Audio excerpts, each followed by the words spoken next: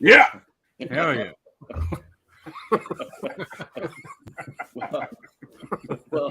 well What's done, going Al. on, everybody? What a way to start it, man. This is the kind of stream it's going to be. I can see Right? already. That just set the mood. How's everybody going? All right. Cut from like a super serious scene to the Ace Ventura, Ace Ventura Pet Detective. Right? Jumping back and forth. Yeah.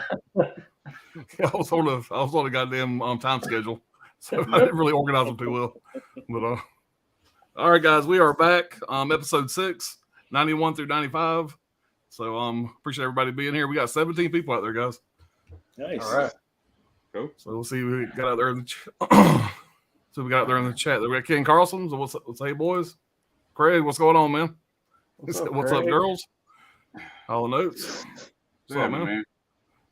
Top 3 from 91 to 95. Ed Wood, Pulp Fiction, Reservoir Dogs. JFK Hard Boiled, the runners up. He said, what's up, everyone? This is going to be difficult for me with these movie picks, but I'm ready. Let's go. Yeah. Chris said, evening all. Wow, came back from work just in time. Appreciate you being here, Chris. Hell yeah. That sums up the last great decade in a nutshell. All note said, how was y'all selling pops? Get any good DVDs? No. What we ended up doing was my mom and sister actually had a yard sale. Went to their yard sale and we ended up just hanging out there. So I didn't get anything. We just Full House season 2? No Full House season 2. What's going on, Coco? Hey now. Hey, Coco. I'll say hey to Coco. What's going on, Miss Caveman? Yeah. Caveman, what's going on, man? We're asking about you last night. Yep. Appreciate it. Hey, back to Holland. Fat Boy Harley, what's going on, man? The new Fab Five. Yeah. All right. Coco saying hello. We're so fab. So yeah, I don't know about you guys, but this has been the hardest one so far. I feel like I say it every fucking time. But yeah, this is getting a classic for me. It's getting increasingly more and more difficult. This one was easy for me, to be honest. But I mean, I got movies that I'm not going to show here tonight that I feel real bad about that I'm not going to have included. Yeah. So they're right there. It's like, right on the cusp. But I feel pretty confident in what I got here. So I got them and they're locked in. They ain't going nowhere. So it was a game time decision whether Alan was going to have us on or if he was just going to talk about this time period by himself and just 100 movies. I'm changing the format. I'm doing my top 20. Right. But guys, I guess we'll go ahead and get started here. So Brad, you drew the first chair there, so yeah, I guess you get to go first. Way to kick it off. Well, this is a movie I saw recently. It's the most recent one. I'd never seen it before. It's recency bias, whatever. I understand this is not everybody's cup of tea. But what does that mean? Day of the Beat. This movie, it has everything going for it. I don't know why I like it so much, but it's 1995, takes place in Spain, shot mostly around Madrid. The movie follows a priest / professor of theology who discovers through ancient texts that the apocalypse is Christmas night, and which is just a few days away. It makes sense.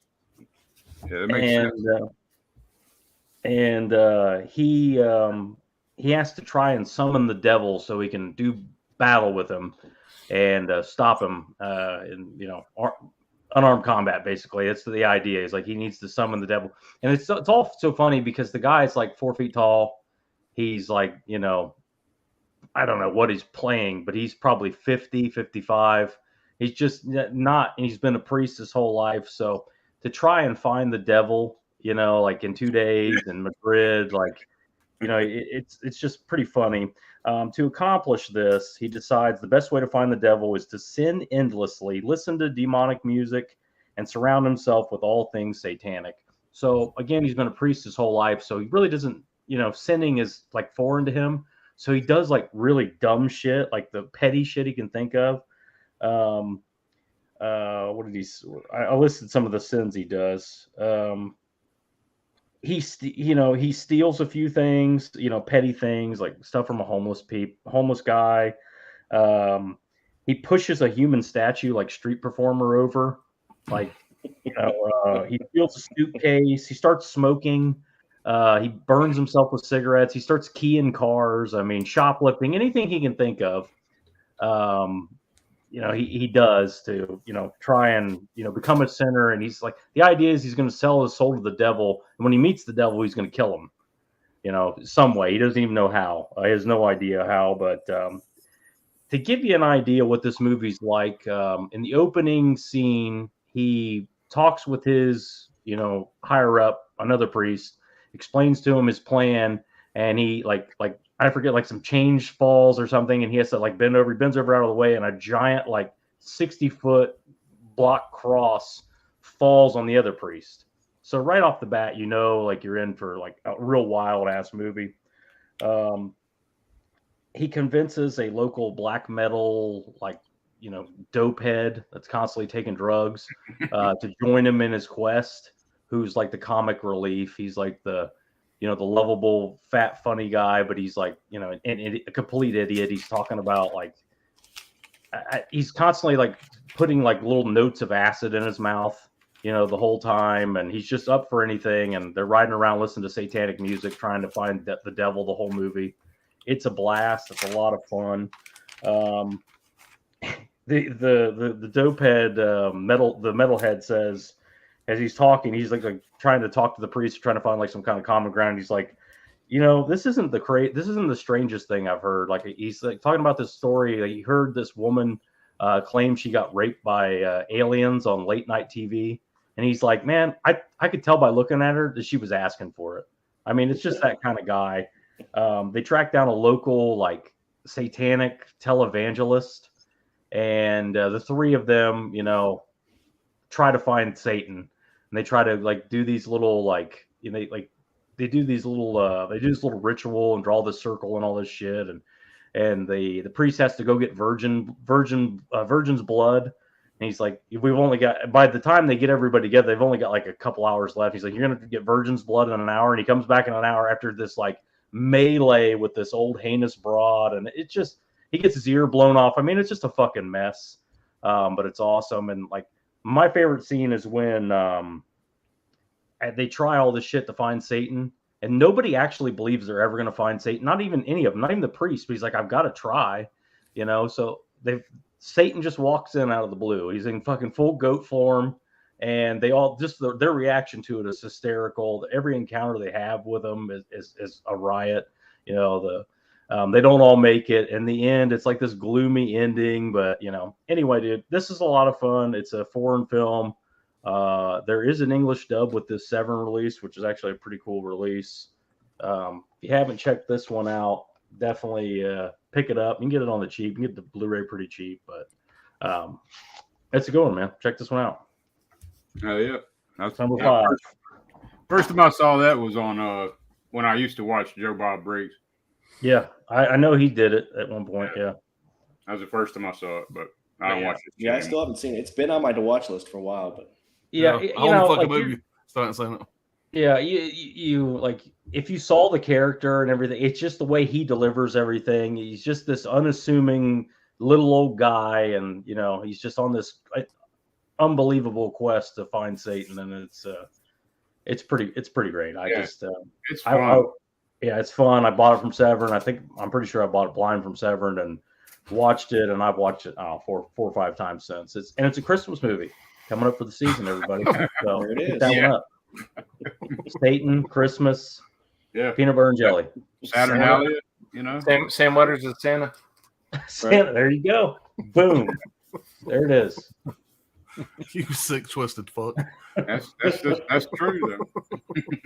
I got that from Detroit. Don't get him started. Nobody. Let's move on to the next pick. Let's don't talk about the old pagan customs around here.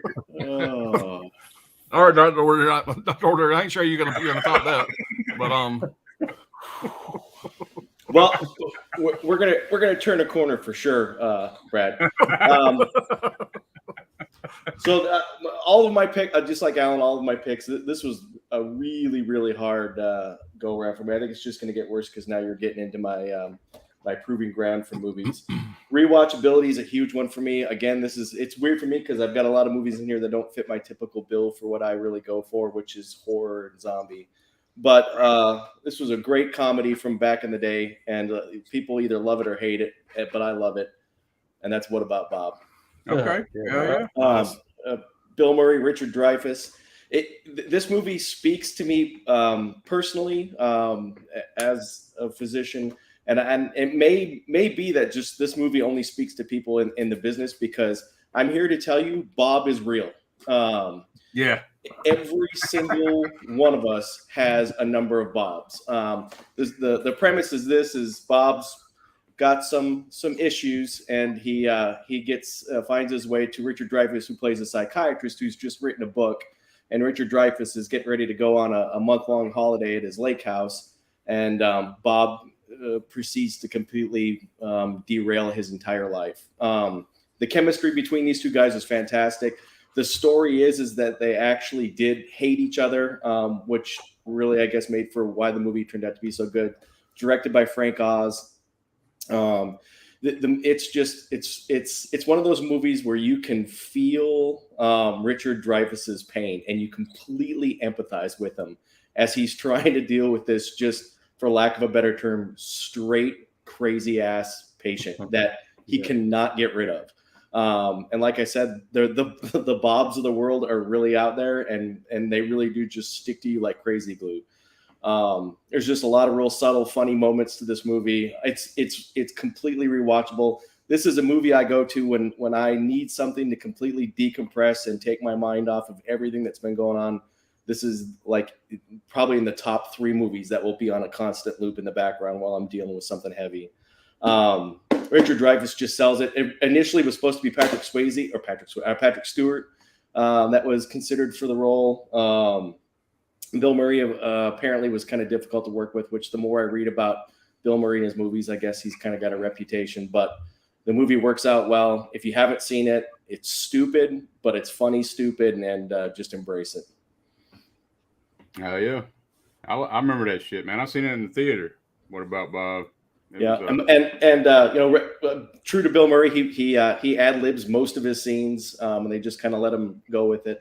There's a great scene where Richard Dreyfuss you kind of empathize with him. He's so frustrated with Bob, and Bob's in his car, and he's trying to get him out, that he throws the door open, and he can't even get words out. He just speaks in tongues. He's just yeah. Bob's not gone. You're like, fuck, man, I have been there. So we're clear though that doesn't have Satan in it. That movie you're talking about? He's in there somewhere. He's in a stump. It was interesting. By the way, Ryan, that's a badass shirt.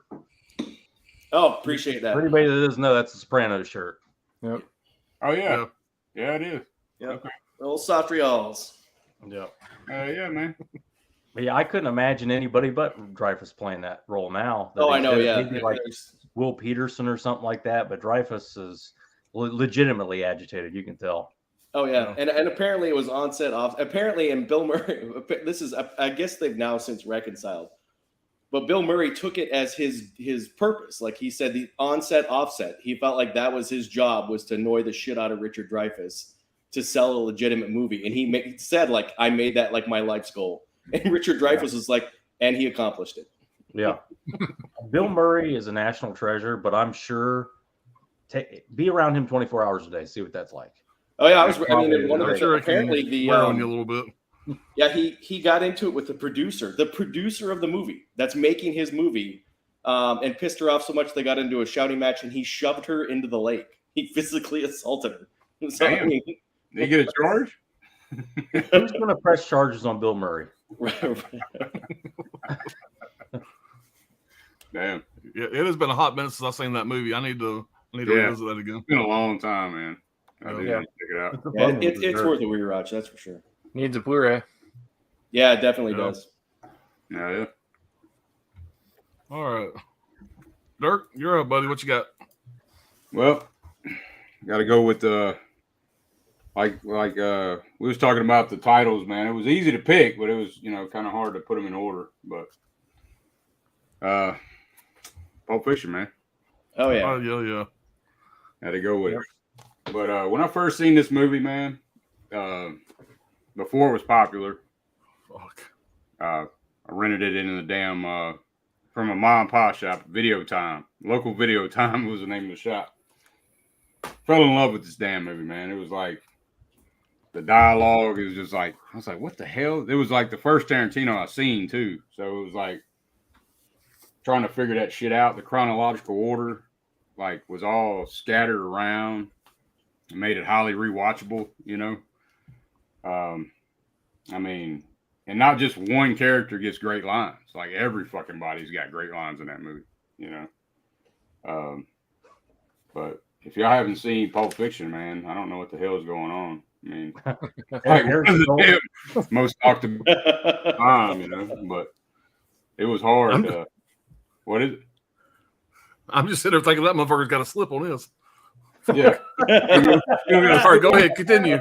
That's the first thing I say. That motherfucker's got a slip. You hear Alan going, God damn. Yeah, that's the first thing I do. And I thought the same thing. I was like, oh, Alan just noticed a slip. You see that little tag right there? It's like raised too. This is raised. It says director approved Quentin Tarantino. Alan's searching for it as we speak. Frantically scrolling on eBay right now. But yeah, man, it's just, I mean, I'm really not gonna go like describe the movie or nothing, but I mean, like what's in that damn case, like the essence of life? Is it a fucking Marcellus Wallace's soul? Is it fucking the diamonds from, Mr. Pink from Reservoir Dogs? I mean, there's always the Holy Grail. There's so many theories on that shit, but it makes it great because you don't know and don't try to fucking figure that shit out. Fucking drive yourself crazy, But yeah, let's see. Oh, the scene with Uma Thurman getting the injection, right? I don't know if y'all ever seen this or y'all knew this, but there's 2 board games. Y'all know about this? I'm not familiar with the board games. There's 2 board games in that scene when he's fixing to inject that adrenaline shot in her chest. And it's in the 2 board games that are in plain sight. It says life and operation. I just thought that was fucking. I don't think I ever noticed that before. Yeah, it's just little shit like that. There's so many references, man. You can't catch them all, I love the dialogue in that scene between Eric Stoltz and Travolta. When Eric Stoltz is like, no, you give her the shot. If I bring a junkie bitch to your house that's ODing, I'll give her the shot. But right. And the girlfriend, how she's all excited about the fucking needle and shit, it's because she's like really into piercings and shit. Yeah. But Pam Grier was originally supposed to play her, believe it or not. But or She's he the one thought with all the shit in her face. That's Yeah. my wife. She's the one with all the shit in her face. Yeah. But he thought that Pam Grier couldn't be bossed around from Eric Stoltz, so he didn't cast her. So Yeah. But yeah, man, my favorite quote is from Samuel, and it's the path of the righteous man is beset, which is not a real that's not real scripture in the Bible, that Ezekiel 25:17. I mean, it's similar to that, but he says the path of the righteous man is beset on all sides by the iniquities and tyranny of evil men.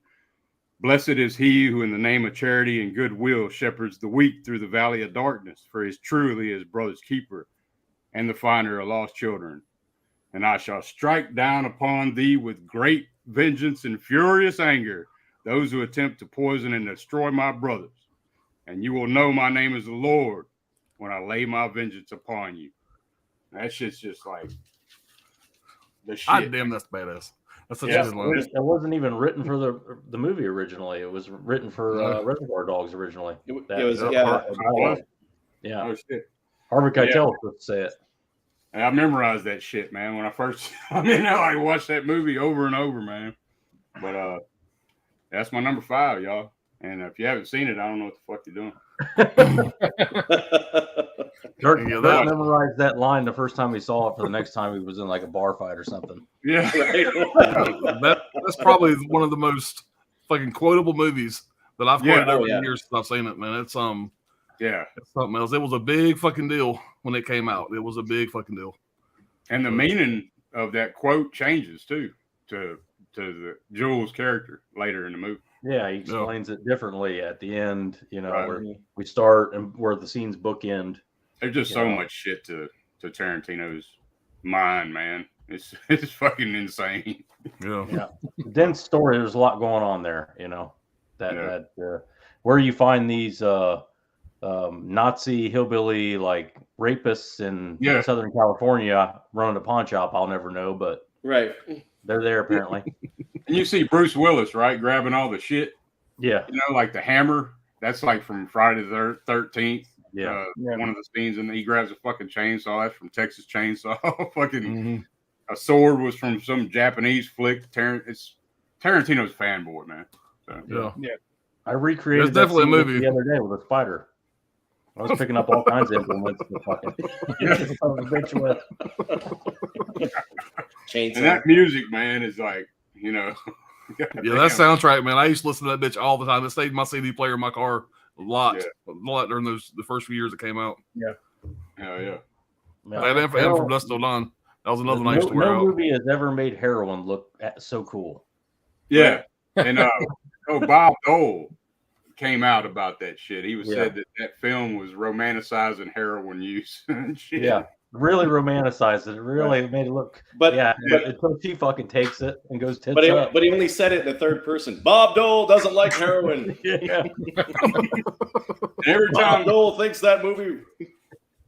Every time Travolta goes to the bathroom, something bad happens. You notice that shit? Yeah. There's just so much shit to it, man. I could go on for a fucking hour about it. But And yes, I'm old enough to remember Bob Dole. Yeah. Bob Dole was a rich motherfucker, dude. You know, he was writing a lot of checks all the time. He had to have that pen in his hand 24/7. I like when Norm Macdonald would portray Bob Dole. Shit was fucking hilarious.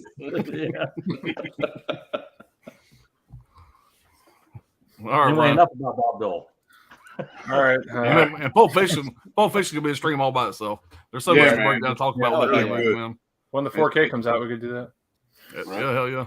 Oh, that'd be a great, This stream is when the 90s kid in me comes out. So a lot of these are like childhood favorites of mine. This first one is Don't Tell Mom the Babysitter's Dead. Oh, yeah. That's a great movie. Number 5. What's up? I said that's a sick ass release too. Oh yeah, the snapper release. case. The old HBO home video snapper case. That's Applegate, right? Christine Applegate? Yeah, Christina Applegate, and like Yeah, it's that her was first, a big crush of mine back then. it was her first big movie. She had only been Married with Children really before that. But yeah, it's basically mom goes away for the summer and leaves her kids to this old 80-something year old lady, and she dies at that house. They find a way to bury her ass, and then they just they don't have any money because I guess they buried the money with the old lady, or she had it hidden somewhere or some shit. So she has to go. Christina Applegate has to go get a job and stuff to support the kids in the summertime and cover up all their lies and shit. So it's pretty fun. It shows like a lot of growing up, whatever you have to do without your parents around and stuff. It's got Keith Coogan, I think, is hilarious in this. From like Adventures in Babysitting and Toy Soldiers and stuff. He's always been an actor that I liked back in the day. And it's got Josh Charles, the kid from fucking Leprechauns in here, Daniel Harris, young Daniel Harris. I don't know. John Getz is in here. Yeah. Says it's Home Alone ×5 when everything was trying to be like Home Alone back in the early 90s. Right. Exactly. It's pretty fun though. David Duchovny's not in this one, I don't think. Is he? There's a guy that really looks like him though. Whenever she's working at the office. But, I don't think it's David Duchovny. I'm trying to remember that dude's name. It does look it looks really like him, but it looks like him, yeah. But yeah, I don't know. This is just one I always went back to as a kid and always popped in. I always liked these early 90s movies whenever they had like the cartoon intros to the movie. Yeah, like One Crazy Summer and yeah, like an animated, like right. whenever they said the opening credits. But yeah, I don't know why this one should get like a Shout Select or something by now. But yeah, I haven't seen that movie in a long, that'd long be a time. great but it Shout was Select. man, I rented that movie on VHS like back to back. That's a good one, man. Oh yeah, man. All right. I'm gonna take this a little bit darker now. So I had a hard time deciding where to put this one at, but it's gonna be number 5 here. That's gonna be 7. Oh, Great pull. Let's enjoy this lenticular slip here. Look at that son of a bitch. That's a beautiful release. double man. lenticular. I remember when you first got that. I was like, You got the memo book and you got the steel book. Yeah, it's I like fucking insane, dude. It's a cool release, man. Fucking crazy. I like the memo book part of it. That's just such a like nice, subtle little nod. Yeah. It's got a lot of cool information, a lot of cool shit from the movie. That's bad. It is. But yeah, this movie was directed by David Fincher. Came out in '95. And man, if you haven't seen this movie, I mean, who hasn't seen this movie? But it's so fucking dark. It's matter of fact, the one thing I found out was the way they got the film's brooding dark look was achieved through a chemical process called bleach bypass. The silver in the film stock was not removed, which deepened the dark, shadowy images in the film. So that kind of explains why it looks the way it does. But Morgan Freeman, I mean, he's great in everything he fucking does. But Morgan Freeman, Brad Pitt, they were just so fucking good in this. I want to say this was one of the first things I seen Brad Pitt in. If memory serves, I've seen it in theaters. But it's about the 7 deadly sins. You got pride, greed, wrath, envy, lust, gluttony, and sloth. Which I'm guilty probably 8 of those. But you got 2 detectives, a veteran and a rookie, hunting down a serial killer. Serial killer is played by Kevin Spacey. And we didn't know at the time, but Kevin Spacey's playing himself pretty much in this movie. But you got Morgan Freeman, Brad Pitt, Kevin Spacey, Gwyneth Paltrow, and R. Lee Hermey. You got 2 detectives, a veteran and a rookie, hunt down a serial killer who uses the 7 deadly sins as his motive. And pretty much throughout the movie starts off with gluttony. You got this really big dude, whatever, that pretty much, I mean, the kills are so fucking unique. He kills this guy by overfeeding him spaghetti sauce. And spaghetti to his fucking stomach explodes. And when I first seen the movie, the makeup was done so well. I thought they actually got a really big guy for the part, but that was all makeup and that's like aesthetics. Yeah. The guy that had to play that role, he said it was absolutely fucking terrible. When Morgan Freeman came in on the set the first day of shooting that scene, that he walked out and just like, that's the most disgusting thing I've ever seen. And he just said it was a really, really tough movie to film. Gwyneth Paltrow didn't want to do the movie. Paltrow and Brad Pitt were dating at the time, and David Fincher had him talk her into doing the part. So I thought that was kind of neat.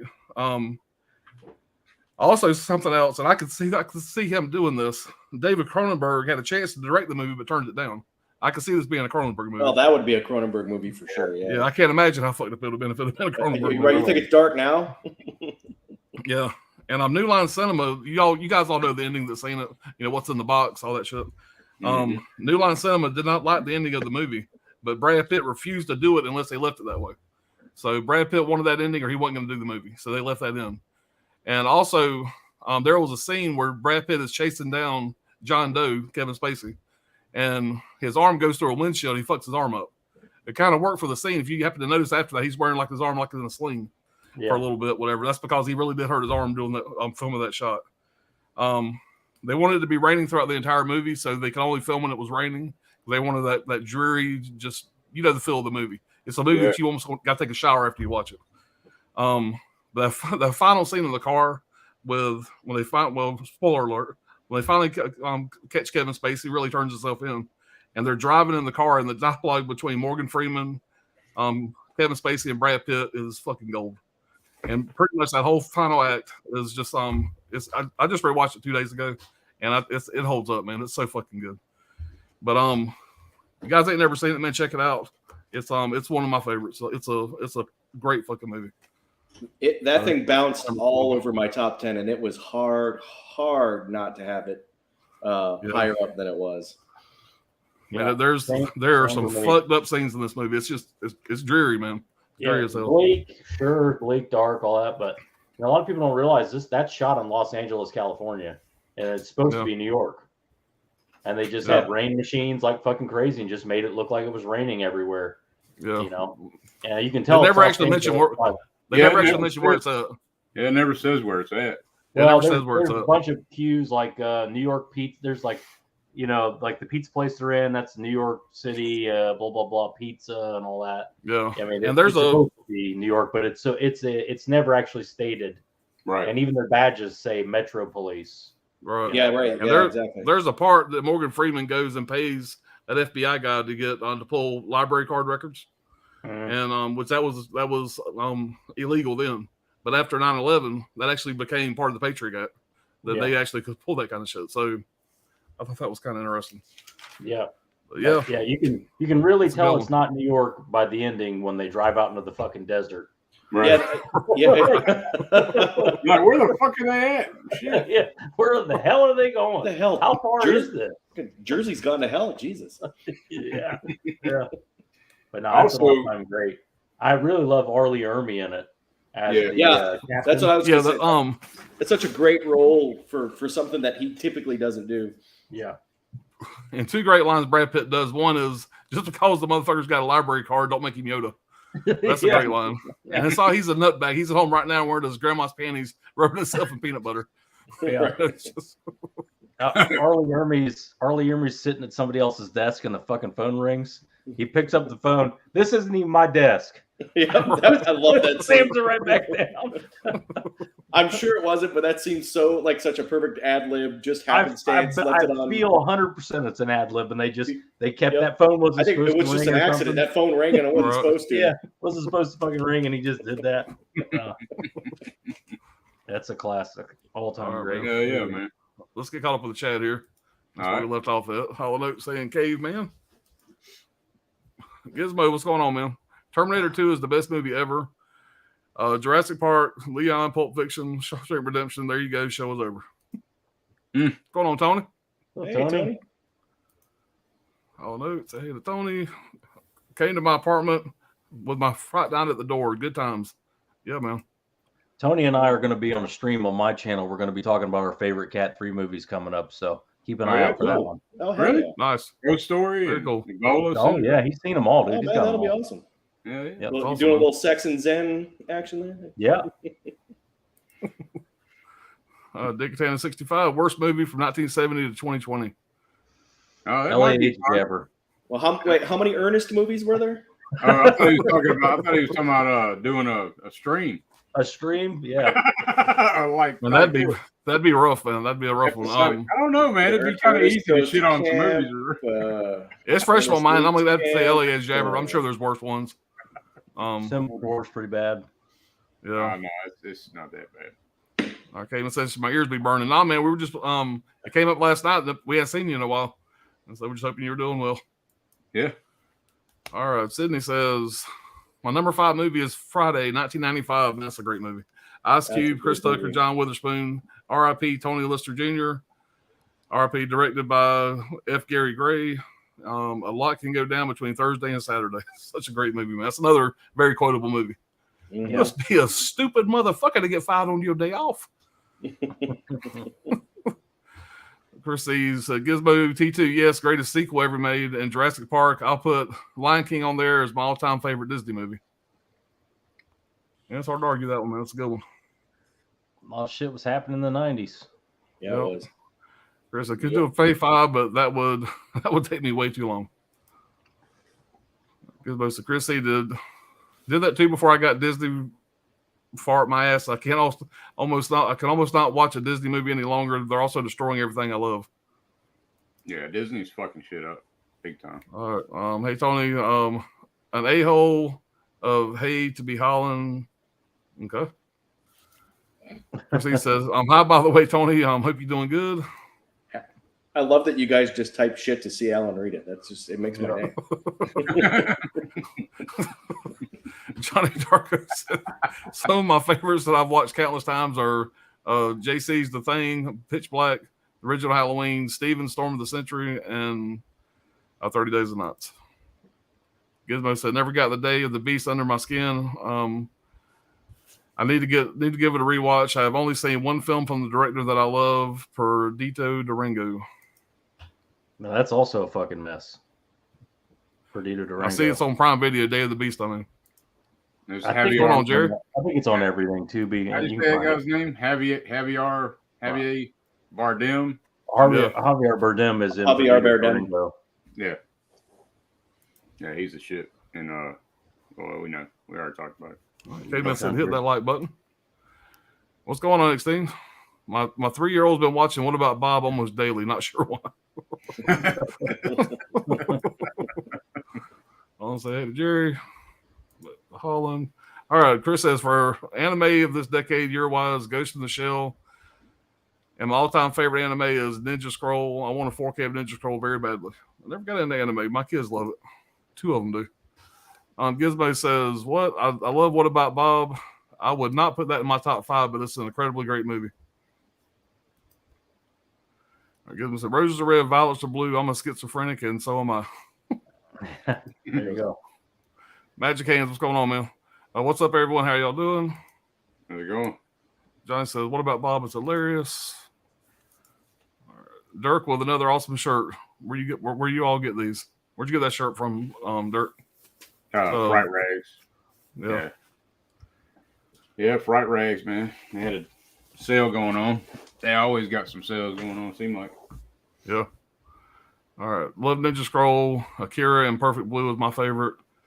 But Ninja Scroll, Detonation, Oregon, Cobra Space Adventure, and Street Fighter 2. Yep. I cannot comment on any of those. Extends that throwing someone in a lake wasn't assault in the 90s. That's true. Dirk is welcome to my birthday party. Yeah. There you go. The city says Pulp Fiction, badass movie. It is. Yeah, hell yeah. Dirk, I see some side money in your future. Yeah. Remember that? Remember that clown from Uncle Buck?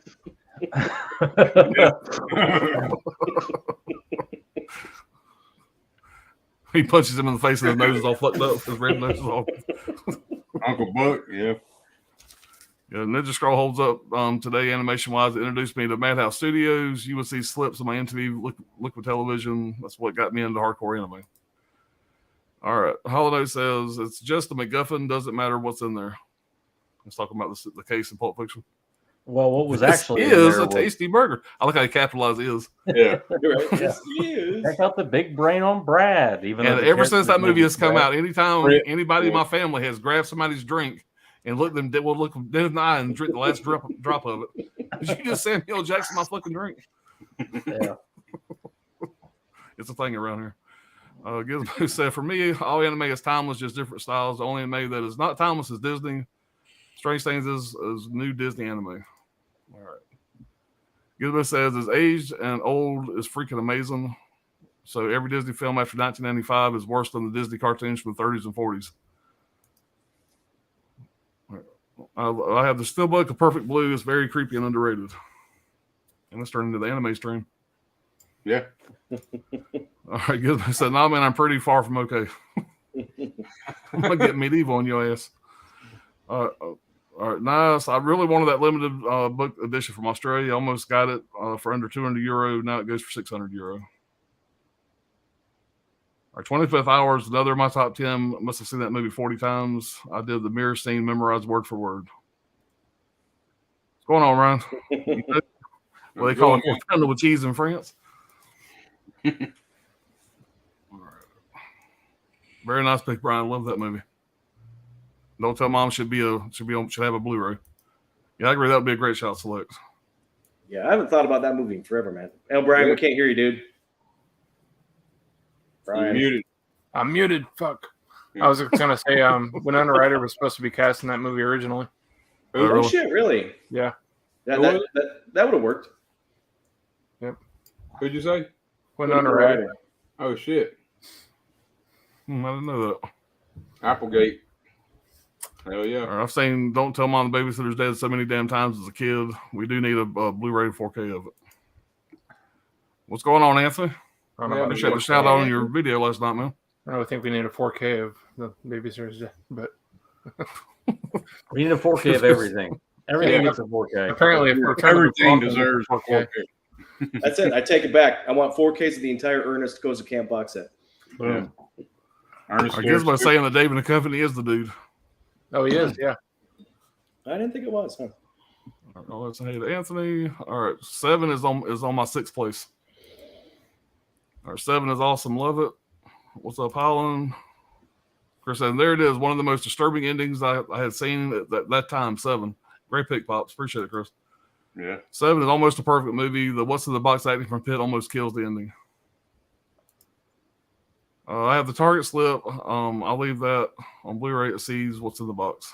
It says what's in the box. It's in the box. What's in the box? What's in the box? Marshall swallows the soul. No, don't go there. Don't look. Don't look in the box. All right. Gwyneth Paltrow has been way too much naked after she turned 50. I wish she would keep her clothes on and go back to serious acting again. Damn. Wow. All right. She can take them off if she wants to. Right? What's the saying? Once you see one pair of titties, you want to see all of them? How about what Jack Black's using? Shallow Hal. Right. Yeah. And yeah. That's a movie that couldn't be made. made today now. If you want to talk about that. Yeah, That movie right. couldn't be made today by no means. Yeah. All right. Number 5 is Die Hard with a Vengeance. Bruce Willis, Samuel L. Jackson are such a badass team. The movie was great action set pieces and insanely impressive supporting cast of characters. I dangerously like that movie as much as part 1. It's definitely my second favorite Die Hard. Pretty damn good. Yeah. It's real fucking good. Yeah. It I does. even like Die Hard 4 a lot, man. I thought that was pretty good. And Kevin Smith Yeah. writing it. I like Die Hard too. Fuck, everybody hates on part 2, man. 2 was solid. Yeah, they hate on part 2, but I thought. But yeah, Bruce Yeah, Willis in that movie marching up and down with the sandwich board on his Yeah. on his shoulders. I just don't like A Good Day to Die Hard. That's the only one I really don't The like. newest one sucks ass. Yeah. Bruce Willis did Yeah. not want Was to that do it at all and mailing it in. The Russian one or whatever it was. Yeah. Yeah, was that terrible. was bad. With his That's the only kid, one I've he's only supposed to seen go one to get his time. kid. I see that in theater. I only got the box set, but I've only watched that last one time. All right, Johnny Darko said my favorites are The Thing, Pitch Black, the original Halloween, 30 Days and Nights, and 25th Hour. That's not Okay. just. That's not this Just time saying his frame. all-time favorites. Gotcha. Okay. All right, number 5, same as Dirt. Christy Anthony's Horror More. Hell yes, Jeremy Irons as the villain is on point. I'm not a monster, though sometimes I work for monsters. Yeah, he was a real good villain in that. Mm-hmm. I love that line. I would also put the originals of Dawn and Night of the Dead films in my top 10 favorites. Yeah, Zeus, as in Father of Apollo, don't fuck with me. I'll shove this lightning bolt up your ass. In my mind, I said that just like Samuel L. Jackson. Well, I didn't quite have the same charisma, but my birthday was 9/25. Happy birthday, man.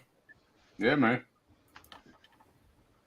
7 is a classic. I have the same edition, Pops limited edition. Yeah, man, That's I a like it. badass edition. Yeah. This completionist says, how you doing, Pops? Glad to check out a live stream. Appreciate being here, man. Applegate all day. Yeah, gravy on the taters on her for sure. This completionist, I need 4Ks of the X-Files show. I am willing to spend $150. All it says, Shallow Hal is just a big commercial for Tony Robbins seminar. I'm glad you said it and I didn't have to, because to get him in that movie, the amount of money he fucking makes, he makes way more than any of these fucking actors. Right. So he's a fucking real estate baron, the son of a bitch. Right. So he owns most of Fiji. Yeah. All right. This completionist says Die Hard Part 2 gets no love. I don't know why. Yeah, I mean, John Amos is great in that. I don't know. It's just a fun movie. And the guy from Hill Street Blues, whatever his name is, the police guy from the airport. What's that off the metal detector first, the lead in your ass or the shit in your brains? Yeah. All right, guys. Thank y'all again for everybody being out in the chat. Like reading Yeah. y'all's comments. We're going to get to our number 4 pick. And my man Brad is back up again. First of all, shout out to Brian Goes Blue for the UPS scam that he's always pulling when the shit goes lost. my shit, I ordered some shirts. They went lost.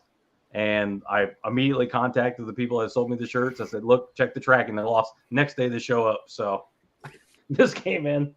Oh, hell Oh, hell yeah. Yeah. That's a badass shirt. Hell man. yeah. Yeah. That is an awesome It's a shirt. badass price. I can tell you that much. Did the UPS driver try to call you like they tried to call me? I fucking ignored his ass. Nobody would call me. Nobody wants to call anybody out here. You don't want to see who you're delivering to. He left a voicemail. He's like, you didn't get the package?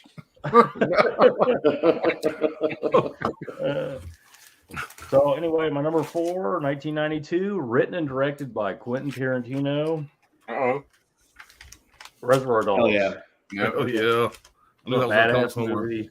I don't know if anybody's ever seen it. It's pretty good. This is the 15-year anniversary. There's a new one coming out, but Right. there's all kinds of cool. There's some cool additions to this. There's one that's a gas can and stuff. But Oh, yeah. I just get this Blu-ray here. The movie takes place before and after a daylight diamond heist.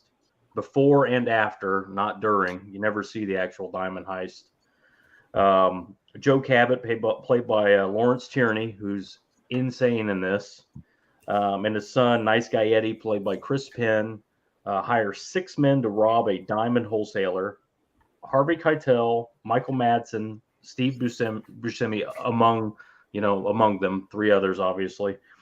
It's a crime movie, but you don't get to see the actual crime that takes place. So, it's, they couldn't afford it, but I think it honestly helps the movie that you never see the crime. I'm glad. Yeah. It's obviously it's a Tarantino, so it's extremely dialogue heavy, and it's all insanely good dialogue. It's the best thing Tarantino has going for him in all those movies is dialogue. Everybody knows that. It's insane, dude. Yeah, great dialogue. Just sit there and watch a movie with full of dialogue. Yeah, you're just watching dialogue and it's riveting. And I want to touch on this very briefly. There's a lot of detractors of this movie in modern times that say that this movie should be canceled. We should edit it, whatever, because they say a lot of bad words. Well, I got news for you. These are bad guys. This is not this isn't the president. These are horrible men, murderers, in fact. They're not being portrayed as good guys saying bad words. They're bad guys saying bad words. So enough about that bullshit. You get Michael Madsen in this, who's one of the standouts. Obviously, he's got that iconic scene, the stuck in the middle of you, stealer's wheel, cutting the guy's ear off, and then later trying to light him on fire. But that guy says bad words. That's not okay. Try to burn a human being alive, but that's fine. Apparently murdered a store full of people. But this soundtrack made more money than the movie made selling the soundtrack. That's just a little tidbit. At least I think I heard that right. Physical copies of it. Yeah. Okay. Steve Buscemi is another big standout in this. He's awesome in it. All his dialogue's awesome. He's the most physical character in this. Right. And he's just, he gets in a fight with Harvey Keitel and all across the whole fucking warehouse. And he gets up afterwards and because they break it up. And I don't know if it was ad-libbed or not, but he's like dusting himself off, kicking me and shit. I love that whole bit. Mr. Pink. Yeah, Mr. Pink plays Mr. I gotta be Pink. Mr. Pink. I want to mention that a little bit here in a minute, but Chris Penn is really my favorite character in this. I really love his character, the get up, everything he wears. He dresses like a fucking cowboy in one scene. The next scene, he's in a fucking tracksuit, purple tracksuit, and his just dialogue is great. We got to get these cars outside. It looks like Sam's Hot Car Lot out there. And he's got this heavy Chicago accent, even though they're in Los Angeles. And he tells this story about a guy getting his dick glued to him, and just this delivery on everything. Like, how would you like it if you had to piss? Every time you had to piss, you had to do a handstand. It's great. It's perfect dialogue. But the best actor in this is Lawrence Tierney, who was a huge pain in the ass, got fired multiple times on set. But he delivers the best stuff. That gravelly voice. He's like a cartoon. That guy. You'd have to if he didn't exist, they would have had to make him out of animatronics. He's basically mummified at this stage of life. He couldn't give a fuck about anything, but he delivers perfectly somehow. He has that whole bit where he's giving the crew names, and he tells this story. He's like, the crew that laughed and giggled the whole time, or they have plenty of time to talk about it in jail. Right. Okay. Because they spent all their time joking around while they were planning this caper. That kind of. He's very serious and he's the boss and everything. But He gives this very heavy speech, and then he tells them their names. You know, it's very, very serious. And of course, everybody has problems with their names. And finally, Steve Buscemi's character says, you know, he gets named Mr. Pink. And he says, well, why am I Mr. Pink? And immediately Lawrence Tierney goes, because you're a faggot, all right? You know, it's hilarious. It breaks the whole, like, it was super, super serious until that. And then he starts to like even mumble through his words. And he's like, you guys you make me so goddamn mad. I can't even talk. You know, it just, anyway, I'm sure this might come up again, but check this one out. If you haven't seen it, it's a blast. Yeah. Super quotable too. Oh yeah, Yeah. it is. That opening scene where they're all sitting around the table. It's gonna be They're Mr. talking Purple. about the tipping scene. It's it's great. One of the best. Mr. Purple's on another job with Mr. Blue.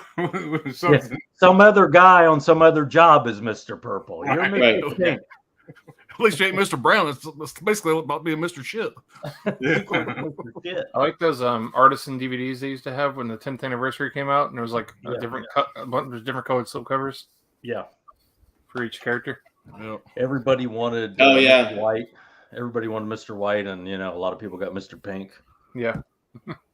But you know, not Mr. White. I mean, they wanted Mr. Blonde. Mr. Blonde, yeah. Yeah, Mr. Blonde's lines are awesome too. You know, he's just everything he does. He comes in and every scene he's in, he takes over, and you know, just him talking to the cop. He's like, I don't care what kind of information you got. I'm going to torture you anyway. Yeah. You know, and the guy's begging begging for his life. The cop's begging and begging and begging for his life, and he's like, "Y'all through?" As he's lighting it, it's like, "Y'all through? You done? Here's some fire, Scarecrow." Right? He's just literally gonna light the dude on fire right in front of God and everybody. He didn't care. Yeah. And of course, Michael Madsen's character is the brother of Vincent Vega, John Travolta from Pulp Fiction. You know, the Quentin Tarantino universe. The Vega brother movie that never happened. Yeah, they were too old. Which is, man, come on, that should have happened. Yep. Yeah, that's a great one, man. And, all right, Dr. Ordinary, what you got? Oh, never mind. 1 and 2.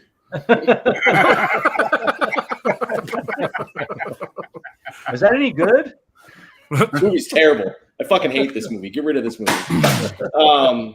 There's not much Brad has said about it that I couldn't say other than I'm a big dialogue person. A lot of the movies I've watched, I've had jobs over the years. There's part of the reason why I've had a lot of people ask me why am I on with you guys, since I'm not a big physical media collector. I don't have a huge collection. I'm not a boutique guy.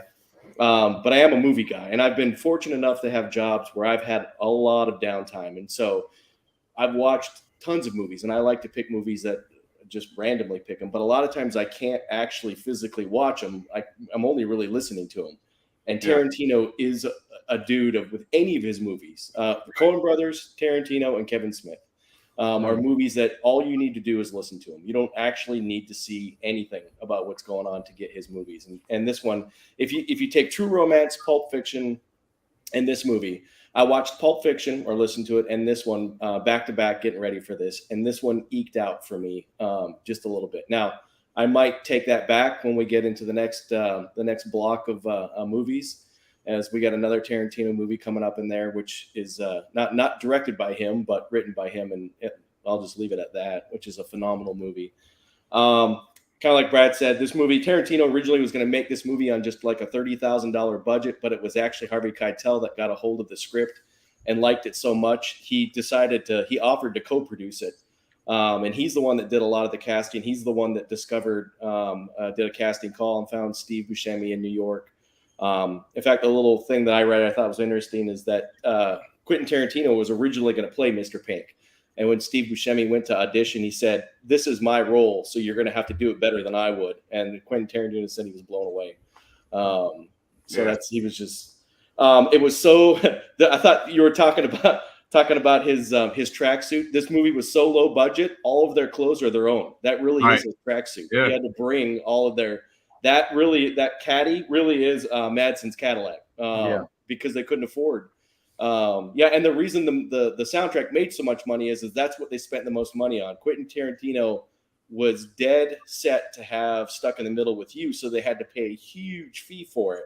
Everything else was kind of like free around with the whole Stephen Wright character, but that's also then went back and made the most money for the film.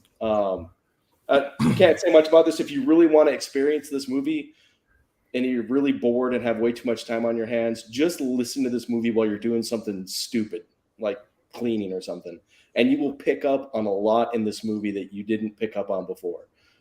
Very subtle things in the dialogue. Of course, like Alan was saying, there's a lot of nods to other Tarantino movies, but the only thing else I had is, so Wes Craven, Rick Baker both walked out on this movie during a screening. There's always about 30 people.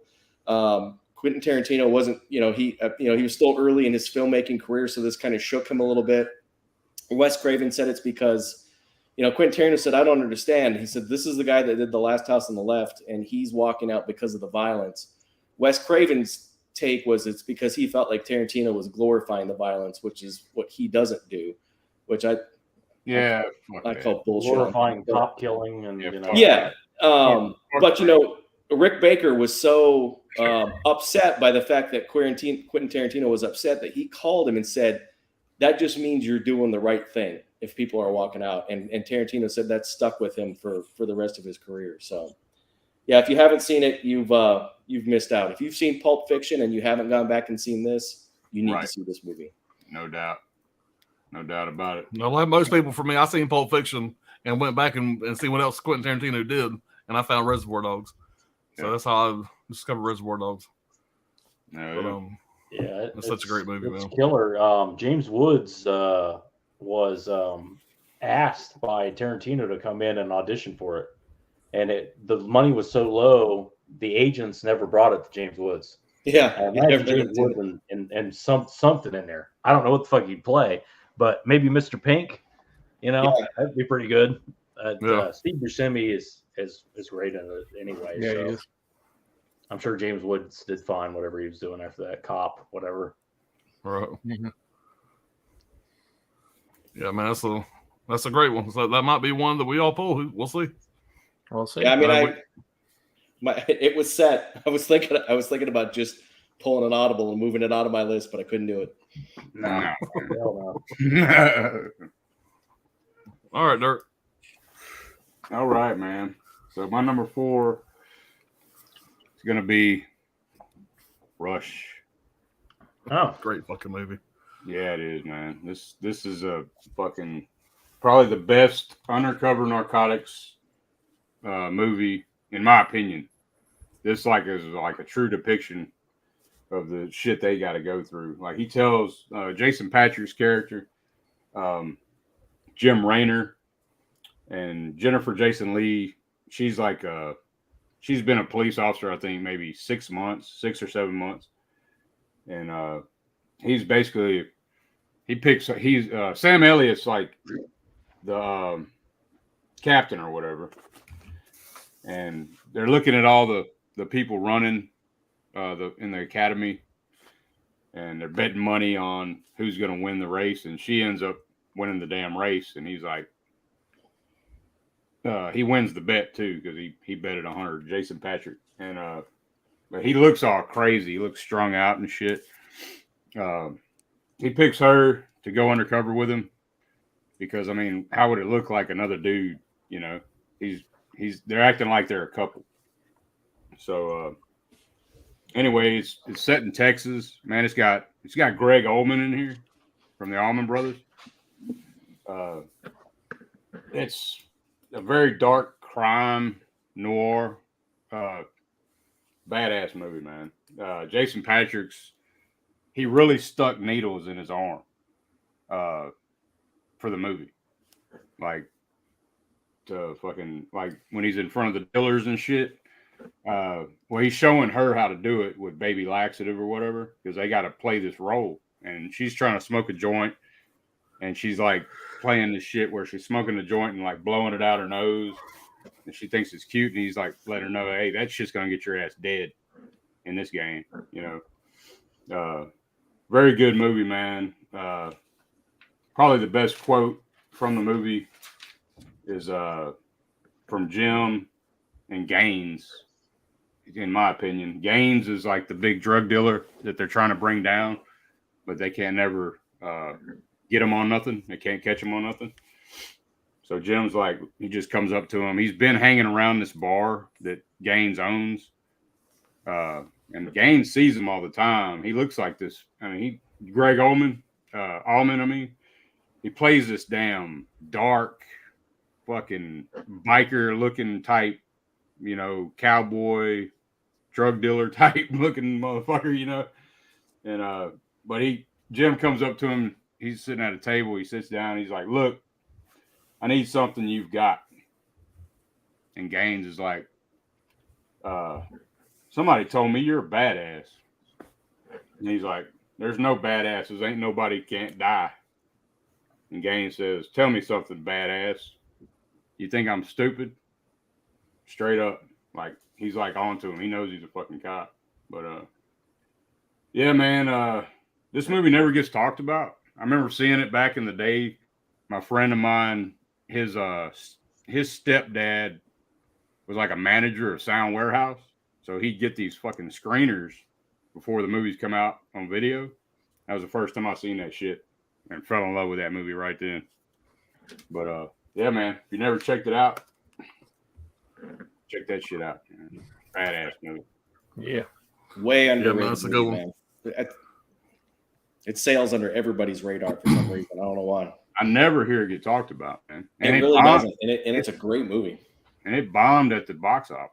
I mean, you got Sam Elliott, Jennifer Jason Leigh, Jason Patrick. Yeah, it's got an ensemble cast, that's for sure.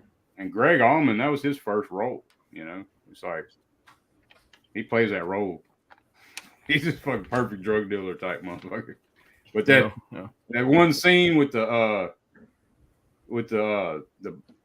other drug dealer, he's like, "I think she fix." You know what I'm talking about? Have y'all seen it? Mm-hmm. Yeah, I've seen it. It's been a few. Yeah. It's been a few years since I've seen it. Okay. He says, "I think she fix." Because he made the drug dealer makes Jason Patrick's character do the heroin and shit because he's like going to do his own or whatever. He makes him do his, and he's like, "Okay, you're cool," and he's like saying she's got to do it, and Patrick's like, "Nah, she don't do that," and he's like, "I think she fixed, so she died," and he like pulls the gun out on her and shit, so she has to do the shit too. That's a dark ass movie, man. Yeah, that's for It sure. really is. Yeah, I had that Kino release you got, and I got that box set from Imprint. It's got it in it, man. That's a good one. I still haven't watched the Imprint one yet, whatever, but I'm excited to check it out and see if it's got any different features on it and stuff. Yeah, I didn't know who had it, man. I knew Kino had it. So, but number 4, man. Hell of a pick. Yeah, damn good pick. Brian? All right, going back into the 90s kids movies. Encino Man. Oh, I love that fucking movie. That is an I watched that awesome again movie. this year. Yeah. What's that? I watched that again this year, a few months You ago. did? Yeah. What, for Born to Be Your Ad stream or something? No, I just watched it. It was on. I got it on Vudu. It was on sale on Vudu, and I bought it and watched it again. Yeah. So, But this one's just about Brendan Fraser's a caveman, and in the beginning of the movie, him and his wife get trapped in kind of just collapsed inside of a cave, I think, and he thaws out like I don't know how many years later, wherever he goes into. Sean Astin's digging a pool in his backyard and digs him up, thaws him out in his garage, I think, with a bunch of like heaters and shit and fans going on, and then he just all of a sudden that he's not there anymore. That they think that he melted. He ends up being in the house, and they pretty much have to teach this guy how to become a high school student. A lot of fun. One of Pauly Shore's first roles. I think it's probably his first movie. I know he was an MTV VJ back in the day before this. Yeah, just a lot of fun, this movie. You got Sean Astin's girlfriend, Megan Ward, was in a bunch of other stuff too in the early 90s. And yeah, I think like Robin Tunney from The Craft shows up in here, and so is Rose McGowan in the scene or two. Yeah, just I always love the soundtrack to this movie too. just all around fun. I think there's a scene in here whenever he does the "I'll be back" thing with the sunglasses to the Terminator, and apparently one of the producers had to promise to mow Arnold Schwarzenegger's lawn to get him to use that in the movie. And the scene where Brendan Fraser's eating the cereal, the dog bowl is actually Cookie Crisp. I read that. And then before Brendan Fraser got the role, Ben Stiller auditioned for the role. How weird would that have been? Ben Stiller, the caveman. Ben Stiller. But it's also known as California Man in Europe because they don't know the small area of Encino in California. It's not widely known, so they made that an alternate title. Yeah, I always like Richard Mazer too, who's from The Thing and stuff. He's in here too. Yeah, all right, fun movie. Oh yeah, that's a good pull, man.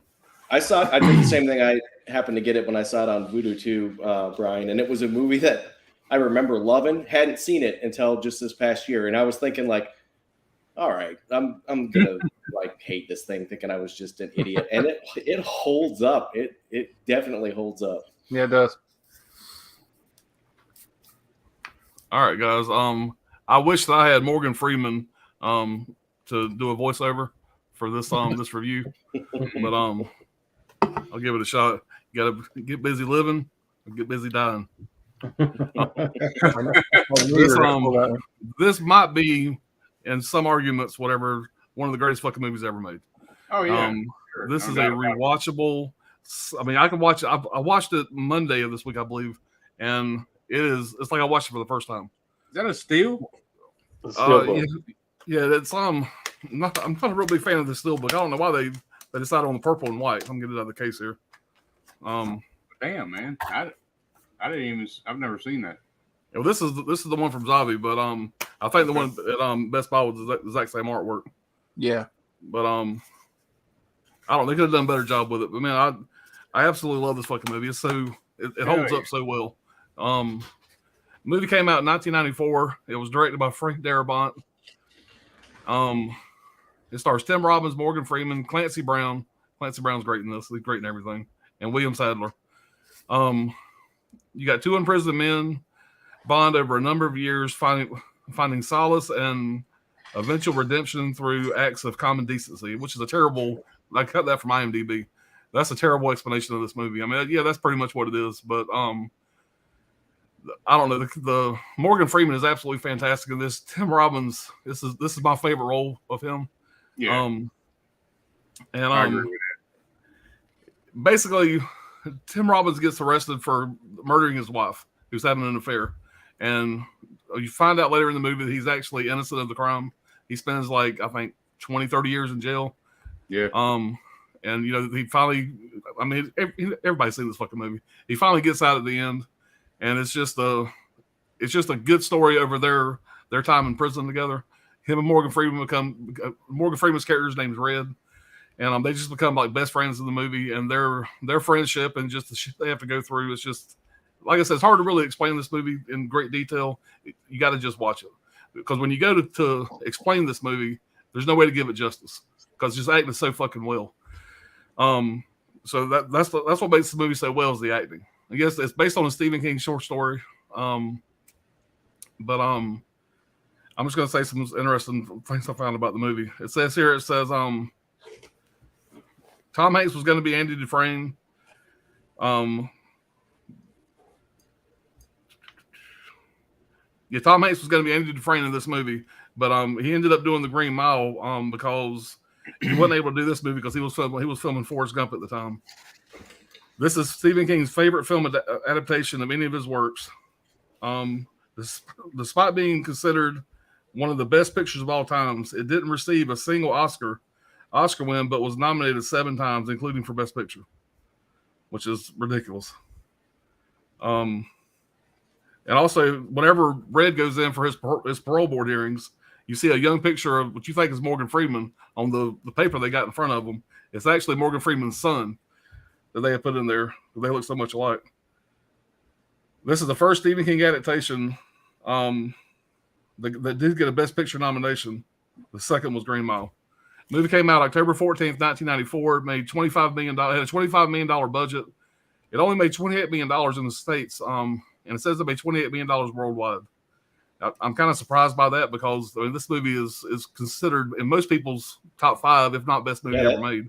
That's actually shocking. So it's really shocking. I actually had to look that up a couple different places, and that seems accurate. But I thought that was kind of crazy. But the cast in this, Clancy Brown, he plays the security guard, and Tim Robbins kind of befriends everybody because he's like a banker, like a really smart businessman, and he starts doing all the guards' taxes and stuff like that. So he gets like special privileges. And that's actually how he ends up getting out. Whatever he starts finding out all this dirty shit that everybody's doing, and he's able to set up all these different funds and shit that I don't really understand. But that kind of helps him escape whatever, because everybody kind of lets him get away with shit because he's helping everybody out. And so that's kind of how he kind of made his way through the year this time at Shawshank Redemption or Shawshank. But I'm doing a terrible job explaining this movie because it's hard to explain this movie. Like I said, the acting is just so fucking good. That's what makes this movie so good. So just don't listen to what I'm here rambling around. Go see the fucking movie. You haven't fucking seen it. It holds up like no other. It's fucking great. Goddamn, I did a terrible fucking job explaining that fucking movie. I didn't realize how hard that was going to be. And I started talking about it. It's a tough one, man. I don't really know how you could explain that movie. Yeah, it's tough to explain. I mean, it's a prison movie, but it's right. It's a prison movie, but it's a lot because of the dialogue. And Morgan Freeman doing the voiceover for the movie. You got to try to explain it to somebody. I mean, at least me, I can't do it. The fucking dialogue half the time doesn't make sense. The man likes to play chess. Let's get him some rocks. Like, you know, like, I mean, it's just. And even looking up like facts about the movie, there wasn't really anything that was that appealing or that exciting, you know. Right. Yeah, the title's it's just horrible. A fucking movie. You know? Worst title ever. You know, like they could have come up with something better than that, but it bombed bad in the. Oh, it absolutely bombed. Title. Yeah, it absolutely bombed. And the fact that it did not win Best Picture, it's mind blowing to me. Nobody fucking saw it. The first time I heard Shawshank Redemption, I was thinking it was like a warship or some shit. Yeah. I thought it was. Yeah, I thought it was like a historical war movie or something. Yeah. Did you say that? I mean, it's rated number 1 of all time on IMDb. Yep. Yeah. Yeah, that's fucking insane. And I think the short story is called. It's even got a worse title. I think the short story is called The Shawshank Redemption and Rita Hayward, which is the poster he has covering the whole up. Right. Mm-hmm. There's a lot of layers to that movie too, though, man. That movie's been discussed. Like people study that shit. But that old guy that gets out, Brooks, man, he didn't want to leave the prison because he was. They call it being institutionalized. Yeah. And that whole storyline of him going out working at living in the halfway house, going to the grocery store as a bagger at the grocery store. It's just you feel the depression, man. It's like, oh man, it's such a right. It's a tough movie, man, but it's so fucking rewatchable. In Red, it seems like Red's going right down that same path later. Right.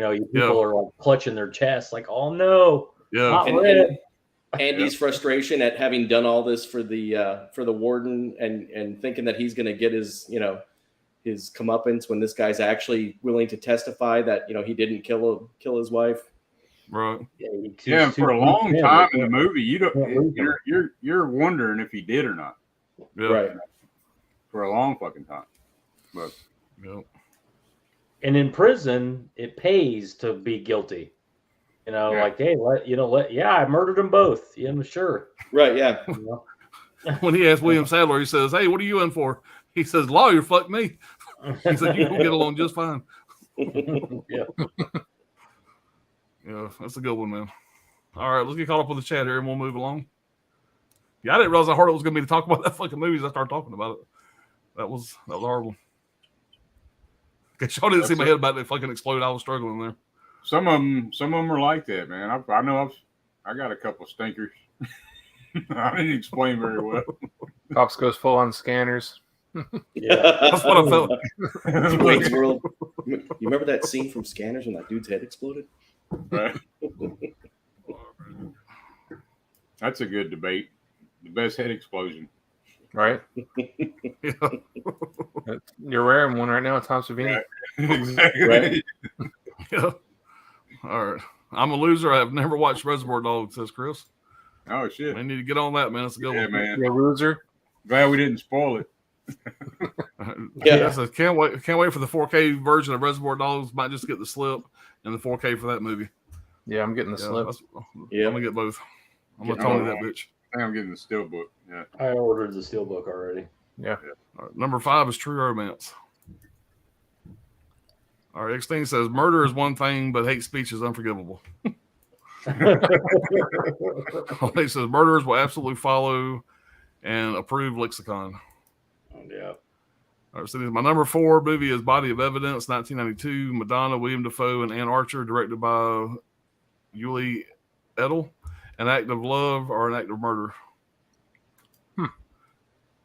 Number 4, Reservoir Dogs. Chris C says Tarantino is very trippy grindhouse type director, so maybe that's why when I was younger I wasn't into that kind of movie.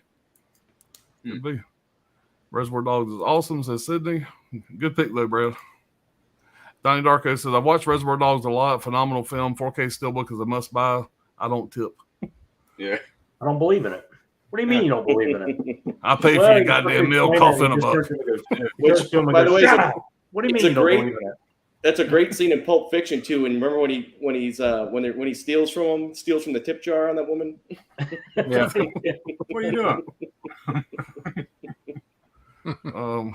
This says I'm out of the fucking blue, Chris Pym. Out of the fucking blue. Okay, that's my number 5 is 1995 Showgirls. And speaking of Madonna, that whole opening scene when they're debating what the hell Madonna's song The is meaning about. behind Like a Virgin. Did you know About Dick. the back shit on that where Madonna sent something to Tarantino? Yeah, she said it's about love, jackass. He said, I don't care what it's Not about. about dick. I don't give a shit what it's about. Lawrence Tierney just reading that old address book, just Yeah. muttering to himself. He said, what do you want to do? Take you out back and suck your dick? He's like over 10% for that. I give him 10% for that one. Gizmo said, best heist movie without a heist. Love it. Yeah. What's going on, Fish? Hello. All just got off work. I'll catch the replay. Appreciate it, man. Johnny Darko, I'll go over 10% for that. Yeah. Fish Film Collector and yo, Fish, how are you? Welcome. You keep talking like a bitch, I'm gonna slap you like a bitch. Like a bitch. You gonna bark, little doggy? Or are you gonna bite? Could you repeat how about that? this here? If Tarantino did a Friday the 13th, I'm in. He was with me there. Yeah, I would. Let's get the cast from Reservoir Dogs and put them in a Friday the 13th movie. Fucking Jason would just be sitting there waiting to kill somebody, and everybody would be Right, talking. right. Jason would be murdering people left and right while they debated about it. I don't give a fuck if he wants to put an axe on somebody. Why would it be my responsibility? This Hey, is Dirk, I would be Dirk, too. what do you think about a Rob Zombie Friday the 13th? No, listen. Once you do the monsters, there's no coming back from that shit. Well, think about it though. Think about it. His wife could play Jason. Yeah, fuck that. or Jason's mom. Yeah, Miss Voorhees. Jason's mom. Fat Boy Harley says, I can't believe he tossed that movie behind him. My heart fell. That bitch is a hand-me-down. You got the 4K coming out, you're fine. That came this out is of it. Alan's closet of shame, probably. The steelbook's coming. That bitch is a hand-me-down. Yeah. And You won't be besides- doing it still that way. Brad ruined it for me, so that fucker's out of my room. Yeah. You're welcome. All right, Gizmo said 1992 Reservoir Dogs won Canes, and 2021 the worst person in the world won. Quality has gone down the hill. Y'all know who he's talking about? I don't know. know. I'm not up on con. Yeah, I'm not either. Chris C says, nice pick, Dirk. My parents talked about that movie. My goodness, yep. Don't get high undercover. Yeah. I ordered Rush from Imprint 2 days ago. Remember, I liked it a lot. Mhm. Yep. K-Man Imprint says, got it? 26 watch it on the 11 likes. Yeah, what's What's that up? about? 26 should be 26. Yeah. Go on, hit the like button. It's free. I've only brought one Satan movie out so far, so Right. Don't let Brad scare you away yet. be more likes. Cindy Eubank says, Rush, I've seen it's pretty good. Yeah. I hate that Lily stopped directing after Rush. Only feature she did. Oh shit. Chrissy says Jennifer Jason Leigh is in there. is in this. There is drugs and rough sex in this movie, not for the squeamish. Yeah. Yeah, that's true. Great pick, Brian. He always are out over the bed, you know. Yeah. One scene. Paolo says, yeah, Brian, I watched that for the Rad stream. Very good film. Yep. Encino Man is a decent movie. Wild Wrangler says, I'm late. Appreciate being here, man. Yeah. Called California Man in Norway. Yep. That's what Yeah. Brian was saying. Paolo said, that's funny, Gizmo. Did someone say Caveman and Encino Man reference? Ben Stiller considerably smaller than Fraser. Yeah. They had to fit him for clothing. Like they had to make his own clothes in France, apparently. It's because he was 6'3", and they wanted the clothes to look baggy on Fraser. She had like custom tailor some shit for him. Yeah. Well, To make it look like it didn't fit. Because 90s loved unfitted clothes. Right. Chris A said, those Shawshank Redemption, damn pops with the big guns here. Yep. Shawshank Redemption, no words to describe the movie. And obviously I couldn't find any. Holland says, that's my number 4 pops, dumbass Dumas. You know, we great in that. He's got that stutter he does, and he does it so well. That ain't soapstone, that ain't alabaster either. That's a horse shit. Petrified horse shit. Yeah. All right. Gizmo says, Pops is always welcome to my birthday party. What is your malfunction, you fat barrel monkey spunk?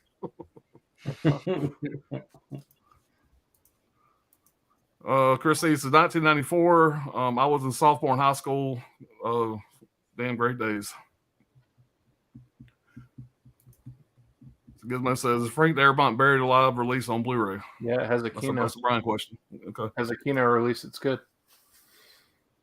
This says, Shawshank Redemption would always be my favorite prison movie next to Escape from Alcatraz. And he says, my number 4 is A Few Good Men. We'll talk about that later. A great courtroom drama with plenty of impressive actors.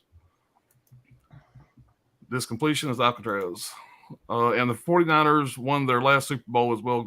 Great day. And by the way, Ryan, Florida State just threw a fucking interception, and they were in field goal range to go ahead. So I was watching that in the background whenever y'all were talking about the last movie. It's like, oh my God. Anyway. All right, sidetrack there. Wild Wrangler says, my mom would not tell my dad saw Shawshank Redemption based on Stephen King's short till the end. He loved it. Definitely not your typical Stephen King movie for sure. Stand by Me and shit. Shows his storytelling ability though outside of horror and science fiction. Yeah. Yeah. All right. Come on, Pops. You didn't even mention there's a crow in prison. What did the crow do? Big mystery. What's that? Stand By Me, Stephen King's got some People other. Forget about Stand By Me. Yeah. Jason's mom. All right, Rob's wife could play Mrs. Voorhees. Damn, that could work with Tarantino directing, not Rob. All right, get them likes up. Let Tarantino write the dialogue and let Rob direct it. All right. We got some sex bots to deal with here. Sexy time. Yep. Pops hates birds. Okay. I didn't know that. Well, he's a Falcons fan, so there's that. True. Yeah, I got a big fucking bird on my ankle, or on my leg. All right. All right, man. Number 3. Yeah, number 3. This movie came out in 1995, directed by Martin Scorsese, if you're from New York. Casino. Hell yeah. Yeah. Flip too. Nice. Yeah, big shout out to Tony. Saw me talk about this on the stream, and I was holding it up and I didn't have a slip, so he sent me a slip for it. This is a great one. It's super rewatchable. I know a lot of people don't find it that way. For me, I don't know why. The dialogue, something about it. I've always been just a big fan of it. Yeah. The movie follows Sam Ace Rothstein, Robert De Niro, who's put in charge of a new mob-owned casino in Las Vegas called the Tangiers. It's based on the real-life Stardust Casino back in the 70s. It also follows Nicky Santoro, the character Nicky Santoro, played by Joe Pesci, whose real-life character was Tony Spilatro. And Joe Pesci plays the mob enforcer. And shortly after the casino is constructed, Nicky Santoro, Pesci's character, moves to Las Vegas and reunites with Robert De Niro. They're childhood friends. They've known each other forever. So that's basically the nuts and bolts of the movie. They're the next basically 10 years that follows them. This whole movie. But it's your classic rise and fall story, full of all the Marty Scorsese earmarks, the dialogue, the tracking shots, the violence, and of course the fucking 3-hour runtime that you get. Typical. Goes by quick though. Yeah, it does. Yeah, it does. It does move very well. It moves fast. I mean, Right. This movie, I've told this before, but it's like a guy swinging a hammer, man. It's relentless. It just, every scene, there's no fat in it. It's just, bang, bang, bang, bang the whole time. But everyone's great in it, including a real small role by Don Rickles, which I love Don Rickles. I think he's hilarious. I mean, I really haven't seen much of stand up, just his acting stuff, and when he's not on camera, that whole bit. But he's so funny when he's on camera. He doesn't have a funny thing to say. He's still hilarious. He gets battered by Joe Pesci's character with a phone, and just he's falling around, and he has this dumb look on his face as he's getting beat up. It just, I don't know, it gets me every time. The standout's Joe Pesci as Nicky Santoro. Robert De Niro is Robert De Niro, does what Robert De Niro does, but he plays like kind of like he's a bitch. Taunts. He's wearing all these flamboyant, like pink fucking suits and shit. He's just kind of a bitch. He lets his fucking woman get taken away from him multiple times. He's just not a man. And that's what the character calls for. He's not a tough guy. He's a street smart kind of, and the whole movie, Joe Pesci's character is told to look after him. Even when they were young together, he's kind of there to keep as he calls them, the golden Jew laying golden eggs. That's the way they describe it, because he's just great with money and he's great with gambling. But the Joe Pesci character, I've told this before, it seems odd that a big tough gangster would be this tiny little Joe Pesci guy. He's very, very small, but the character he's playing is based on Tony Spilotro, who was a tiny guy. His nickname, his mob name was the Ant. But he was insanely violent and brutal, just like this very true to life, the story that really happened, all the crazy shit that happens in this. Anyway, everything he does in this is great. It's Pesci. I mean, the dialogue, everything that he says. Of course, he punches up his own dialogue, and by punches up, he adds more fucks and fuckins, and everything he says, he just adds to it. And Scorsese just eats it up. He loves when he does that. Fuckins. Yeah. He hey Joe, more fuckins. When he attacks the guy at the bar with his own pen, I mean, it's a brutal scene. And the dialogue he delivers, when the guy's laying there, he's been stabbed in the neck and beat the shit out of by this pen. He's whimpering, the guy he's just done this to. The whole set goes quiet, and you can hear the whimpering, and Pesci goes, "You hear that, Frankie? You hear a little girl? What happened to the fucking tough guy?" It's like, and it just goes on way too long, that whimpering. It's just like, Jesus, somebody call somebody, or what? He's getting fucking stabbed in the neck by a pen, but whatever. He's looking over this bundle of stolen diamonds. Just one little scene that it cracks me up. He's looking over this bundle of stolen diamonds. He says some horrible racist line I'm not going to repeat, but thank God, right, Alan? Yeah, thank God. I'm not going to repeat it verbatim, but he adds at the end, he says, "Tell that fucking Pepe, if he's switching stones on us, he can take a fucking camel ride back to fucking Nigeria." And he says it like he's asking for the time, like he's in the middle of doing other things, and he just rattles that off. And I just feel like it was 100% ad-libbed. And the whole speech he gives the banker about getting his money back, and if he doesn't get his money back, he'll just keep cracking his head open over and over again. That's great.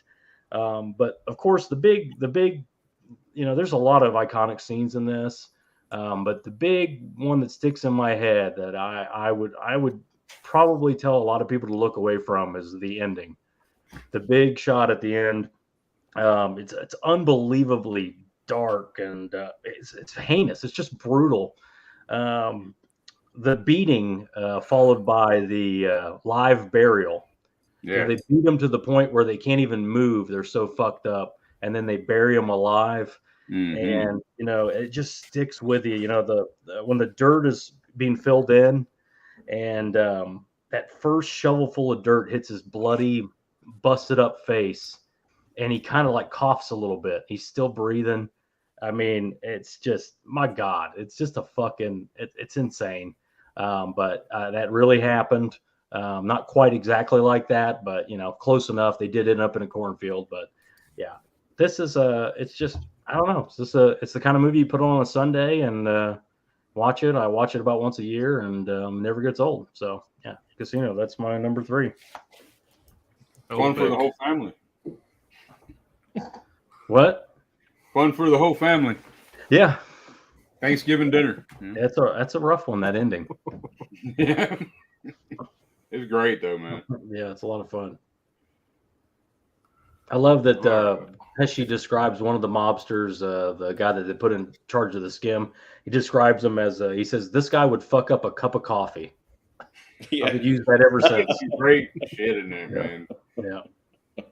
The dialogue with that. Oh, yeah. Scorsese shit. Hell of a pick, man. Hell of a pick. Hell yeah. All right, buddy. Ryan, Casino.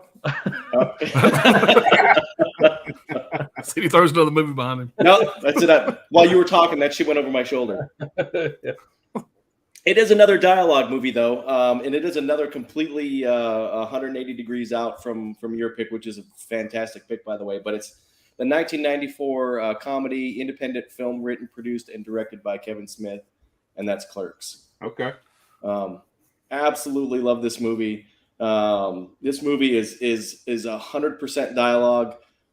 Kevin Smith's first movie, he actually produced this on his own, and by produced I mean produced with his own money. They shot this movie for about $30,000. It's a story about nothing, which is kind of crazy. It's just about this dude that works in a convenience store who gets called into work on a day he's not supposed to work, and it's just his shift and all this shit that happens to him during the shift, and these guys that his friends that he works with, and about his girlfriend or ex-girlfriend that becomes his girlfriend again. Kevin Smith actually filmed in the convenience store that Kevin Smith worked. When they did this, Kevin Smith would go to work at 6 a.m. in that convenience store, work until 11 p.m., and then they would shut the convenience store down, and then they would film until 4 a.m., and then he would get 2 hours of sleep, and they'd wake up and do it all over again. They did that for a month. That was why there's one of the things that happens with the convenience store is there's like a steel grate that comes down over the windows, and he can't the guy that runs the store, when he goes to open it in the morning, he can't get it unlocked, and so he's got to put a sign up on it that says, "I assure you we're open." The whole reason they did that was because of sort of the rights to be able to film, and they also did it because of lighting issues, because they couldn't afford to actually light. So that's why the inside of the convenience store is lit the way it is. This movie's another movie. It's all dialogue. This movie, it's just conversations between these guys. It's a very quotable movie. It's a movie you can't repeat because it's Kevin Smith dialogue. But I mean, there's just this movie was really popular while I was in the military, and we quoted it to each other all day long. There's a scene where he's talking about his girlfriend apparently has got a reputation for filleting a certain number of male members. 31, I think, was the number. 37. 37, yep. And so every time he goes somewhere, she goes somewhere. That's the whole. So try not to suck any dicks on your way to the bathroom. Somebody bangs a dead guy in a bathroom. There's a whole story, and this movie's a lot deeper than its dialogue. There's a lot of philosophy sort of woven into this movie. For example, even the little scenes. The main dude's name is Dante, and it's broken into 9 chapters. Okay. Which is the same thing as the Inferno, written by Dante. Right. But there's a whole scene where there's a guy that runs a video store, and he hangs out with Dante, the main guy, and he's talking about it's a really cleverly written. He's talking about all the people on the Death Star in Star Wars that had nothing to do with the Empire that got killed because of the bullshit going on between the Empire and the Rebels. And why did all these innocent bystanders have to die because of their shit? He's like, what's the guy that's like working in the cafeteria on the Death Star have to do with any of that shit? Like, why does he have to get killed? And so you just kind of go, oh, fuck, yeah. He's just like, there's like 5,000 people on this thing, and they don't have any fucking thing to do with what's going on. Just a great movie, fun to watch. Just, again, it's stupid. There's real no script to it, but it made Kevin Smith what he is, and he's had some hit or miss ever since then. But I think if he'd stuck a little closer to his roots, he would have had a little bit better career. So, yeah, man, he went Guy Ritchie. He went that Guy Ritchie route where it's just like, I want to make stuff. You know, it's like, dude, go back to making them gangster movies you made. Exactly. Yep. Yeah, and I just grabbed this, and I hear Clerks 3 is fantastic. I'm excited to see Clerks 3. Well, you're a fan of Tusk? Yeah, I like Tusk. I hate to say I'm a fan of it, but I like the movie. It was interesting. I thought it was good. Yeah, I'm a fan of Tusk. Huh? You know, I'm a fan of Tusk. Absolutely. Yeah, I liked it. That's a strange one for sure. Oh, really, Dirk? It's a little strange. A little strange, though. There's an understatement for the night. Yeah, Tusk is out there. And Brian, what you telling me they're making a sequel to that? They're making a sequel to Tusk. You, Brian, was telling me that. They are. Yeah. They've been making a sequel to Mallrats for like 20 years too, so I don't believe it. And I'm hearing more about it now. Yeah. Do what? Justin Long is coming back for Tusk too. Yeah, I just recently heard that shit. So. And what else was he doing? You sign up to come back and do that again? Yeah, and you're right, Brian. We've been waiting for the Mallrats sequel forever. So yeah, until he does something, I don't believe it. Yeah, that's true. Which is also too bad. Getting money for his movies or not, it's not easy either. So yeah, and it's too bad because I mean the days of Chasing Amy, Mallrats, Clerks, Dogma's a fantastic movie, man. Yeah, that's his big hit. Yep. All right, Dirk, what you got, man? Well, man, it's gonna be Reservoir Dogs, man. Again, got the tape. Oh yeah.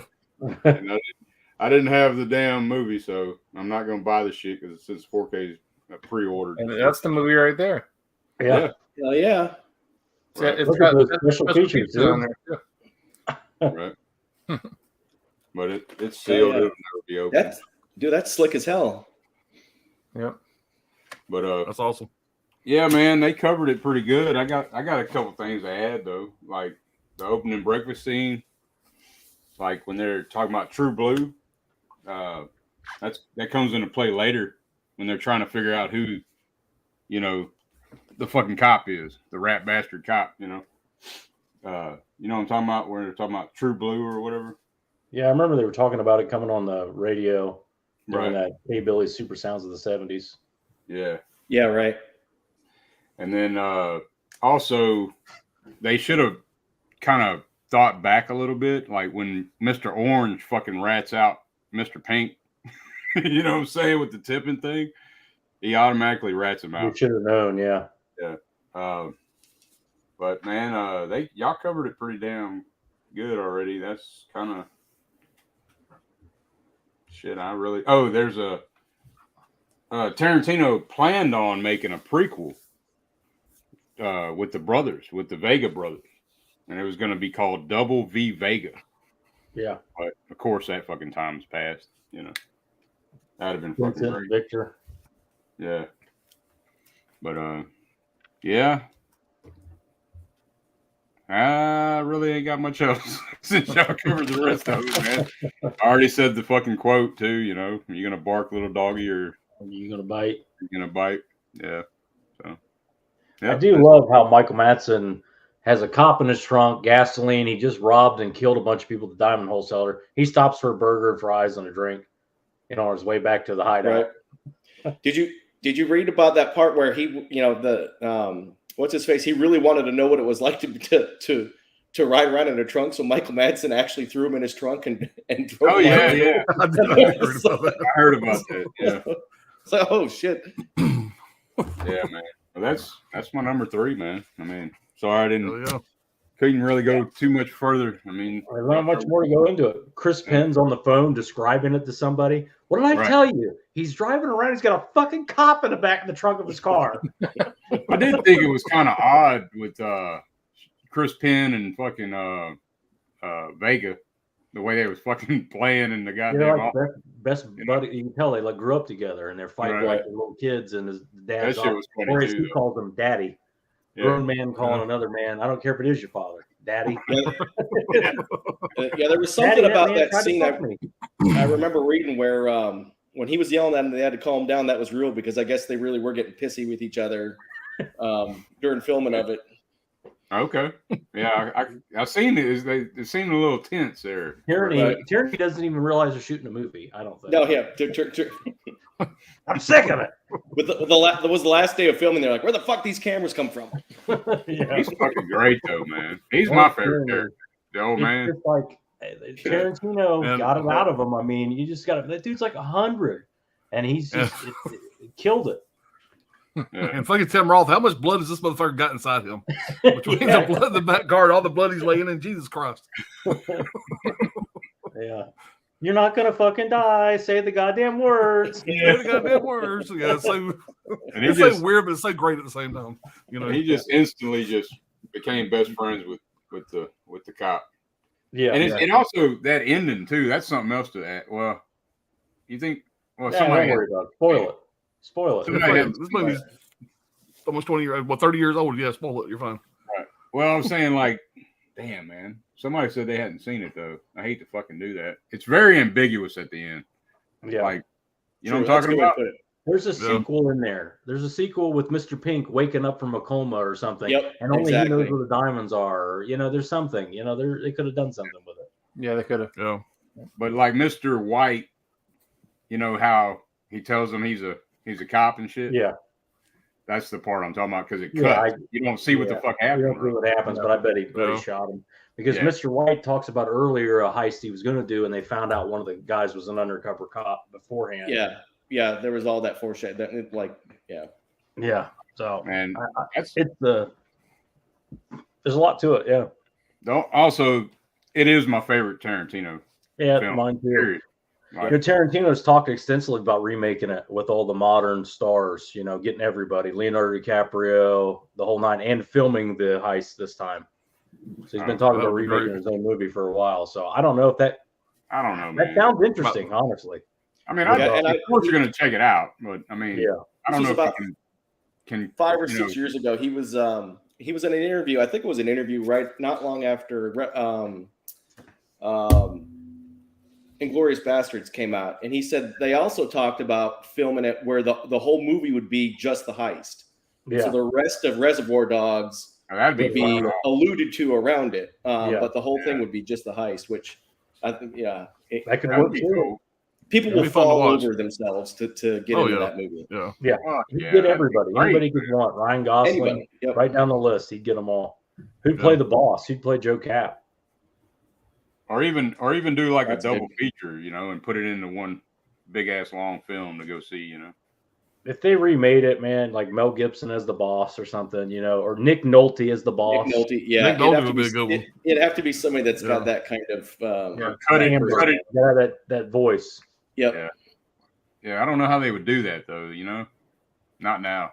It's kind of time has passed. Tarantino has the card. He can say and do whatever he wants in a movie. All he's got to do is say the word. He could get anybody he wanted. People would be falling over themselves to be in that fucking movie. But even like I think what Dirk was alluding to was the PC stuff because the movie's not PC at all. Tarantino can get away with it in modern times. Right. Well, also the people. He gets a pass. The actors, they've aged. So it'd be all new. It'd be all new actors. Right. Yeah. It'd be a whole new cast if he remade it. Right. Yep. I would have loved to have seen that double V Vega though, man. That'd fucking been awesome. The way they got that de-aging technology, hell, they can still do it. They wanted to put new actors in. They can still do the story like a Ryan Gosling and what's the fucking guy who's in Nightcrawler? Yeah. Jake Gyllenhaal, Ryan Gosling. Something like that. Just have Michael Madsen and Travolta now talking like, and then have them talking about the old times or something. Like about what the old times and you remember. Be like a flashback, right? Right. Well, you can't really. I guess Vesta Vega couldn't really do that. Yeah. Tarantino's watching this, so take note. Right. Yeah, I'm sure he is. I'm sure he Oh, is. hell yeah. All right. What you got there, bro? Number 3 for me is, keeping on with the child favorites here. This one's Christopher Lloyd and Camp Nowhere. Any of you guys seen this one? No, yeah, I've seen it. I have It's a not. good Blu-ray. Oh, I yeah. haven't seen it. Yeah. No. I haven't seen it, I don't think. Been It's a long time. it's About- one where it's like all about these, paying your debts. yeah, Paying off your fucking car. pretty much. Yeah. So Christopher Lloyd's character, he has a debt on his Caribbean yellow Gremlin. I forget the year it comes, but it's like a piece of shit car. And there's this guy, Emmett Walsh plays him. He's like the tax collector guy trying to collect his money from him or whatever. And these junior high kids, they want nothing more to have their own type of summer camp with no rules, no parents, no counselors, no bullshit. Basically just running amok and going buck wild all summer long. Because their parents want them to go to fat camp or fucking like computer camp or military camp and those type of things, and they just want to do whatever the fuck they want. So they blackmail basically Christopher Lloyd into letting them open up a summer camp on their own, and he kind of just has a cabin like a little further away, and he just lets them do whatever they want.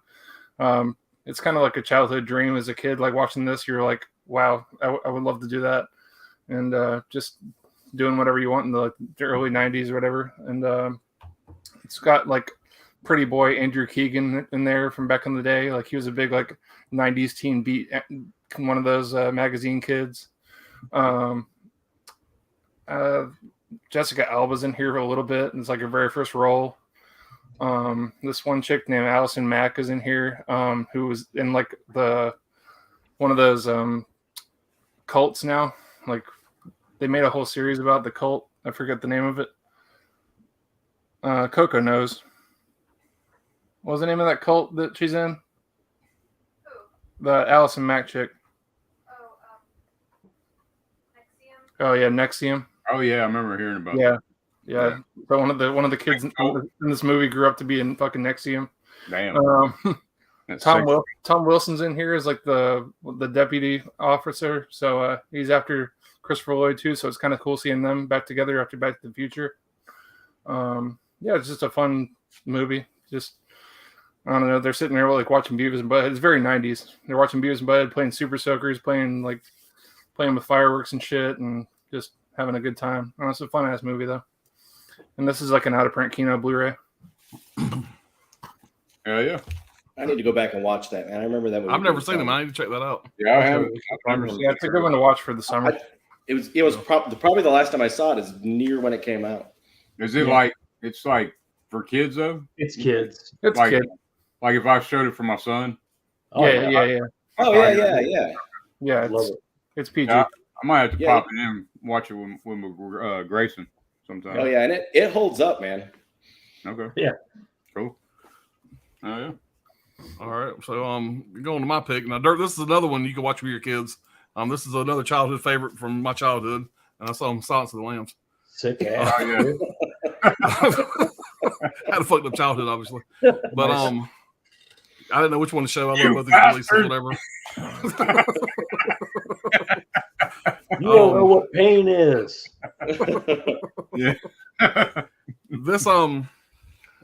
This Put movie the is lotion on the skin. Put the fucking lotion in the basket, lady. Mr. Tucker. Ted Tucker. Levine, as y'all were talking about, he makes this movie for me. Obviously, Anthony Hopkins. I mean, come on. He has like I think there's one other movie, but he has one of the shortest amount of screen time where he won the Academy Award, and I think he was only on the film like 12 minutes, something like that. We'll just start from the top here. It was directed by Jonathan Demme. Stars Jodie Foster, Anthony Hopkins, Ted Levine, and Scott Glenn. And it basically Jodie Foster is right out of the academy, FBI behavioral science, and she gets pulled in to try to get information from Anthony Hopkins' character Hannibal Lecter to try to catch the Buffalo Bill, which is a serial killer that's killing people now, played by Ted Levine, James Gum, which is a weird name, James Gum, whatever. John Graham, Jimmy. They have a million names for him. Right. Yeah, but and Ted Levine absolutely might be the best casting ever for this fucking guy. Who else could have fucking pulled off the shit where him fucking stuffing his junk down, and you gotta fucking just see it. I ain't even gonna fucking talk about it. It's too fucking weird. Clerks too. But Goodbye Horses just blaring in the background. Right. But some interesting notes about the movie.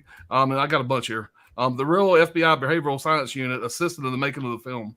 And basically they really wanted to promote it because they said that it would help raise the number of female applicants to the Behavioral Science Unit, which it did. The movie, this is pretty interesting. The movie recouped its entire budget after the first week of release. It's pretty fucking strong. Wow. Smash hit. It was a monster hit. Yeah, it was. Yeah, the director wanted to dress Hannibal Lecter when they take Hannibal Lecter and move him to another facility. You know, he's on the buggy, whatever. He's got the mask on. The director wanted to dress him in all yellow and orange during that transport scene, but Hopkins talked them to put him in all white because Hopkins has got a morbid fear of the dentist.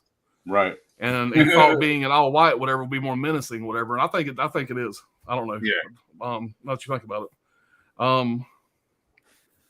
And this is crazy as hell. When they were scouting for the house, when at the very end of the movie where Jodie Foster shows up to James Gumm's house, when they were scouting the house to film that scene, just so happens this is the town that Ted Levine grew up in, and that house was right next door to the girl he dated in high school.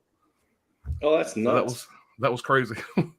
For Anthony Hopkins' role in this, he basically studied a bunch of actual case files. He went to actual live courtrooms of like these heinous crimes to kind of see how they acted in court, and he really got into the character. And something else, Gene Hackman bought the rights to this story, and Gene Hackman was going to be in the movie. I don't know if he was going to be Scott Glenn's character or Anthony Hopkins' character, but Hackman really wanted to do this movie. But after he bought the rights, whatever, he decided that it was actually way too violent for him, so he decided not to do it. Now I don't know if he still owns the rights to the story or not. I don't know if he sold them or what. And I know when he bought them, Jodie Foster was actually going to try to buy the rights, whatever, but she found out Gene Hackman had already bought them. So I don't know who currently owns the rights to it. But the movie had a $19 million budget, and it was a huge fucking hit. Made $130 million in the States, $272 million worldwide. I don't know if I said it or not. It came out February 14th, 1991. But the scene with Hannibal Lecter, every single time he's on that fucking camera, he just eats it up. I mean, you know, everybody knows the fava beans with a nice Chianti, all that bullshit, but it's just, he absolutely delivers that fucking scene. And one thing he really did with his character is if you notice this, anytime you see him, he doesn't blink. And that was something he really wanted to do. I read somewhere where he got that from, whatever, but he doesn't blink in any of his scenes, whatever. He just thought that was more menacing for some reason. It works. Yeah. I can't imagine. I would say if you were going to pick 5 people that played roles but the best in history, you got to put Hannibal Lecter in that mix.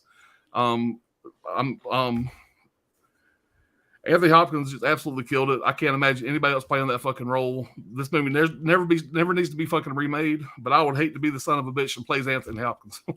Yeah, right. I mean, that plays that character. Nobody's going to play like he does. It ain't going to happen. But it's one of my favorite movies of all times. It holds up. It's still creepy as fuck. It's from start to finish. The whole goddamn movie's great.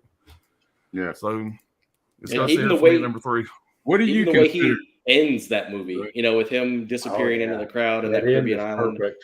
The ending is Oh yeah, absolutely I'm having a perfect. friend for dinner. Yeah, it's He just great. looks like anybody else. It puts the lotion in the fucking basket. What do you consider? What do you consider that movie? It's a horror film. Right.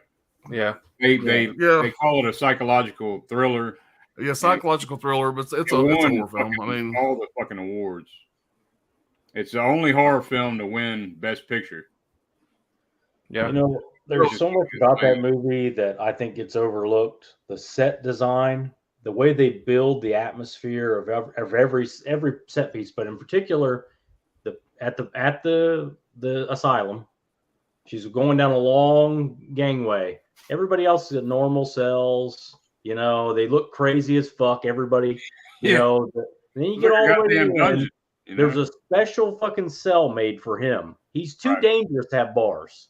Right. He's got this giant, these really thick glass, and he's just standing there. He looks like a normal fucking guy you'd see anywhere. You know, it just and the Yeah, way he's he all talks, he's so proper. well spoken and prim and Yeah, proper. all But nice and shit. but to you've her. heard up to this point, he's ripping people's fucking face off. He's too dangerous to be studied, and you know all this stuff. And then you just see this normal guy, looks like somebody's dad. And by the way, on IMDb, it's listed as a crime drama thriller. Right. That's the That's what I'm category that saying. has to put in. Which is so much But- bullshit. Crime or horror. I'd you put know, it as yeah. a crime horror, but horror before anything else. I would say psychological horror, crime. You know, Go back and watch it again and really pay Several attention times. to the blinking thing. Where the blinking thing really comes into play is Yeah. where he beats the shit out of the cop with that fucking stick. Oh yeah. And What? the way he has that conflict with Yeah. his eyes open and he's just beating the piss out of him. It's fucking brutal, man. Yeah. Yeah. It's fucking brutal. Fucking right. The fate, everything it's like a one of a kind, the first of its time. Like nobody thought for a second he ripped that guy's face off and put it on himself. No, the way Right. it's And then when the music's picking up and he's pulling stuff off in the ambulance, it's like, oh shit, it's another level, you know. I remember everything seeing they that said about the guy's true. I saw that in the theater, man. I was like, oh fuck, man, motherfucker. It's like one of them jaw dropping moments, you know. But yeah, anyway, fuck that movie, fuck that pick, lame pick, Alan. Here's something else interesting. About 17 minutes into the movie, I didn't write this down, but it's on IMDb. Jodie Foster claims that during the first meeting between Dr. Hannibal Lecter and Clarice Starling, Anthony Hopkins started mocking her about her Southern accent. It was totally improvised on the spot. Foster's horrified reaction was genuine since she felt personally attacked. She later thanked Hopkins for generating such an honest reaction. So she wasn't expecting him to fuck with her about her accent, and I guess it kind of threw her for a loop. But that was I always like when they fucking I don't realize She something's felt personally improvised. attacked by that. She should work with Bill Murray. She could get actually personally attacked. Her in the lake. Yeah, I believe that was when she first met. Like the first scene they did together. Like, Yeah, I mean, she gets a lot of credit, and I'm not going to shit on her performance. She does No. great, yeah, but you know, she's up there with a Titan. You know, she's just got to show up. He's going to carry every Right. scene. Well, Every multiple scene they're in. Titans. I mean, Yeah. Scott This movie- Glenn. Scott Glenn was Scott Glenn's huge. awesome, but Yeah. I think that's the character that Gene Hackman was going to play. Like he said, Scott Glenn, not Jack you know, Crawford. Yeah. Actually, what I was talking about the no blinking thing. It says one of the inspirations from which Sir Anthony Hopkins borrowed was an interpretation of Hannibal Lecter was a friend of his in London who rarely blinked when speaking, which unnerved anybody that knew him. And that's where he got that from. So nobody big, just a friend of his from England. So man, it's a great fucking movie, man. I was excited to get the 4K of it. yeah. It's another one of those I've seen in theaters, man. And when people were walking out of that one in theaters, it was real fucking quiet. Everybody had a very perplexed look on their face, man. It was something Yeah, I that hadn't mean, really been seen too much. I During hadn't that seen time. shit like that before. Yeah, back like before that up until that time, I mean, never was there anything close to that. Yeah. It hits all. And It it's hits a all the sequel. mark. It's a sequel. A lot of people don't know that it's a sequel. Yeah. The Manhunter. Yeah. What is Manhunter, it? another There's fantastic movie. so in order. There's Manhunter. There's Silence of the Lambs, Dragon. and then Red Dragon. Red Dragon. Red Dragon's Dragon's the a same remake. as Is a Red remake. Dragon is a remake. remake of Manhunter. Right. Okay. All right. So and Hannibal is a Hannibal's sequel. part 3. And then you got Hannibal's Hannibal part 3. Rising. Hannibal Rising's 4. Right. Well, Okay. Hannibal Rising's actually a prequel to Prequel. Manhunter. All Right. that shit. So yeah, And he's young. I He's just had young. an aneurysm. And during World War II, right? yeah. And Manhunter is a way underrated movie. Oh yeah, Yeah. killer. Manhunter's William good. Great Peterson. movie. William Yeah. Peter, yeah. Absolutely. And this is one of those few weird occurrences where it's the movie that made the author. A lot of people hadn't read Thomas Harris. Thomas Harris, before- right? Or Thomas Harrison, or Yeah, something like that. before Silence of the Lambs came out. And Books are all extremely faithful, especially Hannibal. It's basically the same. they are. They're Exactly. Oh, Silence, dude. Yeah. Silence is faithful, but you get a lot more Buffalo Bill in Silence of the Lambs. yeah. The book. And I think the movie's better compared to the book. I mean, with silence. I mean, with both. I mean, a movie's always going to be better. We're movie freaks, but in my opinion, but, This is one of those ones. Oh, they made a book about this. yeah. What's the book? When did they write the book? Yeah. But they're both the same. They're both exactly the same. Obviously, I agree with Brad, but this is one of the few, unlike Stephen King books that get made into movies, this is one of the few occurrences where the book, I mean, they're neck and neck. There's just a couple things that are different, like with the backstory, but it's not enough to be substantial. Right. Yeah. Tom Harris adapted the screenplays for all the movies. Right, exactly, and I think that's why they, you know what, Michael Crichton did that too. You know, he was always, you know, the rights to his movies would get sold before the book even got published. So I mean, he was that well known, and then he would write the screenplay. So I think, you know, that same thing happened with Harris. Yeah. All right, we call it with the chat, guys. We ain't got too much chat out there right now. You guys, come on. This says, Casino, my favorite top 3 out of his movies. Chris C says, yes, Casino, great pick, Brad, better than Goodfellas. That's a hot take. My favorite gangster story. They're all, they're both good. There you They're go. both good. Thank God, I believe. Goddamn, we got a bunch of goddamn grumbling. We just like a bunch of old bastards. Oh, goddamn, it ain't better than goddamn. Goddamn, put that guy in time. Right? Sex bot, it's better. See, the trouble with Goodfellas is Goodfellas, like the character, the versus Casino. Goodfellas versus Casino. Casino is more realistic to the actual story, whereas Goodfellas is really inspired by. You know, Henry Hill, how valuable was he? Not really. Right. You know, he was kind of a knock-around guy. He wasn't like this big, you know. He wasn't the Henry Hill of the movie. No. Not And even he was close. a scumbag. He wasn't like this guy trying to make a living or whatever, you know. So it's just Casino is very well documented that it's very much more real to life than. Yeah. But that being said, I have revisited Goodfellas 10 times more than I have Casino. Not that I don't like Casino, it's just Goodfellas is always one I go to first. Absolutely. Yeah. Very entertaining. Pick your 3-hour movie you want to watch. Yeah. Gizmo said, fuck. I forgot about Casino. I need to push it to my top 5. Maybe I push Pulp Fiction to 6. C3 is also welcome to my birthday party now. Let me check my passport, make sure it's still valid. City Bank says, my number 3 movie is Menace to Society. Good movie. 93, Tryon Turner, Lorenz Tate, and Jada Pinkett Smith, directed by the Hughes brothers. This is the truth. This is what's real. I think much more realistic than Boys in the Hood. Yeah. But, right. A much grittier version too. A lot darker. Yeah. Oh man, you got something against Doughboy? I got Man, I fucking love Boy. We'll I talk like about them this shit both, later. but like to me, like one's a lot more real life than you know the Ricky. No, I'm more on the Boys in the Hood team. Whenever I love that. Me too. Movie. Yeah, love that movie. fucking wimps that feel good. City Banks. Great divide. I like John Singleton. Date night movie. Yeah, they all run away to Kansas. Or no, that's the other movie. Sorry. City of Banks Casino, very good movie. Gizmo said 2 days and 2 fucking nights we beat the shit out of this Jew. I mean, we even stuck ice picks in his balls. Charlie M. He was an Irish guy, right? He was Irish, yeah. Yeah. All right. Caveman said Verbal, Kent, and the 1995 The Usual Suspects, which earned him an Academy Award. What a talent, but a real like evil man. My number 4 in the list. Yeah. I love the opening scene when they're doing the lineup and fucking the Baldwin brother that just fucking flip out and hearing about that whole scene, how the what's the guy in the middle, Del Toro or something like that. What's his name? Del Toro. Yeah. He kept on fucking farting, and he said that scene that you get is the best they got because they kept on fucking up whenever they did so many takes. They just said, "Fuck it, we'll take the funniest one and we'll just use it." Yeah. So I love the opening of that fucking movie. It's Keep trying to get Benicio del Toro to say the line. Right. Yeah. Wild Wrangler, what's going on? Love Mallrats. On a side note, best quote. However, you have all the characteristics of a dog, Gary, all except loyalty. That's from Snatch. Yeah. Anthony Sora more. Clerks. Clerks is fucking great. How many dicks have you sucked? 37 dicks. My girlfriend sucked 37 dicks.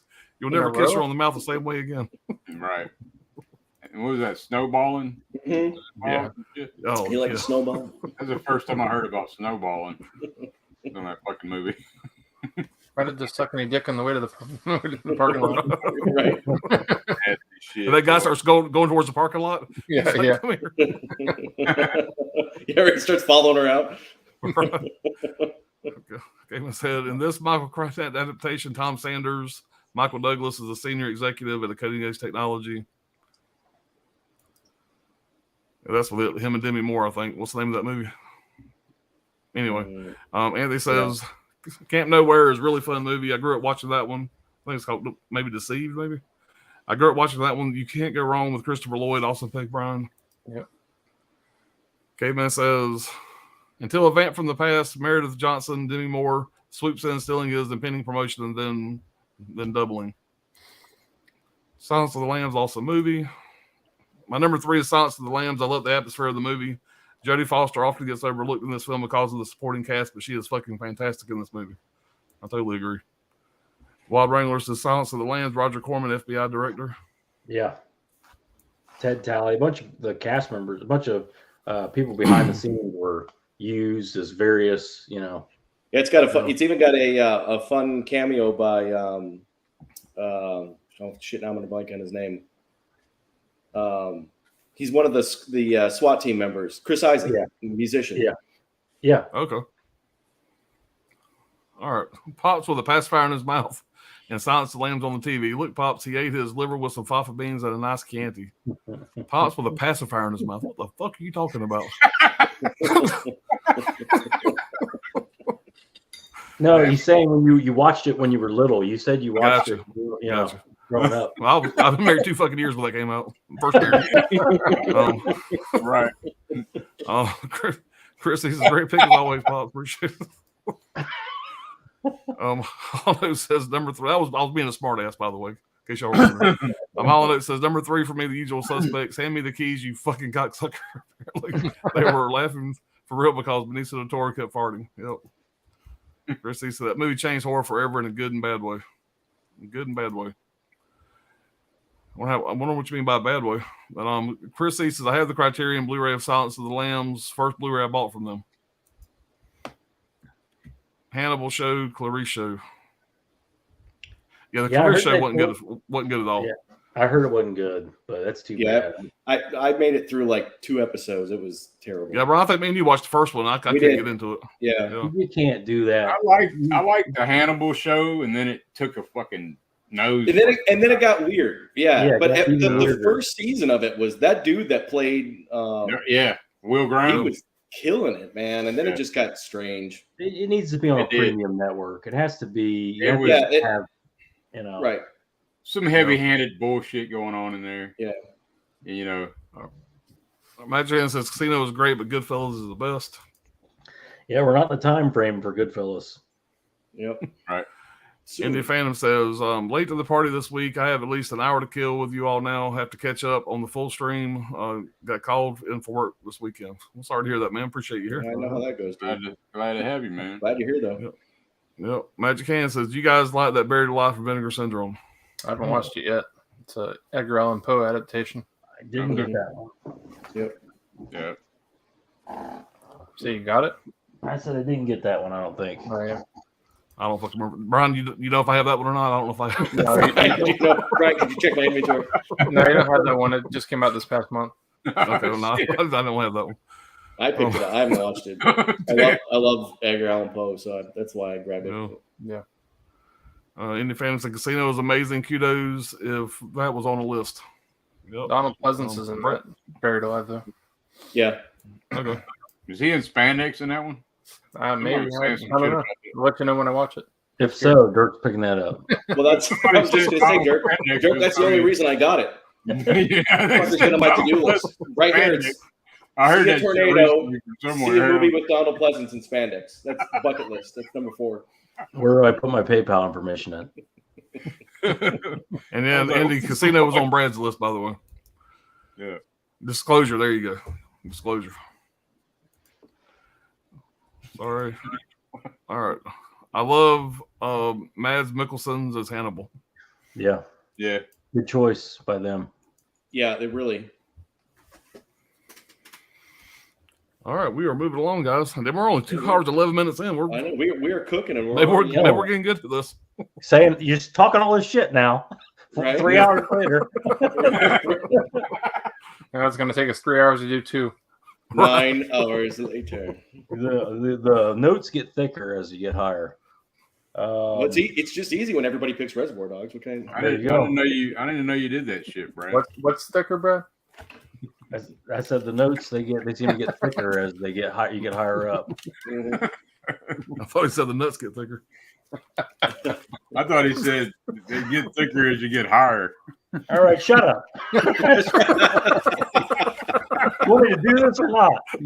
God damn it. It could be like when Alan pulled up Silence of the Lambs. We just all start quoting it. He's trying to get his shit out. Right. Yeah, fucking up my timing. Right. Anyway, 1991, directed by Martin Scorsese. Cape Fear. Hell I yeah. knew you were going to pull that one. Yeah. I've been watching this movie forever. I Yeah, can't get man. enough of it. It's so fucking underrated, and people like it's Marty Scorsese's horror movie. Yeah. And like for some reason, like I don't know why, if it's a remake, whatever, it's shot perfectly. You need every scene. He added to the actual, he updated the old story for modern times. He added things to it, like Nick Nolte and his wife, Jessica Lange, do not have a perfect marriage. They're not like the daughter. They're having problems with her too. So it's you add all that in with everything else that's going on and made it really helped it. But takes place in a fictional town of New Essex, North Carolina. It's shot mostly in Savannah, Georgia, and Fort Lauderdale, Florida. The movie is about a freshly released convict after 14 years named Max Cady, played by Robert De Niro, who immediately starts stalking a lawyer and his family, Sam Bowden, played by Nick Nolte.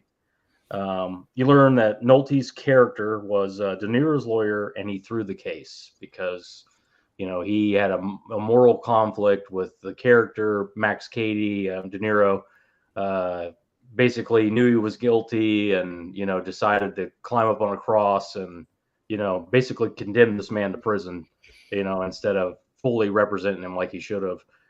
And so once De Niro gets out, obviously he wants revenge. He got initially sentenced to I think 3 years, something like that. And then while he was in prison, he killed a man, broke his neck, bit his tongue, chewed his tongue out of his own head. I mean, it's just like he did like wild shit in prison. That's how he ended up with 14 years. But he gets out, and obviously he wants revenge on Nick Nolte, and killing him would be too easy. That's the way he looks at it. And you quickly realize he's been planning this for quite some time, and he's ahead of Nick Nolte at every turn. And it's just terrifying. I mean, it's very well done. Like I said, very limited body count, but I still consider it a horror movie. I believe it's considered by most a horror movie, but De Niro, I've got a lot of problems with, and this man was the king of the 90s. This is back when De Niro acted. This to me is his best acting performance because it's so far away from who he is. Yep, exactly. He's a lifelong New Yorker, never been outside of the state, at this point.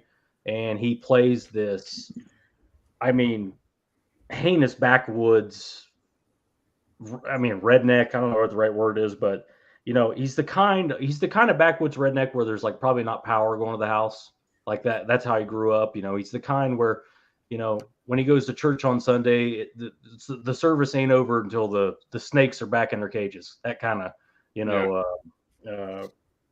backwoods guy. But yeah, he's acting so well you believe him as this character, even though he's the uppity New York, snob type. You have Juliette Lewis in this movie, who was 18 when they shot it. She looks like Bambi. Right. Like they really did a good job making her look younger. She's playing 15, but she acts very well in it. Kid actors, that's not my thing. And 18 's still a kid in my opinion, but the scene where he manages to get her alone at the high school, and she ends up like sucking on his thumb. I mean, it's so fucking That's creepy. cringe shit. And like Robert, your character, Katie has to restrain himself because he's got something bigger planned later. He's like walking away. I mean, just everything about it. Like he just wants to rip her apart, and you've seen what he's capable of already at that point. Yeah. But Nolte quickly realizes how serious the situation is, and he hires a private detective played by Joe Don Baker, who is awesome in this. As the ultra sleazy private eye that just keeps recommending, like, his horrible recommendations. He's always drinking like a whiskey and or bourbon and Pepto. Yeah. All the time, and he's every idea he comes up with is terrible. He keeps going, you want to handle this problem, we can handle it. And Nolte asks, well, how can you handle it? 3 guys, 2 pieces of pipe, and some bicycle chain. Like that's the thing. He's just like, I'm a lawyer, we can't do that. The very next scene, he's like, I want you to hire those 3 guys. Yeah. Do a hospital job on Katie. And of course, that goes horribly wrong. You basically find out, like, Nolte's there watching it. You basically find out that fucking Katie is indestructible. He's like just this fucking tank. He's built his body into a weapon, being in prison for 14 years. Like later he explains kind of like to the point why he's so indestructible in this quote. He said, I spent 14 years in an 8x9 cell surrounded by people who were less than human. My mission in that time was to become more than human. He says, Granddaddy used to handle snakes in church. Granny drank strychnine. Yeah. I guess you could say I had a leg up, genetically speaking. And he's like holding this torch, and it's like melting all over his hand. He's burning the shit out of his hand. He's not even blinking. It's like that's when it becomes really a horror movie. You realize his plans and exactly what he's going to do, and it's not going to be. It's not going to be. Nick Nolte has to watch it all. Yeah, the way he says that shit too, he's like, "Granddaddy had on snakes in church. Granny drank strychnine." Just like we hear a lot of that down here. These fucks. Anyway, it all leads up to this Brad loves his neighbors. epic showdown on the Cape Fear River during this huge storm. They're on this boat. This trawler's loose, and it's just spinning around. It's going fucking. It's just like what a place for a final showdown.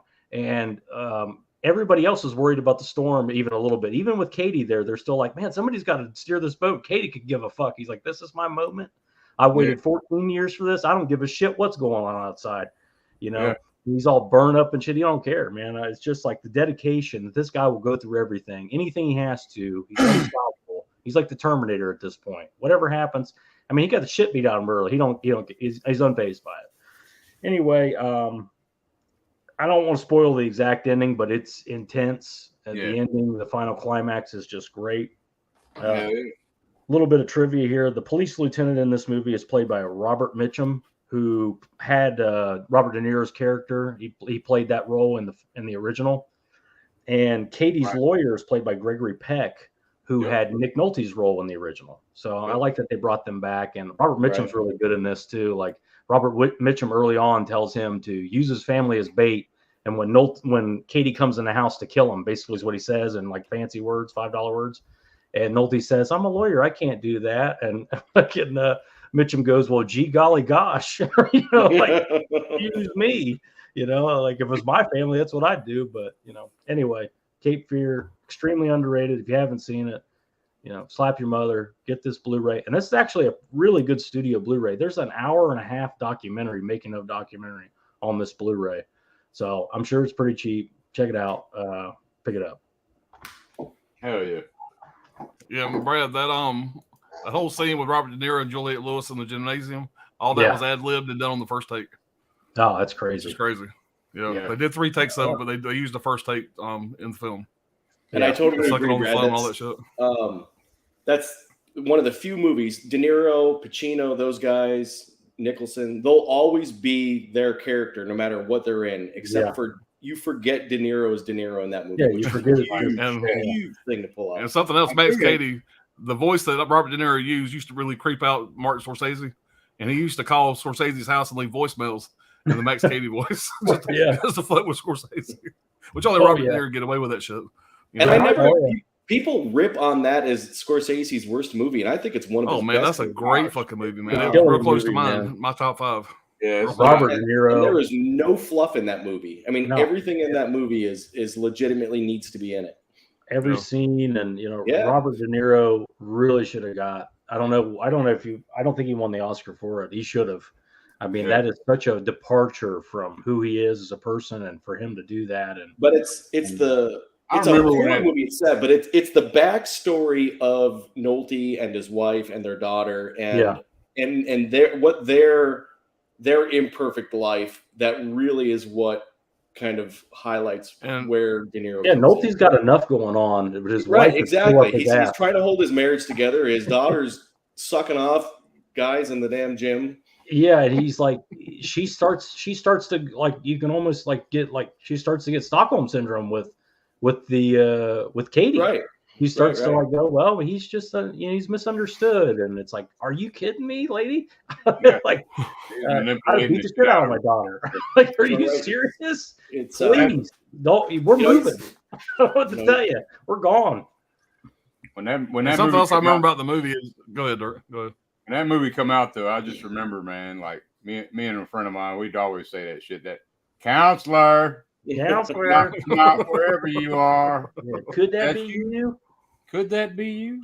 He quotes, like, he has this big Bible quote right there where he's talking about you are as small as I, and blah blah blah. It's just Yeah. like it's just, Yeah, I know. and What you're talking nobody's there. He's just doing it for himself. Right. So you see.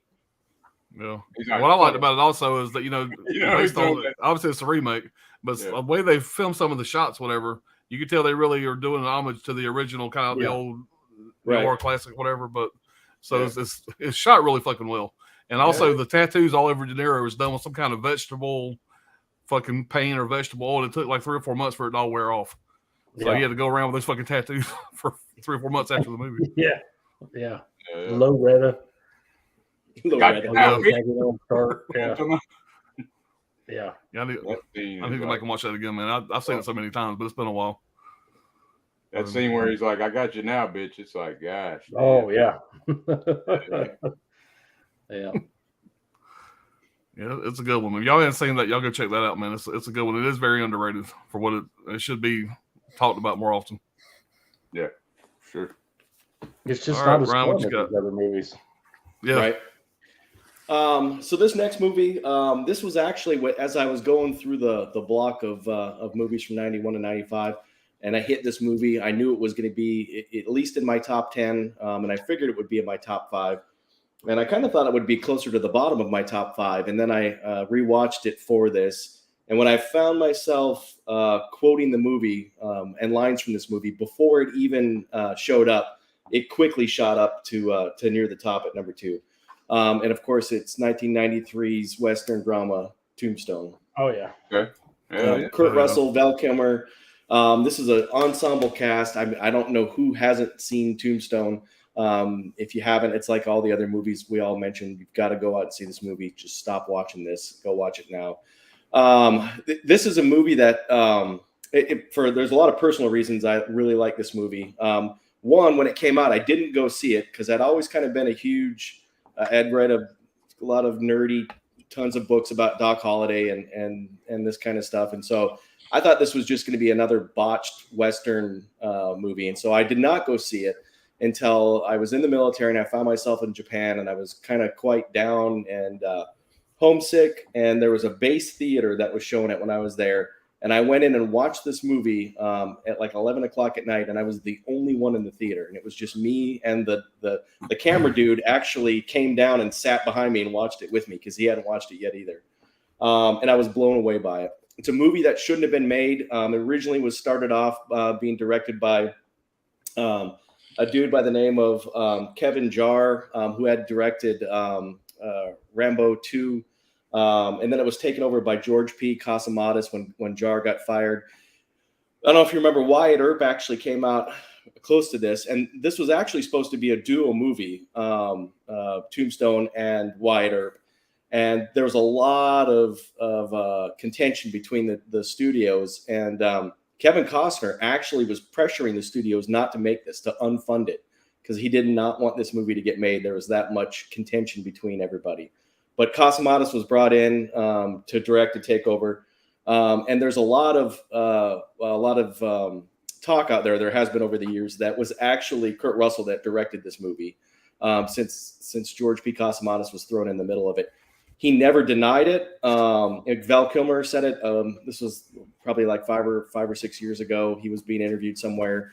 He said Kevin Costner really directed it. Apparently, they even offered to have Costner's name put on it as the director, and Costner wouldn't do it. But it's an ensemble cast starring Kevin Costner as Wyatt Earp. Then you've got Bill Paxton. You're mixing up the movies, Ryan. What's that? Kurt Russell. Kurt Russell. Yeah. Sorry. Kurt Russell, Val Kilmer, Bill Paxton, Sam Elliott. Sam Elliott. You've even got Billy Bob Thornton. You got Powers Booth. We got Michael Rooker in this movie. Hell yeah. I mean, there's a lot. You got Jason Priestley. You've got Billy Zane. You've got Charlton Heston is in this movie. It's a fantastic movie. It's about, I mean, ultimately, it's about the battle at the OK Corral. The historical accuracy is there and not there. The accuracy of the battle, there's a lot of things that they take a lot of liberty with, but there's a lot of things in it that are historically accurate, and a lot of it surrounds Doc Holliday, who Val Kilmer just kills in this. And Doc Holliday was always kind of a huge, I don't know why, but I wouldn't want to say fan of him, but he's always been interested in me historically. He was born in Griffin, Georgia, and this family moved to Valdosta, Georgia, which is not far from where Pops and I live. And I worked in Valdosta for a little while, and I actually drove past his house. They have a little historical marker out in front of it that this was Doc Holliday's house every day when I would go to work. He actually was a doc. He was a dentist, trained in Pennsylvania. He got tuberculosis just like his mother. He watched his mother die of tuberculosis. So when he got tuberculosis, it kind of really changed his life. And that's why he moved out west. He was trying to chase drier air. And he just kind of sort of devolved into this life of gambling and debauchery, I guess. Just realizing that his days were already numbered, having watched his mother slowly die of tuberculosis. Exactly. It's a hugely this movie is quotable from start to finish. Val Kilmer is true to his craft. He ate only onions and tomatoes for like 2 months up until this movie was made because he wanted to look ill. He wanted to play the part. Yep. Yeah, he's a method man. For sure. So Val Kilmer and Bill Paxton and all those guys are amazing, but I really think it's the supporting cast. Like Michael Biehn in this movie playing Johnny Ringo is phenomenal. I mean, truly phenomenal. And all these guys are real characters. The dude that plays Ike Clanton, Stephen Lang. Apparently, he was drunk during the entire time to stay in character. Every scene he was in filmed, he was drunk. And a lot of people forget who this is the dude that played the Colonel in Avatar. And he plays Ike Clanton so well, you forget who he is. He's just I didn't realize that was like Stephen Lang. That's Stephen Lang. Yep. Unbelievable. But I mean, it's the whole movie. It's really kind of the Doc Holliday show. And so I'm going to pull a Dirk and read a quote. The other things I got, Willem Dafoe was originally supposed to play Doc Holliday, but there was too much controversy. He just made a movie called The Last Temptation of Christ. So he was out. Richard Gere was supposed to play Wyatt Earp. He was out. The only one of the person that I could see that should have played that didn't is Mickey Rourke turned down the road for Johnny Ringo. And although I think Michael Biehn killed it, I think Mickey Rourke would have killed it too. I think he would have been awesome. So this is an actual quote by Wyatt Earp about Doc Holliday. And I think this really sums up why I've always been fascinated by him. He said, Doc was a dentist, not a lawman or an assassin, whom necessity had made a gambler. He was a gentleman whom disease had made a frontier vagabond, a philosopher whom life had made a caustic wit, a long, lean, ash blonde fellow, nearly dead with consumption, and at the same time the most skillful gambler and the nerviest, speediest, deadliest man with a 6-gun that I ever knew. Damn. And Val Kilmer sums that up perfectly in this movie. So He does, man. Tombstone, number 2. Fucking great right. movie, man. Hell yeah, man. Arguably, maybe one of the best westerns ever made. Arguably. Yeah, and which, it's and- yeah, I'd agree with that. I got a useless piece of trivia that I know none of you guys have. My wife's dad was 10 years old when Wyatt Earp died. Wow. And Damn. Wow. my wife just turned 45. Huh. I'll let y'all do the math on your own there. My wife's dad was in his 90s when he passed away, and he was born in 1919. Wyatt Earp died in 1929. Damn. Oh shit. That's crazy. So, Yeah. yeah, just think about that for a minute. So, that's pretty crazy. Yeah. That is. Damn. So, Yeah. yeah, Howard Booth man, is- that's Howard How- Booth is how- so good in that. Yeah, Howard Powers Booth's great in Booth. everything, dude. He's one of my Yes, sir. favorites, man. Yeah, he is, Yeah. man. He's This movie's a lot like Deadwood. If for anybody that's seen the old HBO series Deadwood, there's enough in it of historical kernels to make it legitimate, but they take so many other liberties with it. But it doesn't detract from the overall sense of the movie, the overall underlying themes. I need to go back and watch Deadwood. I watched the first season back in the day when it first came out. The biggest difference, they say cocksucker a lot more in Deadwood. Oh yeah. Yeah. The cursing is ramped. Billy Bob It's a- Thornton in the beginning. You blow that cigar somewhere else. I'll blow Yeah, I'll blow you right up that Wildcat's ass. And Ryan can attest to this because we play cards together every other Friday. Almost every time we play cards, I use that line. God damn, it's like playing cards with my sister's kids. I still use that line probably every time we play cards. That's a fucking great movie, man. I love it. Yeah, it's an awesome movie. Oh yeah. So, we are gonna move on. Go ahead, Dirt. What you got, buddy? Well, man, I got this film, man. Was back I was 17 when I first seen this, and went to the theater and watched this one as well. And that's gonna be Natural Born Killers. Hell yeah. Oh yeah. And this and I didn't realize this shit. This was written by Tarantino. Yep. Oliver Stone did this movie, but Tarantino wrote this shit. But just look at this, a damn release, man. I didn't even know this shit existed. It's that Diamond Lux edition from Warner. Yeah, and I had a couple of That those. is sexy as hell. Yeah. Yep. I mean, I really like this edition, man. You know, I don't know why they stopped making those. Those were nice. yeah. But anyway, yeah, when I first seen this shit, man, I'm gonna share a little bit too much. But I don't give a shit. That was in the past. I was 17, so I went with a couple friends, and they were pretty straight edge, and I wasn't back then. So I decided, well, I've been hearing a lot about this movie, and it's very controversial, and it's upsetting a lot of people. It's dealing with it's speaking about the tabloids. O.J. Simpson trial was in everybody's face, like 24 hours a day. Fucking Lorena Bobbitt story was on TV. This is like a heavy satire about the tabloids and the media. But so I decided, I'm gonna drop some acid. So I did, and I went and seen this fucking movie. So anyway, so man, And I did. let me just explain. Dirk saw a movie that none of the rest of us saw. Right.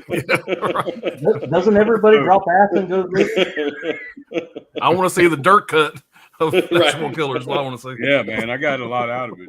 But the sounds and the visuals, man, had my head spinning. The fucking insanity, chaos, fucking Oliver Stone. He said like he was going through a divorce, so he just cut loose with this one. He just didn't give a fuck. And you can see it, man. But at the heart of the movie, man, it's a love story, real shit. But anyway, let's see what else. Rodney Dangerfield, man. Fuck. Yeah. Y'all remember that scene that it's like Oh, yeah. so fucked up. Like He's like fucking sick fucker, you know. I'm sitting there tripping balls watching this shit. And anyway, it's just fucking insane. But anyway, they use so many different like they use 35 millimeter rear projections, Super 8. I think they use 18 different types of fucking ways to film shit. But 2 psychopaths on a killing spree. Mickey and Mallory. This shit is like schizophrenic, hallucinatory, surreal, real, mixed, all as one. Pure chaos. Love beats the demon. The fucking soundtrack was fucking amazing. But yeah, man, this was the full delight of your senses will give you the best life of all. Just some of that shit. It was a quote from Oliver Stone. He's pretty fucking out there too. But yeah, man, the best quote of the movie was like from the old Indian. He says, once upon a time, a woman was picking up firewood. She came upon a poisonous snake frozen in the snow. She took the snake home and nursed it back to health. One day, the snake bit her on the cheek. As she lay dying, she asked the snake, "Why have you done this to me?" And the snake answered, "Look, bitch, you knew I was a snake." But Frog and the scorpion. do what? The frog and the scorpion, you know, it's in my nature, that whole thing. Yep. The scorpion Yeah. gets a ride from the frog. Yeah. Right. Yeah, but man, This is it's, now we're both gonna die. So what'd you expect? yeah, you knew I was a snake, bitch. All right, guys, that's homework. Everybody has to go drop fucking acid and watch Natural Born Killers, and we'll meet. No, guys no, next no. week. I'm not saying that. Not at all. I was 17. I was, you know, Yeah. into that type of shit. But it was funny though, because the people I went with were straight edge, and they didn't fucking know that I was tripping. Shit. Bro. And seen that movie, and I had to play it off, you know, the whole fucking time while I'm watching this. You know what's I've assumed crazy you've is been that tripping this whole time I've known you. right. Yeah. Fucking movie What- choice. What Dirk doesn't also realize is they were actually watching The Princess Bride. And you But, went by man. yourself, apparently. Nobody else. Made up with friends. What about that scene with Woody Harrelson? Okay. Yeah. Sir, you need No, to Oh, man, I watched that damn movie over and over, man, back then. And That- It's a great movie, dude. That Yeah. director's cut, they have there's like a scene in there, I think, with Tommy Lee Jones's head on a stick and shit. Yeah, the Really? director's cut. Yeah. It's fucking nuts. I've never seen that. And also, I forgot to add this. In the prison, those are real fucking inmates doing double life sentences and shit. Oh, I remember. Yeah, I remember reading about that. Yeah. So they were like fucking they Yeah, had they were like, it was like legit. Yeah. they had nothing to lose. They said that the 2 favorites from the inmates was fucking Robert Downey Jr. and Juliette Lewis. They was trying to holler at both of them Oh, yeah. constantly. Fucking Tom Sizemore's pretty crazy in that too. And Woody Harrelson's dad was he got picked for the role because his dad was a real hitman in real life. So he was exposed to violence at a young age. So Yeah, I think that was one of the movies too when Tom Sizemore was having all of his drug problems. Yeah. Every movie. Every movie. Every movie. They had to do a drug test for Saving Private Ryan every day. And if he got one positive, he was fired. So, Right. yes, I think he's still battling that shit. but people were pissed off because, you know, Mickey and Mallory, at the end of the movie, I'm gonna go and fucking spoil it. Fuck it. You know, Do it. basically what it is, their love kills the demon, and they don't kill anymore after they kill Robert Downey Jr. That's the last kill, and they go off and live a happy life and shit, have children, and stay underground, stay out of sight. Just people are mad about that shit. Now, that may or may not be the ending. That's the ending that Dirk got. Yeah. Y'all go see it for yourself. I'm thinking like, oh, here we go. But man, That's the hard to find Dirk cut. yeah, go watch that shit, He- man. You say Demon? What movie was he watching? I don't know. All right, Brian, you're up, buddy. All right, number 2, I have Empire Records. Oh man, I love that movie. Yeah, I love this Oh, movie. yeah, man.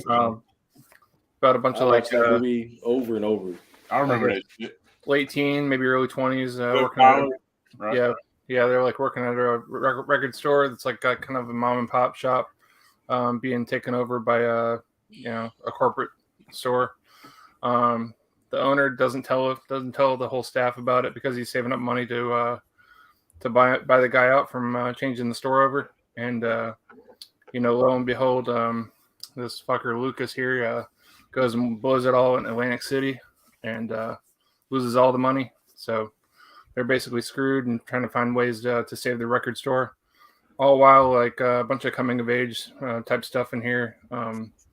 So it deals with some heavy stuff like suicide and young love and people going to college and that sort of thing. But I always love this movie. It's got a great cast: Liv Tyler, Ethan Embry, Rory Cochrane, who's also in Dazed and Confused, Renee Zellweger, Robin Tunney, Anthony LaPaglia, Maxwell Caulfield from Grease 2, and Debbie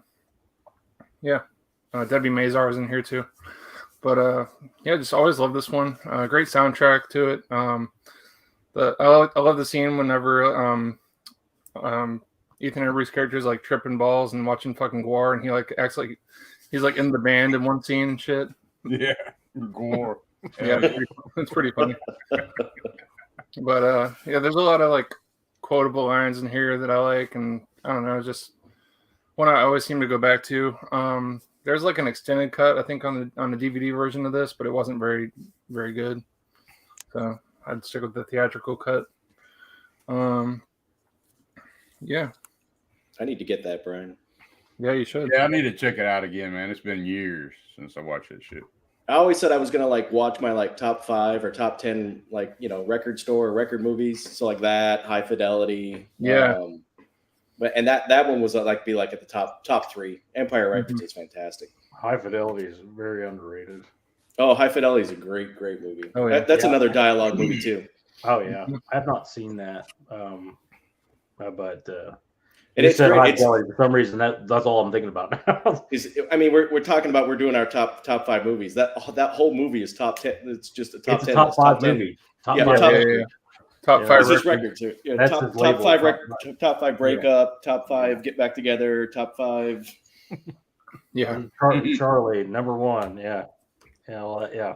It's a That's great why I Jack like Black that. movie too. That's why I like doing these streams, man, because I had no fucking idea Tarantino did the dialogue for that Natural Born. Yeah, I don't remember exactly, but when he wrote the script for True Romance, Yeah. it was this huge fucking mess, whatever, when his buddy gave it to him to kind of It was a rewrite huge and controversy. organize it. Yeah. And part of that became Natural Born Killers, and part of that became Pulp Fiction, and part of it became True Romance. It kind of was all jumbled together. Right. So, all right, Yeah. well, I almost changed this pick because Brad kind of fucking ruined it for me. You got to fucking Oh, he's shame been me, doing whatever. he's been doing it all night. I don't have a Oh. goddamn. I got this basic bitch edition. Hey, that, Man. that wasn't That was me. me, man. Oh, that was okay. Well, I'll take that. Let me start over again. Hold on. Take 2. Now it's okay. Well, it's just so often it's Brad. I'm sorry, I got confused there. Don't All worry. right. In 2 months, you'll have a slipcover, so it'll be all right for the 4K. Actually, I'll have it Right. next week. I ordered it while y'all were talking. So That's right. $17.98 $17.98 on eBay. It's on the way now. I told you I wasn't kidding. So yeah, it's on the way, and I got that fucking 4K $17.98, you coming. said? It's $17 and something after shipping. After shipping, Oh, it was shit. like 17 something. It was cheap. Damn. And before I seen that one, I placed a bid. Somebody nobody bid on it yet for $3.99, and so I got a $5 bid on that one. Then I found somebody selling it for $12 plus shipping. So I might have 2 of them motherfuckers come. If nobody else bids on that other one. Alan found the only on eBay the only one that has not just buy it now but ship it now, motherfucker. Yeah. All right, let's do this again. Dirt, goddamn it, you ruined it for me. But this is what introduced me to Quentin Tarantino. I have a soft spot for this movie. Got my poster on the fucking wall over there. I fucking love everything about this movie. It's the close to me. I know I say this before. It's probably as close to me as being a perfectly rewatchable, quotable, all around perfect fucking movie for me. It hits every fucking thing I love about movies. And it's absolutely fucking great. The cast is second to fucking none. Samuel L. Jackson, I became a lifelong fan of him after watching him in this. I always liked John Travolta, but I became a huge John Travolta fan after this. The soundtrack, I've never been a big soundtrack guy. Bought the soundtrack after getting this movie, and I had it in my CD player for fucking months, just on loop. Great music, great everything. Came out in 1984. Directed by, obviously, Quentin Tarantino, stars John Travolta, Samuel L. Jackson, Uma Thurman, Bruce Willis, Harvey Keitel. And one thing before I forget to mention it, and y'all remember how many times we have said this. Mickey Rourke was supposed to play Butch in this, but he decided to turn it down to focus on his boxing career. Obviously, later in life, he regretted it. But how many times through all these movies has Mickey Rourke supposed to have been in something, got turned down, whatever? Mickey Rourke's career could have been huge if he wasn't. Didn't make bad life choices. If he wasn't Mickey Rourke, yeah. Right, if he wasn't Mickey Rourke. And we've already mentioned this one point about Vincent Vega and Michael Madsen's character being brothers. They were going to make a movie. None of that worked out. Yeah, this was the first film that used the internet as their advertising. No shit. Which I thought was kind of cool. This is cool. the first movie that really used the internet. They had basically an advertising package made for the internet. The scene where they go in to get Marcellus Wallace's briefcase or whatever, the opening scene, when Jules flips over the table when he's talking to Brad, all that was improvised. So Brad's reaction, if you go back and watch it, which I just did, go back and watch it. Brad's reaction is real startled. Whatever, he didn't know Jules was going to flip the fucking table over. So that was kind of cool. The character's name is Brett.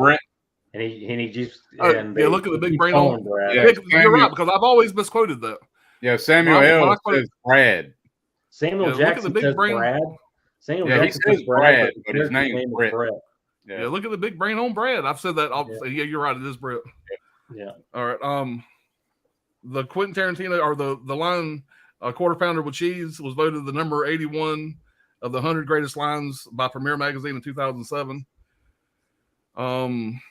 That's where I took more notes on this, whatever. But I could probably quote 100 lines from this fucking movie off the top of my head. It's so fucking requotable. It's so well cast. The way they jumble the story around, when it all fucking the way it ends, you got the fucking great scene with Marcellus Wallace and Bruce Willis, whatever, in the fucking gimp. It's hard to fucking watch, but the whole fucking line everything Marcellus Wallace says, gonna get medieval on your ass, gonna get a couple hard hitting brothers it's badass, man. It's just badass. Yeah. What the fuck is the gimp? How fucked up is that? You got these two twisted fucking rednecks, whatever. They got a fucking gimp. I mean, come on. Yeah. But like Dirk said earlier, when Bruce Willis goes through and grabs the chainsaw, and I'm glad Dirk said that, whatever, because it does give homage to all those movies. And I've watched this movie probably 50 times in my life. And it probably took me 7 or 8 times before I even picked up on that. About all the different the chainsaw, you got the hammer, you got also all this other shit. Yeah. It's just the way Bruce Willis, I mean, every little detail of this movie, the way Bruce Willis gets all pissed off about that fucking watch on the fucking kangaroo that his girlfriend forgets about, he gets in the fucking car and fucking flips out. I've been married for 20 fucking years. There's been 100 times that I had to kind of keep cool. As soon as I got the fucking car, I flipped out like that. I mean, I don't know. Yeah, the hunk of metal was in his dad's ass or whatever. Yeah. Right. That was in Walken's ass. Right. Oh yeah. That's right. And Christopher Walken, that whole goddamn scene with Christopher Walken, man. I mean, come on, it's fucking gold. Yeah. Cinematic fucking pure gold. Right. Anyway, Pulp Fiction, guys, everybody's seen it. Fucking love it. This 4K coming out was way on my fucking short list of movies to get a 4K. I've already bought 2 fucking copies of it. I'm gonna get a slipcover for this one. I don't give a fuck. Y'all know where I'm at. I love this fucking movie. It's fucking badass. And the fact that Dirk's got a slip, I didn't know this movie came with a goddamn slip. When I got this, I didn't collect boutique shit. I didn't give a fuck about a slipcover. Didn't even care. Right. But now, I never even went to go look to see if it had a slipcover. So that's been right. Yeah, I was gonna say Dirk, show him again. Oh, when he pulled that, I said, that motherfucker's got a slipcover. It's fun. I heard you whisper. It wasn't a whisper. God damn it. I didn't want to say too much because I knew it was going to be, one of my top picks, but yeah, I potentially got 2 of them bitches coming. So if anybody else needs a slip, let me know. I'll have an extra maybe. That might be the highlight of this whole goddamn series. I'll be okay with my Sin City slipcover. I got something Pops ain't got. Shit. Yeah, you damn sure do. The black and white one coming. Yeah. Yeah. Well, that'd be a Yeah, nice you're right. thing. It does look a lot like fucking Sin City. That slipcover does. You just got just the red lips. Yeah, I got that one coming too, and the steelbook. And I'm surprised. I would like to get there a ain't 20 fucking releases of that. Oh, there'll be more. There'll be more. There'll be a cinema museum one. A one click, all that bullshit. Yeah. Yeah, the one clicks shit. Yeah, they got a one click out there now. The Blu-ray version of it that's fucking $269 right now. I seen it when I was looking for the slipcover. That's fucking crazy. Yeah. All right, Chris E says great pick to Brad. I'm not sure which one he's referring to. Cape Fear. Yeah, probably Cape Fear. Yeah, Cape Fear. Sydney Eubanks says Cape Fear, good movie, and also the original as well. Yeah. And he says Hannibal was such a great show. It just kept getting better as it went along. So Anthony's a fan of the show. Yeah, it did get weird though. Yeah. When it got into the fucking the deer antlers and all that shit, I kind of didn't bother me. That didn't bother me. It's some other shit. I don't know if I watched it much past that. Yeah. Right. Gizmo says Cape Fear is the best romantic horror movie made in the 90s. It is so quotable and cute, polyamorous. There you go. Cute story, and De Niro is just the boss and being crazy. Indy Fan says my top 5 are Carlito's Way, great movie. Dazed and Confused, that's a great movie. One. Yeah. Pulp Fiction, Twin Peaks, Fire Walk with Me. I want to get into the Twin Peaks shit. I never watched anything Twin Peaks. That's pretty good. Brian got that really cool set of the show, which I want to get, and I wanted to get that and get into the movies. Never watched any of them. You know, I never got into the show until maybe a couple of years ago, and I was surprised at that. In fact, I'd missed it. So yeah, Twin Peaks Fire Walk with Me is a prequel to the show. Yeah. Okay. Now, is that the only movie they made on it? Is there any more movies? No, it's the only movie. So you got the show and you got the movie, and that's it. Yeah, then you get the other show. There's another show too. It came out years later, right? Okay. Yeah. But now that show that came out years later, is that a continuation of the first couple seasons of the old show? Mm-hmm. Yeah. Okay. And the movie's a prequel to everything. It's all in the box. It's all in the box set, except for the Fire Walk with Me. You have to buy separately on Criterion. Yeah. Okay. Yep. Yeah, I'll get into it. That was a hell of a deal. Yeah. Yeah. Jessica Lange has always been a weird, trippy actor. What's up? It'll probably be on a Black Friday deal or something. Yeah. Jessica Lange has always been a weird, trippy actress. Hell, watch the 70s King Kong. Yeah. Jessica Lange should get a lot of credit for that role because she has to play opposite Nick Nolte and they yell at each other. Right. Mm-hmm. You got to yell back and forth with Nick Nolte. Like, how are you going to win that? How are you going to look good? Hold her ground. Nick Nolte. She holds her ground pretty good. Held her own. Yeah. Yeah. All right. Brian, still think De Niro should have won Best Supporting Actors by playing Al Capone in the Best Supporting Actor. He gained the weight just to play this baseball story and try and follow. Why was that at me? I guess you should wear a baseball T-shirt. It's caveman. He'll explain it. I don't know.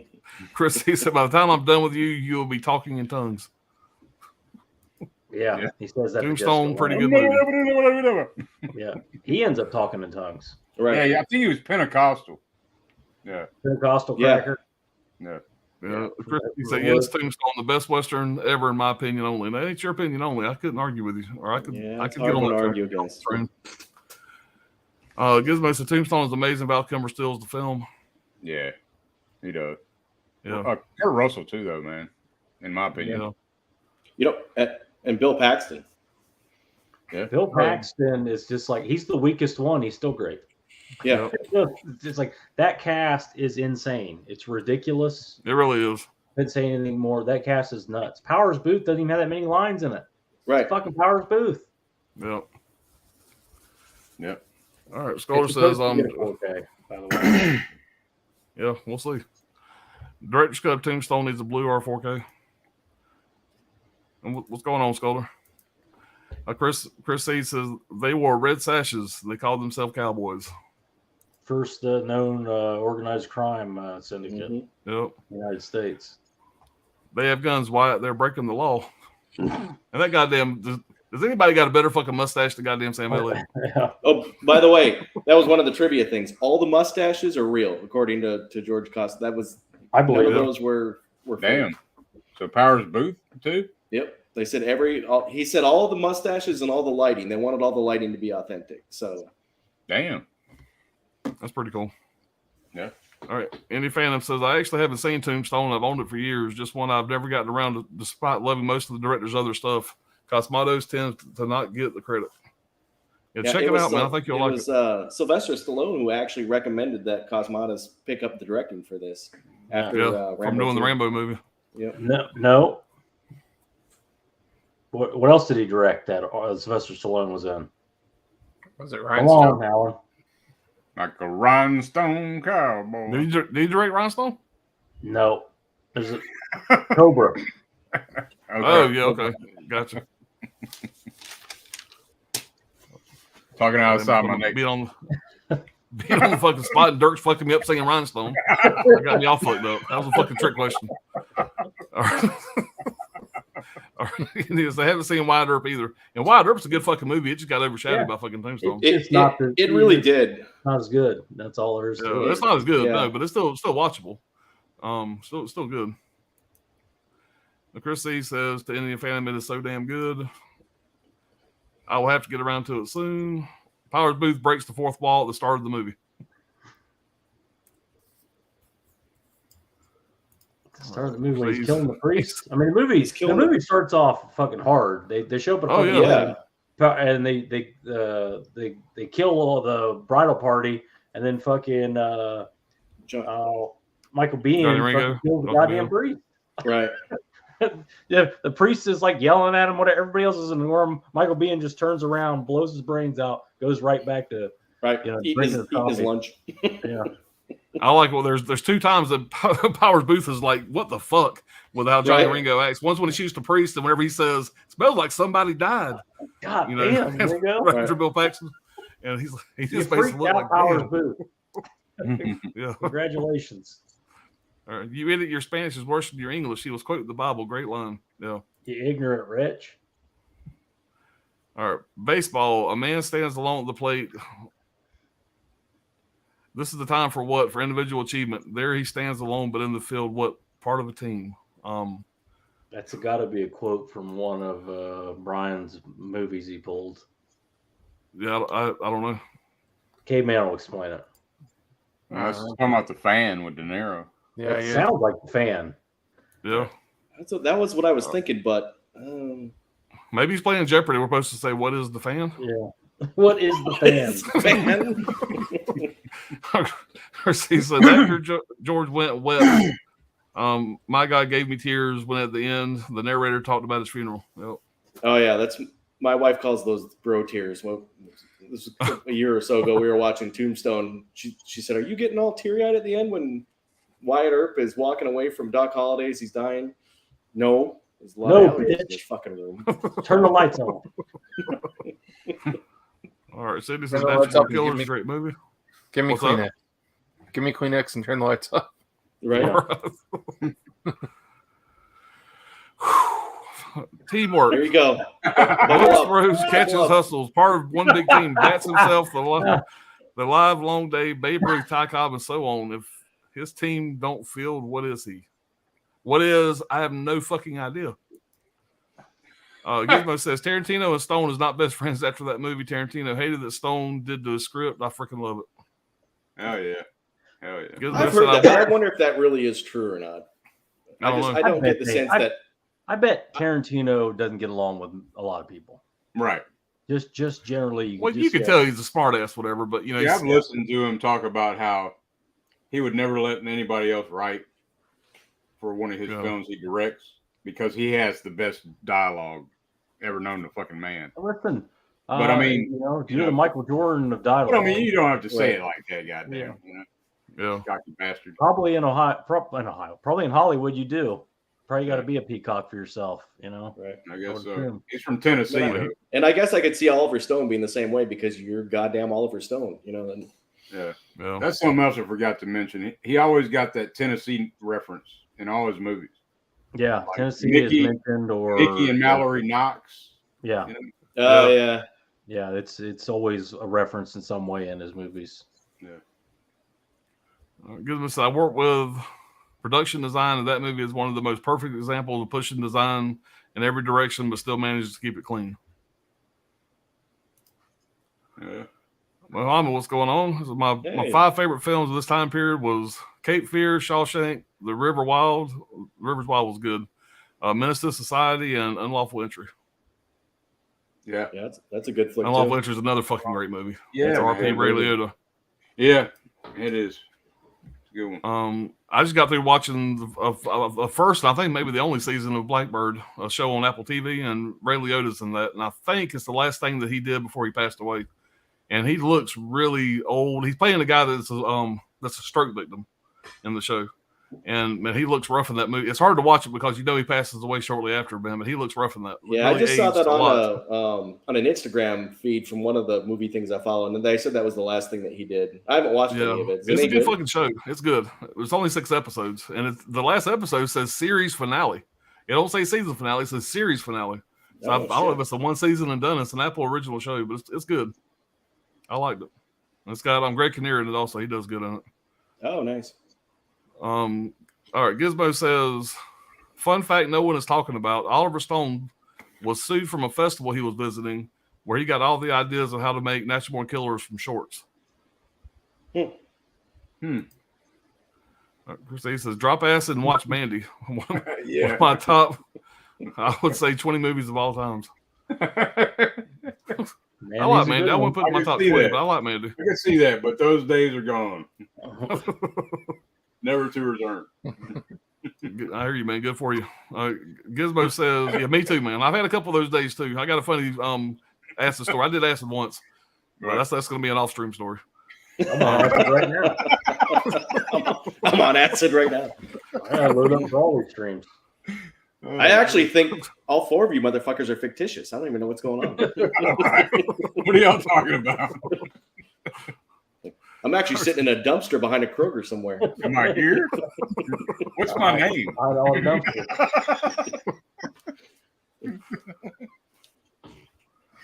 Oh, shit. All right, Gizmo said he was in the jury of the festival, everything from screening 8mm in the window and used curtains as green screens, doing the opening like a TV sitcom. Yeah, man. He does a lot of different shit in that. Like, it's insane. The rear projections, the 8mm, the fucking 35, the 16mm. It's like fucking. All right. Here you go. Buckle Everybody up. just read that on the screen there. I'll read it. I like it. I'm going to read it. Our 3 and last. You follow me. No one. Sunny day. The stands are full of fans. What does he have to say? I'm going out there for myself, but I got nowhere unless the team wins.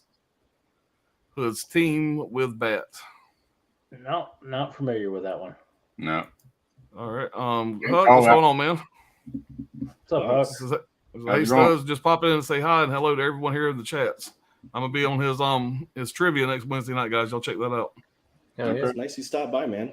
Yeah. That's a great guy, man. Holland says, hey, the Heffy, Huck's Pop Culture Cafe. Hefe, boss. Chris C says, again, Natural Killers I have not watched. I have high anxiety, so movies like that would cause me to freak out. Yeah, if you do, man, be careful. That would do it. Yeah, that one is hey, pretty bloody. It is. Love Empire Records to Scolder. Yeah. Midsummer I saw in the theater when that scene when they were all getting lit at the tree and the sweet seas, can you hear the trees? They are talking. I had to leave for a second. Yeah. The Swede. Yeah. Swede. What's up, guys? What's going on, 4K? Yeah, the 4K, how are you? Hey, the 4. Kilo Down's here. All right. Goodman said Debbie Mazar was probably my first jerk off material when I was 10 or 11. She was super hot in films back then. I love the scene in Space Truckers, Rapey Robot. I appreciate you sharing, Gizmo. I'm not the only one sharing things tonight. Right? We recently got Space Truckers too from Gizmo's got your back here. Yeah. Yeah. Number 2 for me is Reservoir Dogs. Stopping my dad will shoot. Yeah. Yeah. All right. Great picks, What, pops, and all. Bang, bang, bang. There's an argument Well, like first Mr. Pink Tarantino is film, like my trying favorite to film save from the him. top. And with the Green Inferno, my favorite film by Eli Roth. Mm. Green Inferno's pretty good, I thought. Yeah. I had an afternoon free one afternoon. I went and seen Green Inferno by myself in the theaters. I had no idea. I knew it was Eli Roth. I hadn't really seen the trailer or anything. I seen the poster, and It's I a I think love, nobody really knew what they were getting into when they went to see the Green it's Inferno. a crazy fucking movie. yeah, it's a love letter to Cannibal Cannibal. Holocaust. Yeah. Yep. Great movie though, I thought. I thought it was good. Great Screen Yeah. Factory. I liked it. Scholar said, need to watch Pulp Fiction again. Love it. Can't wait for the 4K. I'm looking Yeah, forward to that. man. Yep. All right. Muhammad says, my favorite 94 movie was Shawshank Redemption. Is the Ref starring Kevin Spacey. Terrific comedy. The Ref's a good one. Kevin Spacey, Well, Jim Carrey. Dennis Leary. Yeah. Any fan of Pulp Fiction is the very definition of rewatchable. Still my favorite Quentin Tarantino film. I have to say it's probably still my favorite too.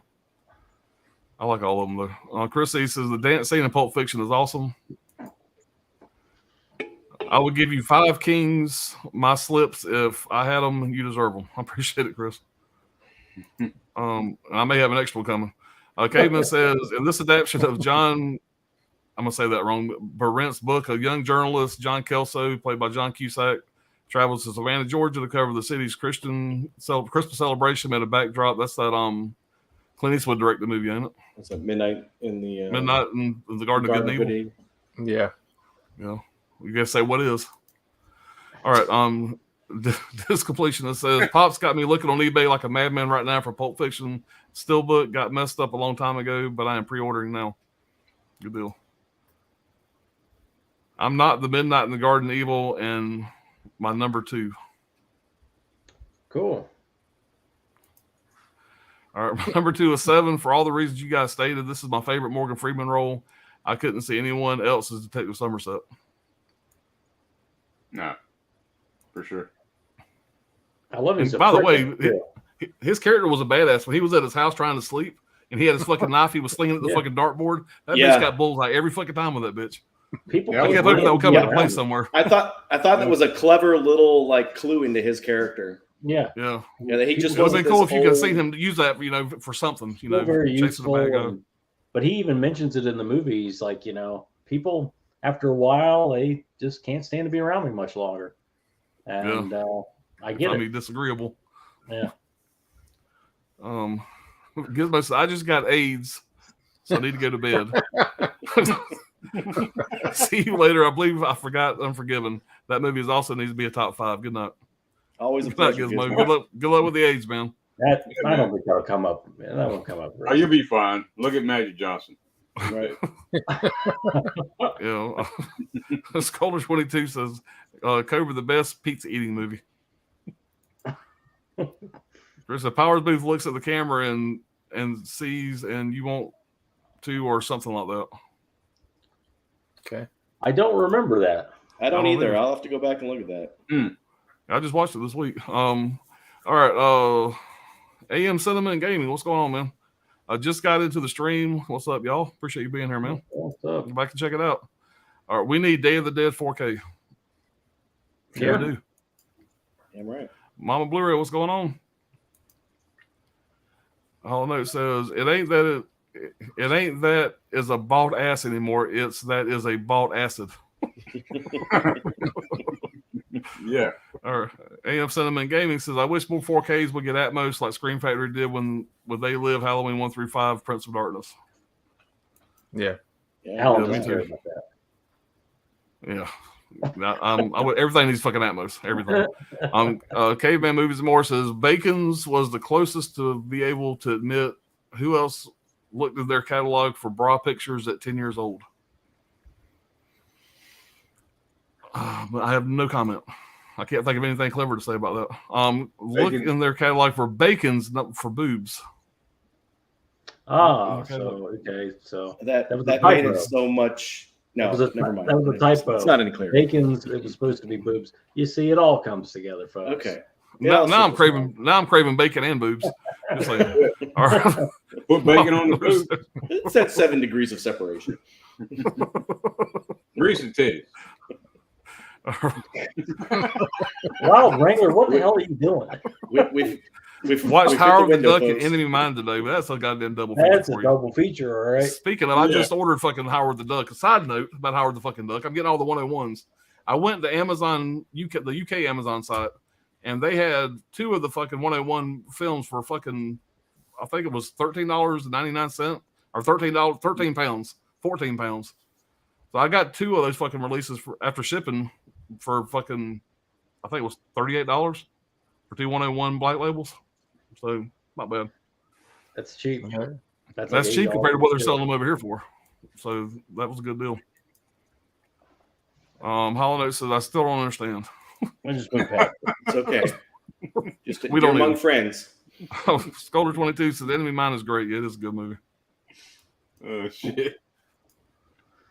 All right. So we are there, guys. We are at our number 1. Yeah, I'm number excited one to see already. what everybody Any pulled. Any guesses for everybody's number 1? No guesses. You sure? Because I know what Alan's going to pull. And I know what Dirk's going to pull. What's that? No. You want me to Write it keep down. myself? Write it down. Yeah, you want to write it down like a. I'm going to text it. You don't know what I'm gonna text it pull. to Alan. And just see if I'm wrong here. All right, text it to me. My phone's over there. I won't look at my phone Like- after the stream. Like open it like an envelope, like Johnny Carson. Yeah. Yeah. I was turning my phone down. I will not look at it. All right. My number 1.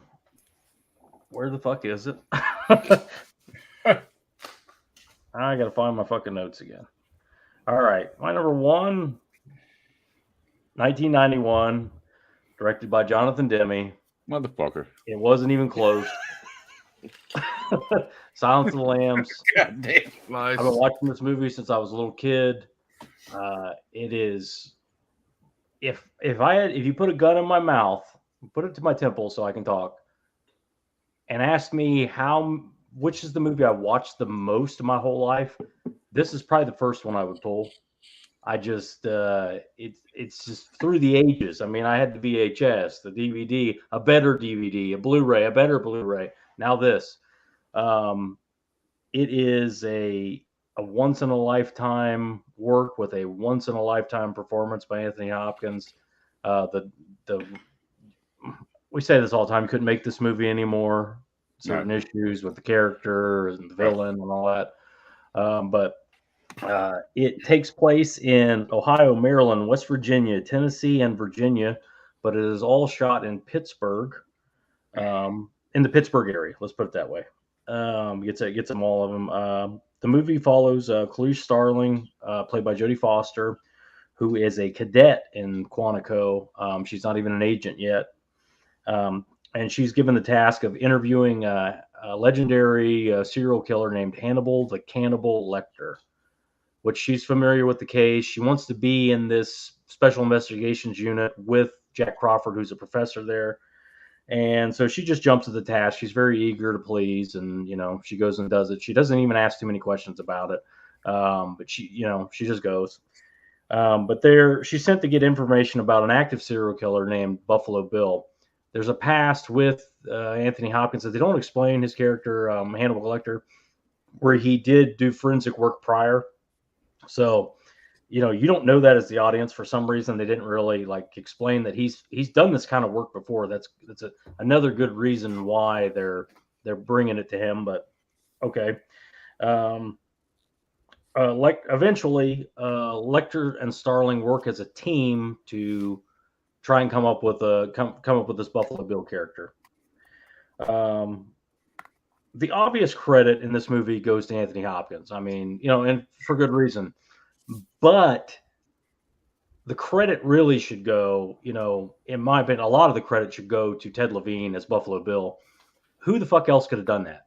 Done the role, lost the weight, and really got into that character. Who wants to play that fucking character? Right.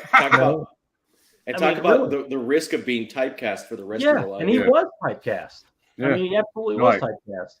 He's a And winner, you're playing this very strange character. There's nothing cool about him. He's disgusting. And for what he does, it's such an icon, this character he plays, and he's barely on screen. He has very little screen time, and what he does so much and it's all a lot of the quotable lines are his lines. Sure, you could use my phone. Just the way he talks, everything about it. I'd And fuck me. Yeah, I got his card here somewhere. Yeah. You should be fat girl. Was she a great big fat person? When she's in his house at the end, and he knows that she knows, and just the way he behaves, and like how like startling it is. He transforms from kind of a weird guy to a fucking creepy guy in seconds. And the way he like worms around that corner, and the gun that you saw earlier is no longer there. But anyway, I could go on and on about him, but the scenes that I like,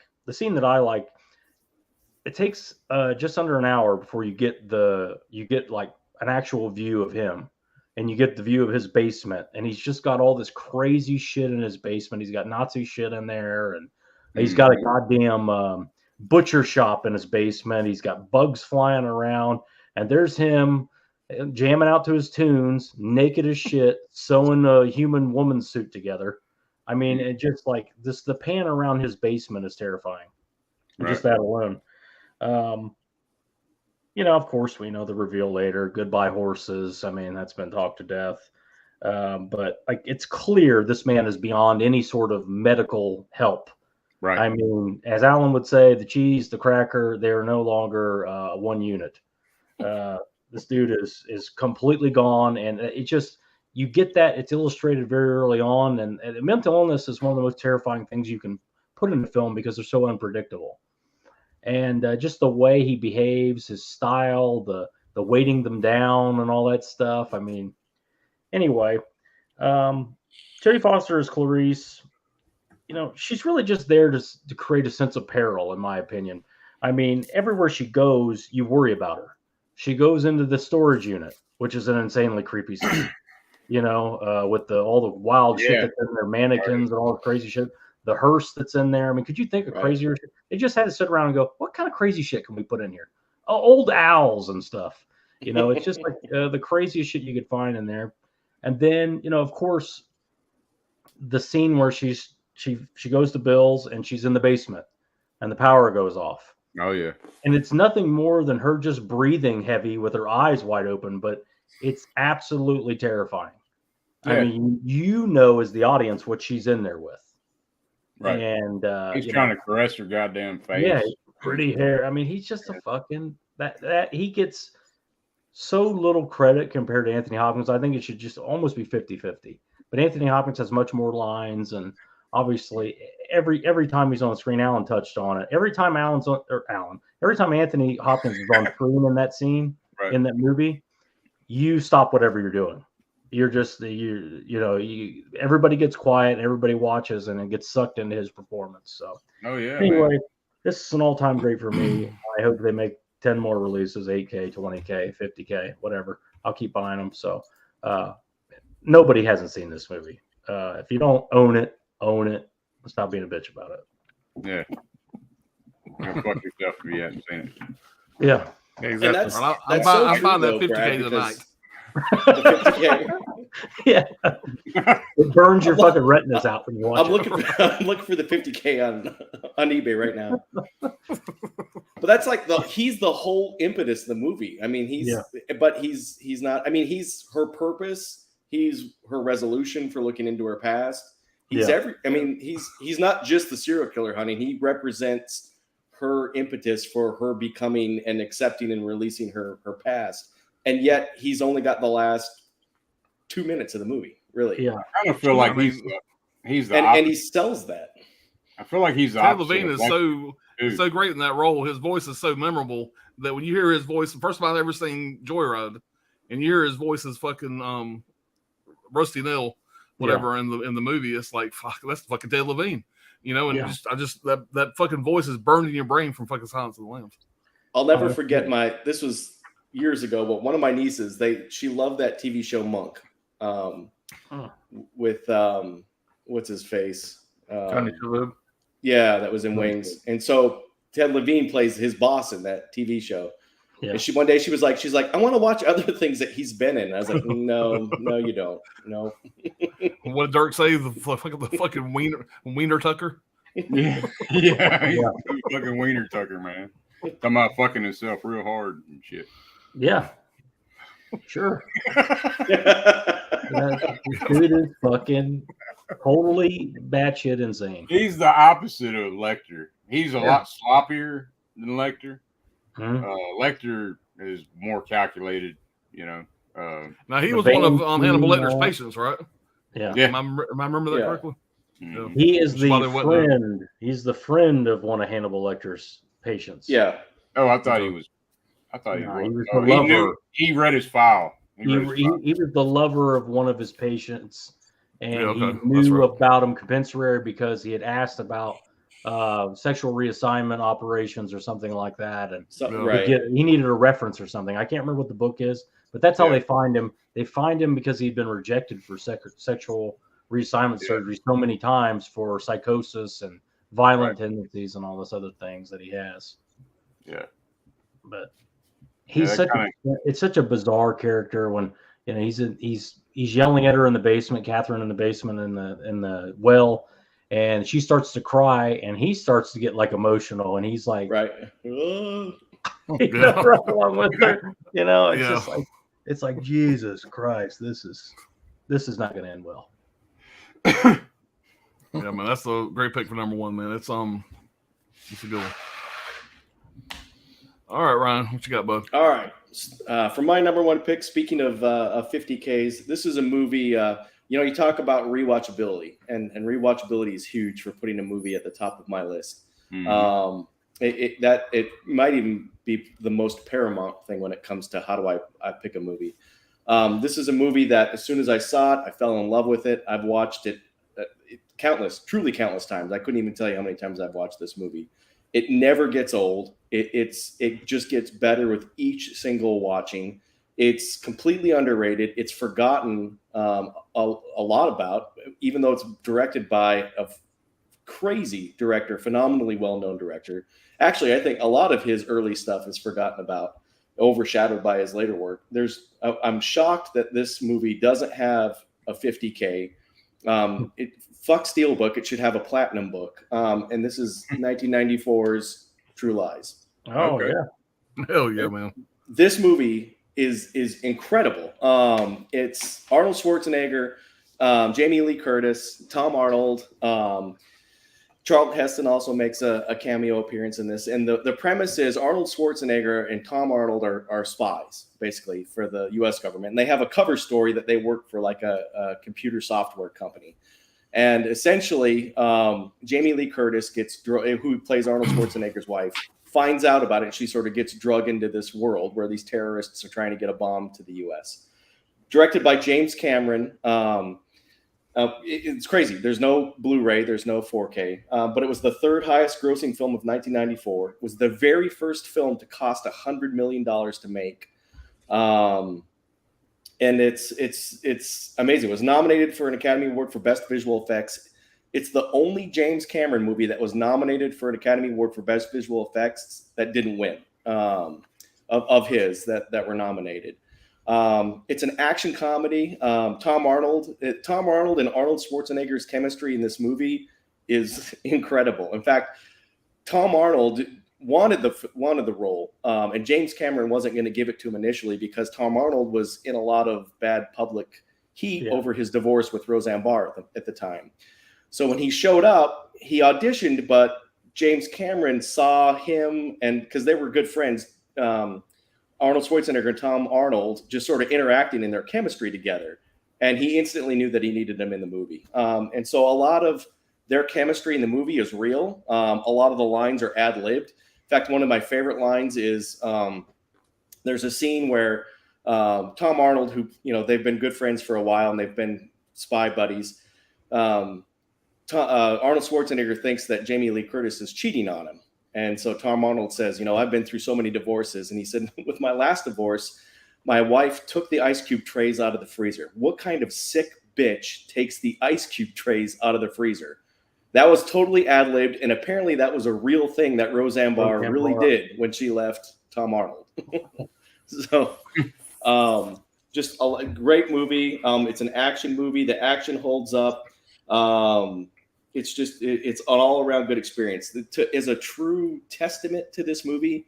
In fact, I'll see if this works.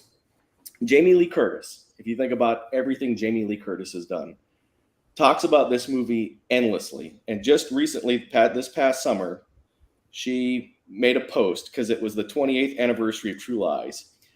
And she went on, you can't really see how much she went on. She went on and on and on about this movie. And this was actually the scene. I don't know if you can see it. So they actually had to film a scene where she was hanging out of a helicopter and they couldn't use her stunt double. So they had Arnold Schwarzenegger's stunt double, and they had her hanging by a wire. And James Cameron actually did the filming himself, leaning out of the helicopter. And she just raved about it. She calls it the greatest experience of her professional life was making this movie back in 1994. So True Lies, if you haven't seen it, it's funny as hell, but it's also a great action. It's a great buddy movie, and it's just an all-around great movie that you could watch and instantly rewatch it again and still enjoy it. Well, yeah. I mean, I haven't seen that movie in a while, but I've seen it many times. It's a great one, man. That's my wife's favorite Arnold Schwarzenegger movie. Yeah, By Bill far, she Paxton's loves that got movie. a tiny dick. It's pathetic.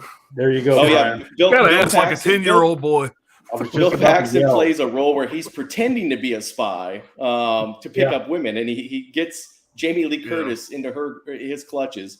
Arnold Schwarzenegger finds out about it, and just the short scenes with Bill Paxton are phenomenal. You were about to go to bed without dessert, Ryan, because you didn't mention Bill Paxton's character. Yeah, Outrageous and awesome.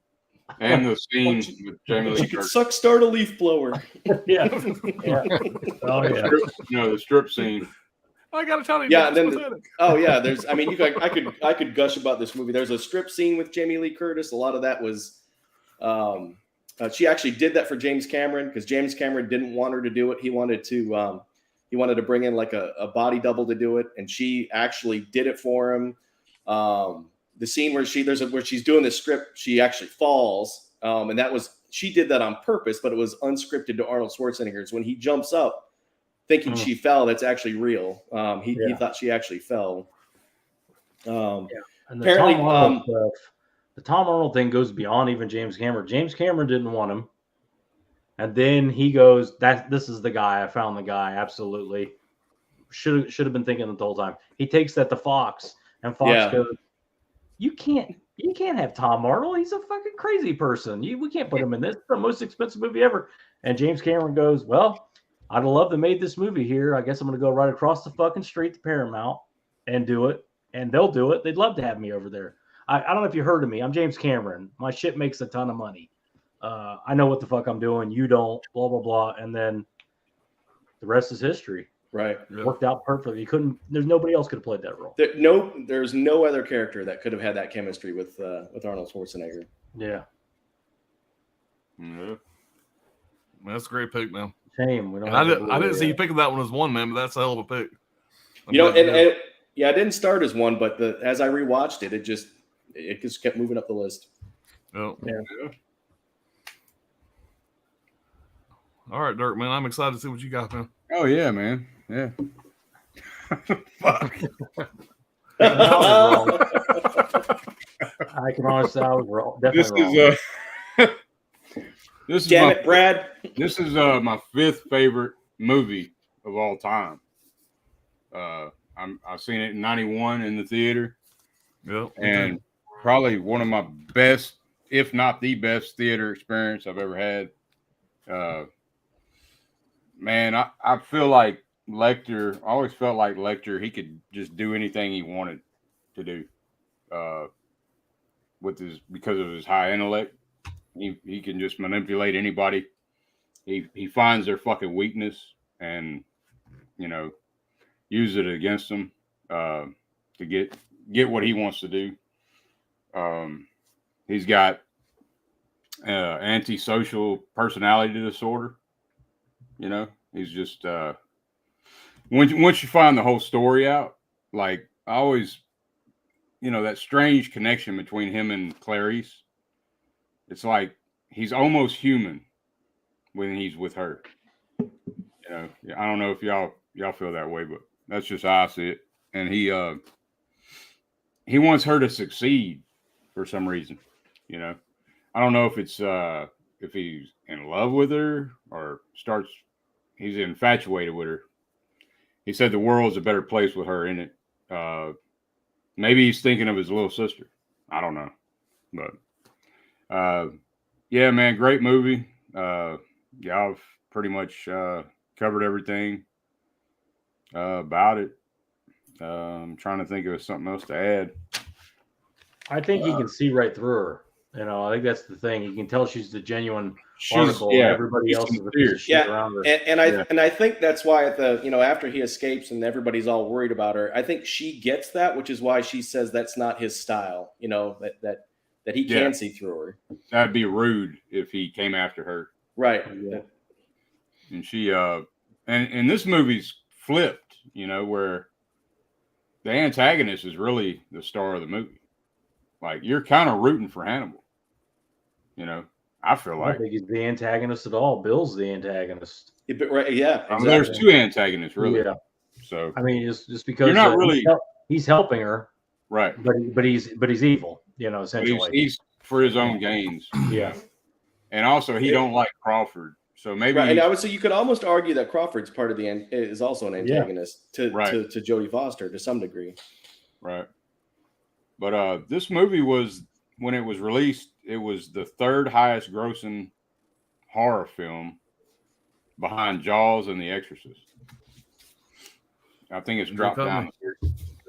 I think it's dropped down to 35 now. But let's see. But adjusted for inflation, I mean, that scale is so skewed, you know, because inflation, I mean, that thing has got to be, if you adjusted for inflation, it's probably still in the top 5. Oh, I'm sure. Yeah. But my favorite line is probably, you know, I'm not going to say the line that everybody always says and shit, is he says, "Well, Clarice, have the lambs stopped screaming?" You know, the whole shit with she's hearing the lambs scream because they're getting slaughtered and shit, and she tried to save it, and she didn't even save that one lamb or whatever. But it's her whole life. It's her whole thing. She's still trying to do it. Right. Still trying to make things right. She had a pretty rough life, so that might be part of it too. I mean, once you find out all his shit, you're like, oh, okay. Well, I think they both come from nothing. They both come from very impoverished backgrounds, and she gets all the way to the FBI at a young age, you know, and she made something of herself. He made something of himself. I think there's just a lot of commonality there. Right. But yeah, that's my number one, man. Silence of the Lambs. That's a good number one. Well, there's a lot of damn repeats in this one, wasn't it? Yeah. I think you're gonna see more and more of that. Yep. All right, Brian, it's your turn, buddy. Number one, gonna go with Dazed and Confused. Oh yeah. Love that fucking release too. All right. All right. Like cool if you did. Yeah. Great pick. It's an endlessly quotable movie. One of Matthew McConaughey's first roles too. I think Ben Affleck is great in here as O'Banion. Whenever he's got the paddles and shit, and his paddle says "fuck you" on it. Yeah. Right. Yeah. I remember that shit. Yeah. Just it's like the last day of school in '76, and then all the junior high kids that are going into high school get shit on by the juniors going into senior. I think that's how it rolls. So they wait outside of the junior high school and then beat the shit out of all of them. And basically, it's just a party movie after that, you know. Just a bunch of fun dialogue in here between all the characters. Everything just works. I read that all the beer in the movie was real, except for the minors drinking the beer that wasn't real. But most of the beer is real, so they're really drinking on set.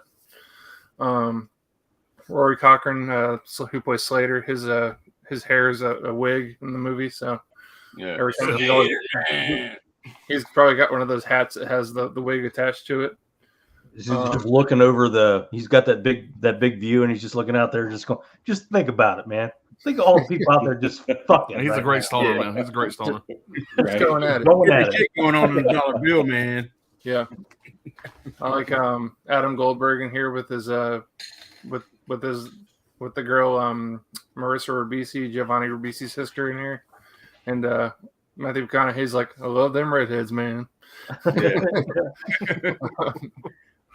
There's a lot of good people in here. Joey Lauren Adams, just tons of. I can't even say all the cast really. It's just a ton of people. One of the red-haired guy that was with Ben Affleck's group was supposed to be played by Vince Vaughn, but then they chose to recast him because they said that he looked he looked too much like Ben Affleck back then, I guess. Cole Hauser or whatever his name is. Yeah, Cole Hauser. Yep. It's funny whenever the kids are about to get their ass beat and the teacher's like laughing about it. That always gets me. Yeah. Or whenever like the guy's pretending to not have a party or whatever, and he's like trying to say that the guy's bringing the kegs to the wrong address. Yeah. Right. He's like, we're not going anywhere. He's like, fuck.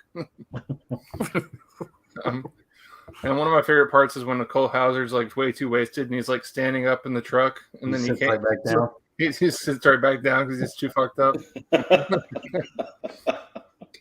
And all the shit that Rory Cochran's talking about, like George Washington and shit.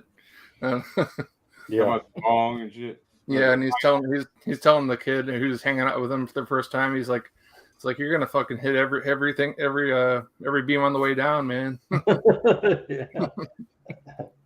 It's just crazy, great movie.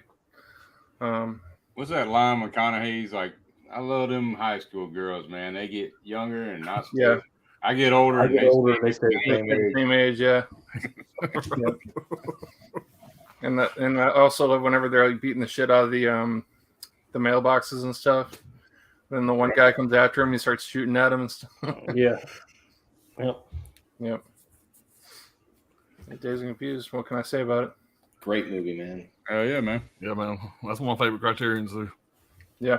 That was a good release. I should have got that. Yeah, that's an awesome release. Yeah. All right. I'm sitting there like a goddamn giddy 12-year-old fucking schoolgirl. I'm so goddamn excited to talk about this next movie. So Good night, everybody. We'll see you. y'all motherfuckers get some popcorn.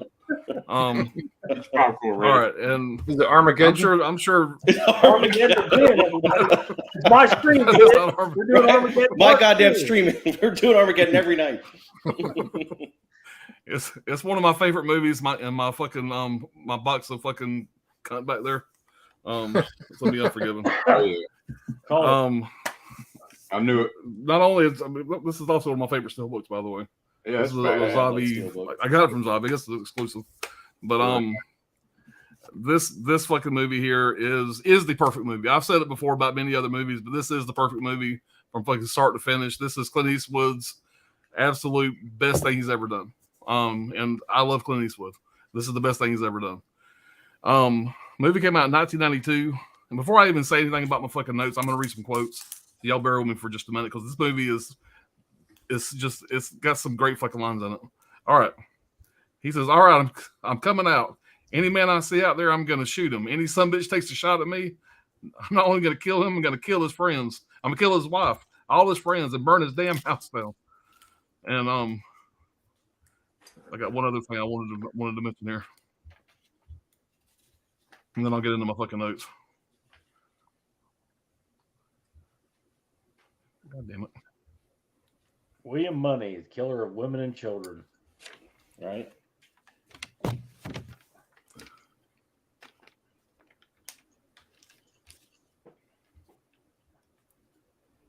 He says, his protagonist in this, whatever, is Gene Hackman. Gene Hackman does a great job of this as well. Yeah, he's And, a son of a bitch in that movie. So Gene He Hackman. says, well, sir, you are a cowardly son of a bitch. You just shot an unarmed man. He said, well, he should have armed himself. He's going to decorate his saloon, my friend. And basically, the premise of the story is Clint Eastwood plays a guy named William Money. William Money was just a mean bad son of a bitch back in the day. Just killed everybody. I mean, he was just rowdy as hell. He got married, had kids, settled down. His wife passed away.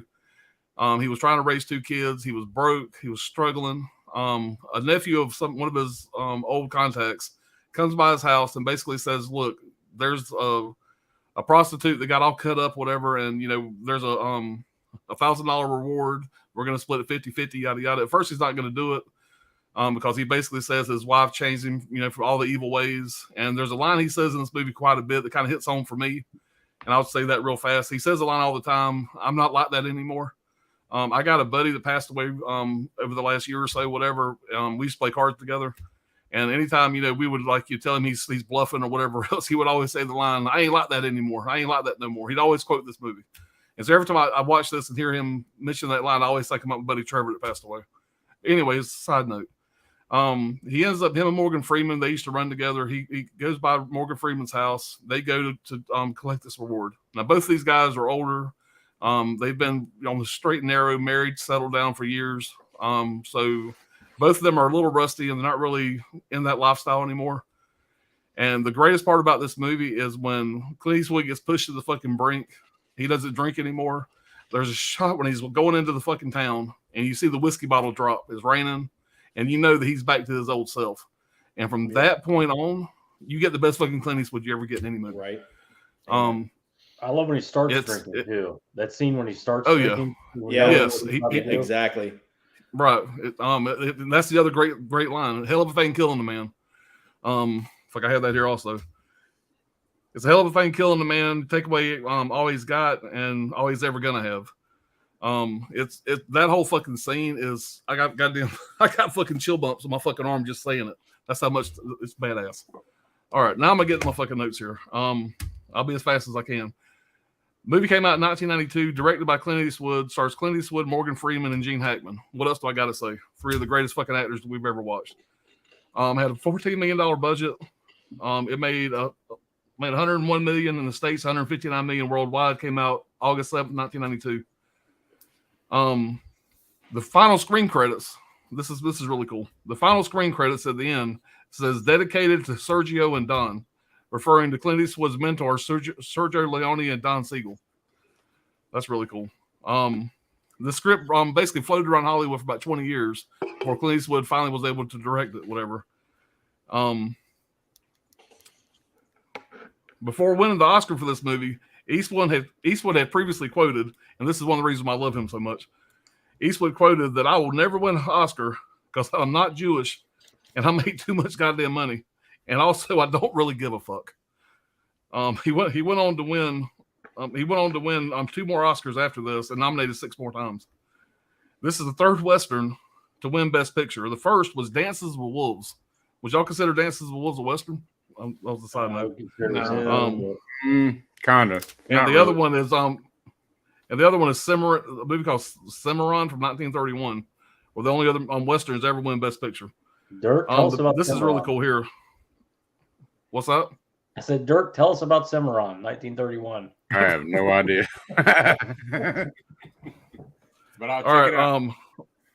The boots that Clint Eastwood wore in this movie. This is the last Western Clint Eastwood ever made.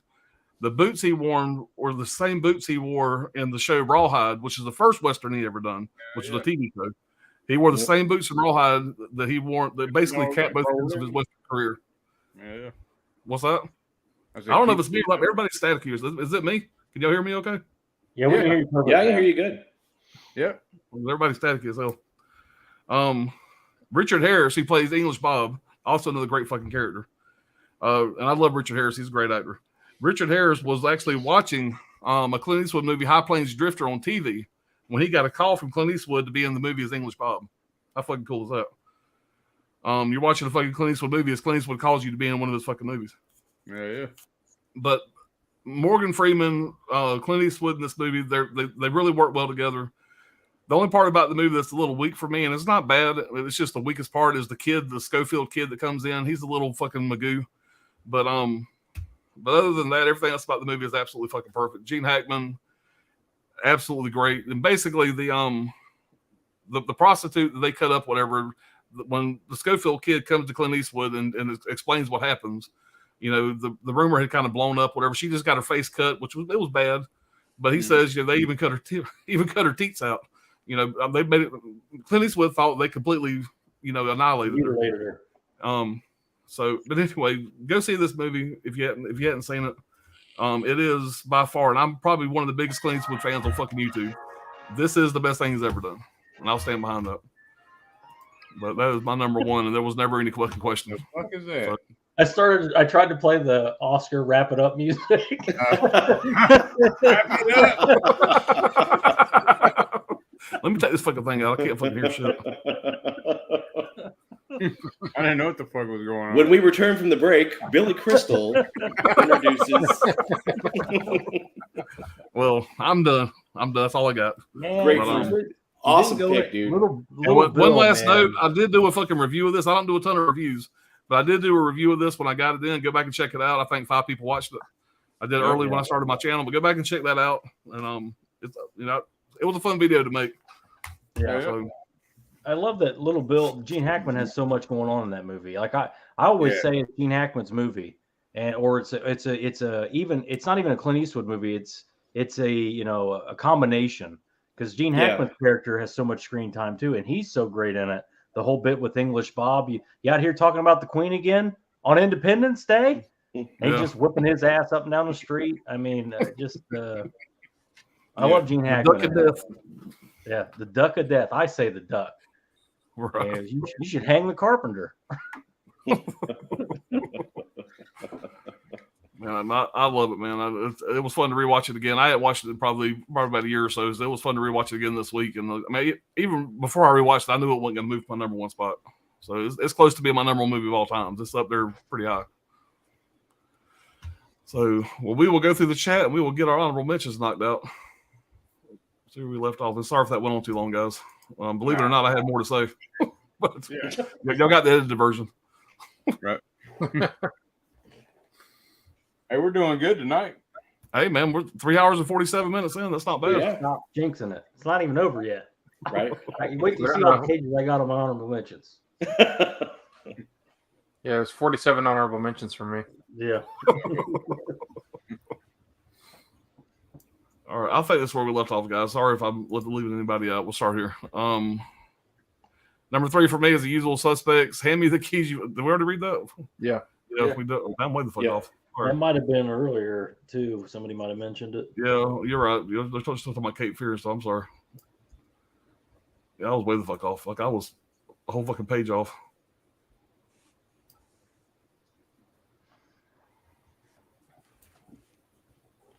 I feel everybody watching me right now. Pressure. Yeah. No. It can't be any more just pressure everyone. when you're trying to find your notes, trying to find your place, talking about Unforgiven for 10 All right, minutes. back. All right, I think this is it right here, guys. Sorry about that. I watched that. I'm going, is Alan buffering or what's going on here? We're to read this one. Great pick, Pops, and yes, that was my. Yep. We already read that. Need to watch Pulp Fiction again. Love it. Can't wait for the 4K. Yep. Yep. Yep. Well, damn. Definitely. Yep. All right, we're getting close here. Powered booth. Looks at the camera. Yep. Yep. Right after that. All right. We'll start right here. Bacon's was the closest to be able We'll to go to do the it. next one. Okay.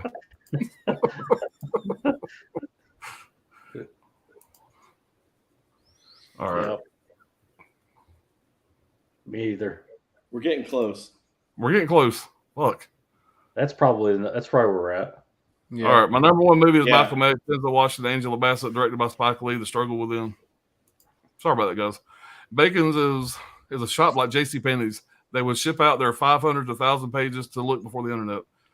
Mm. Oh, so it's catalog. Okay. Told you it all. It always makes sense of them. Favorite AM non-pornographic Cinnamon Game. magazine to masturbate to? Anyone getting the Paranormal Activity Collection box set? I am. I got it pre-ordered. No. Should be coming in hopefully next week. What was it? Good Housekeeping? Good housekeeping. Yeah, that was it. Good Housekeeping. 91 Terminator 2 Judgment Day, watched it a million times. Chrissy, what I mean for the bad is the Silence of the Lambs changed the definition of what horror and thriller are, but love the movie. I got you. It blended it. They would just Yeah. label a horror movie a thriller just Right. so it Yeah. would sound better. Scholar says puts the lotion in the basket or gets the hose again. And I like the way he referred to her as it and not as a person. You know? It puts the lotion on its Right. skin or else it gets the hose again. Yeah. Put the fucking lotion in the basket.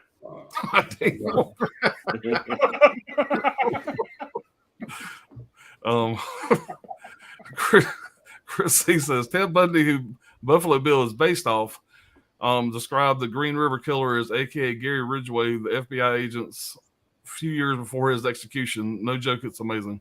Some of the so Buffalo Bill was based off of several different Yeah, characters. he's blended from Yeah. Yeah. Ed We had Gein. a cast on his arm, whatever, like he had a cast. That was Ted Bundy shit. Ted Bundy did the cast Right. thing. There's Yeah. all Ed Gein, Ed put skins Gein, off yeah. people, and Big Right. time. it was a collaboration. They put it together and made one ultra crazy, character. Yep. All right. You know what pain is? Yeah. All right. This says, when I was a kid and I seen Silence of the Lambs, the part that got me is when he asked the girl, "Can you help me move my couch?" That part Yeah. tripped me out. Yep. Yeah. My honorable mentions are Terminator How they 2. do it. Most of them- Oh, my bad. No, you're good. Most of them serial killers do that shit. They come Yeah. like they're vulnerable. Play on Yeah. that. Yeah. All right, my honorable mentions are Terminator 2, Judgment Day, Cape Fear, Speed, Boys in the Hood, New Jack City, Poetic Justice, and Carlito's Way. Good night, everyone. Peace. This said, how can I forget about me? Look at the blood. Seeing that shit was wild. Yeah. Brad's gonna go to Best Buy after church and get a 50K. I was so disappointed that they only used Ted Levine's voice in Joyride. Yeah. They probably cheaped out and just got the voice work instead of getting the whole pig. He likes playing some crazy ass roles though. You ever seen Bullet? Bullet. No. No, Steve He's McQueen like- movie? Bullet. He's like Is a that a- veteran. He's like a Vietnam vet in that one. And he's dirty and shit, and he's in his underwear all fucking day. It's fucking crazy, man. It's Yeah, everything. It's got Mickey Rourke in it. Anyone get the Paranormal Activity Collection box set or the Godfather Steelbooks this Tuesday? I actually pre-ordered the Godfather Steelbooks. I bought that big Godfather set, whatever, and I just sold it for like $105. I used that money to buy the Steelbooks. So I got those Steelbooks coming, man. What's funny is the artwork on those Steelbooks are basically the prints you got inside that deluxe set. Yeah. That deluxe set's so fucking big, hard to really display it. I'd rather have the Steelbooks. So Yeah, I'm not happy getting with that. either. I'm not getting either one of those. Yeah, Yeah. Indian Phantom says, my number one is the greatest history lesson ever put to film, Oliver Stone's JFK. Watched it so many times. He had my second favorite movie of 91 too, which was The Doors. The Doors is the shit too, man. Yeah, it is. I was a huge Oliver Stone fan back in Yeah, the day.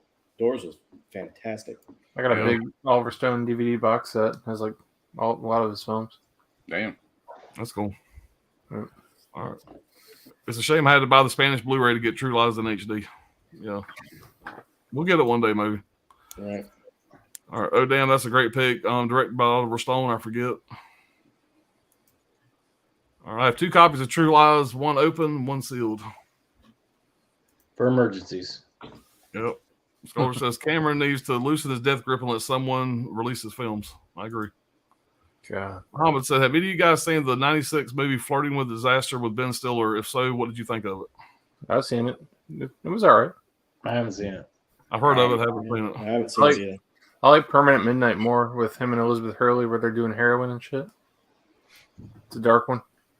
That's a song though by Molly Hatchet, by the way. What? Flirting with Disaster. Yeah. Eraser is a great Arnold movie as well with the late James Caan. Probably pronounced his last name wrong. Sorry, great action film. Yeah. James Caan. That's All right, Oliver Stone had an amazing run. The 1990s had so many great thrillers. Arlington Road, I love Arlington Road. That's The a great Fan, movie, too. Crushed, Seven, Primal Fear, another great one. And Silence of the Fear Lambs. is a banger. Then you Yeah. have the sex thrillers. That's Yeah. what introduced me to Ed Right. Norton. Edward Norton, right? Yep. Yeah. Yep. Primal Fear, yeah. Kane in that movie. I got man. that shit at Big Lots for $3. Yep. Days of Confusion is one of the best Criterion DVDs I own. Unforgiven, great. And there it is, Unforgiven. Great pick, Pops. Appreciate it, man. And I looked at my phone, by the way, and Brad was correct. Okay. Brad did pick my number one. He was wrong about yours, Dirt. This thing, he probably knew. I don't know. Did you text me? No, I wanted to put, I wanted to be a pussy and put 7 / Silence of the Lambs. Right. But I put 7. I figured 7 was your number one. Okay. Leon? Yeah, Leon the Professional.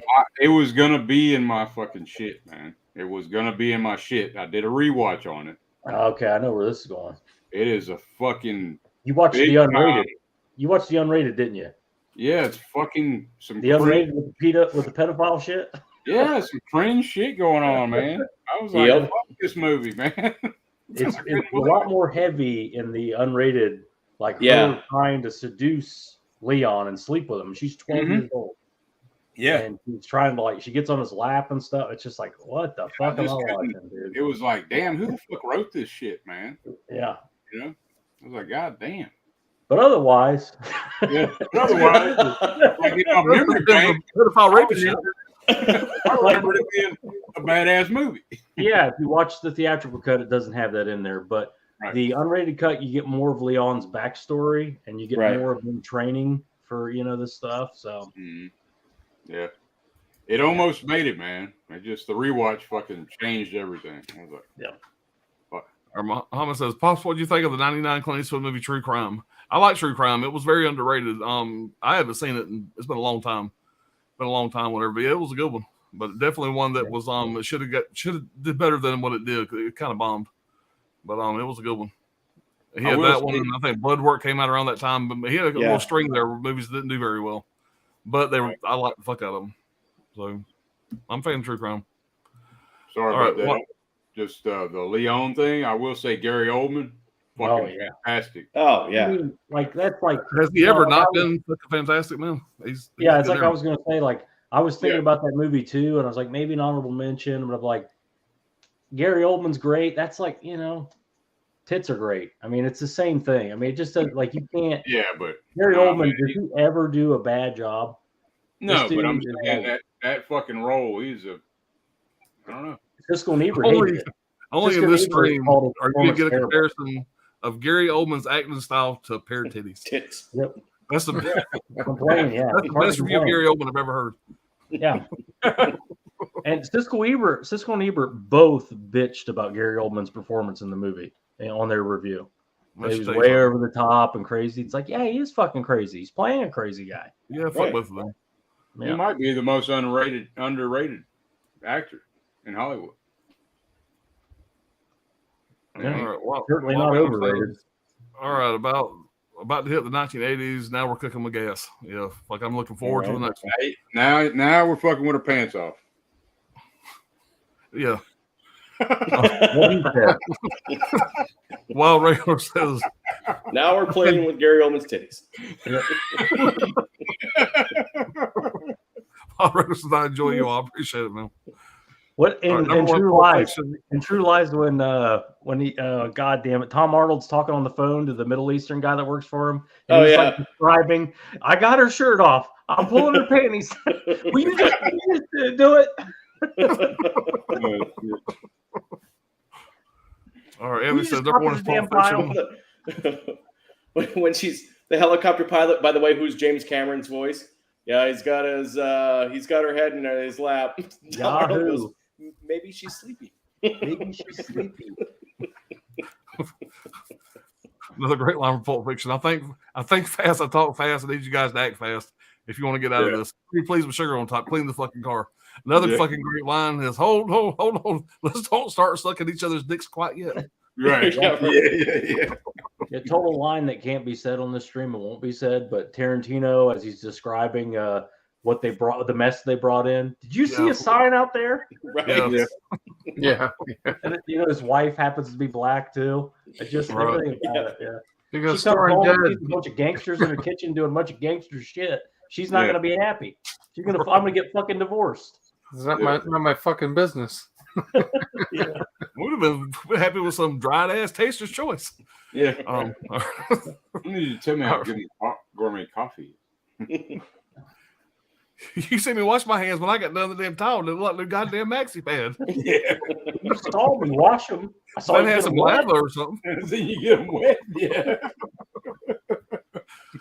Oh, that's a great fucking movie. Pop Culture 33 says my Like, number this one. is gonna be bring the situation to a head, man. All the President's Men. That is a near perfect film. I didn't go into This it. here reminds me of Pop's Cheeto story. Oh shit! Damn. Wild Wranglers, laugh out loud. Muhammad said, to me, the 90s was my favorite decade for movies. The 80s only had better horror and war movies. Exactly. That's a good point. Up for debate.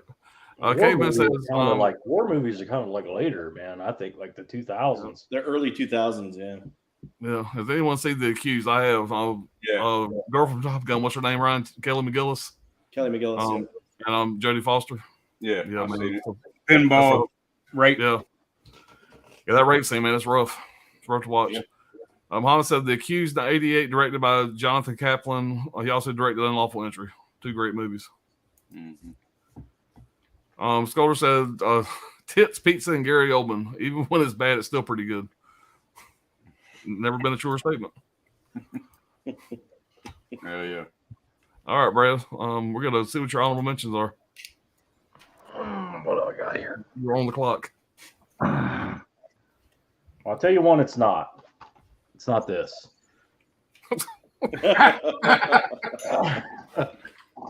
And my other movies are not any better. Heat. I do not hate Heat, but like I said, it's like I'm a battered wife when it comes to that movie. I keep coming back, but we got a lot of problems. Me and that movie. This is a movie I didn't. I rewatched it. Had a blast rewatching it. Well, I guess that's probably not the right word, but The Untold Story. Yeah. This movie it's a category 3 movie. It's heinous. It's disgusting. It's all the wonderful things that you get in a category 3 movie.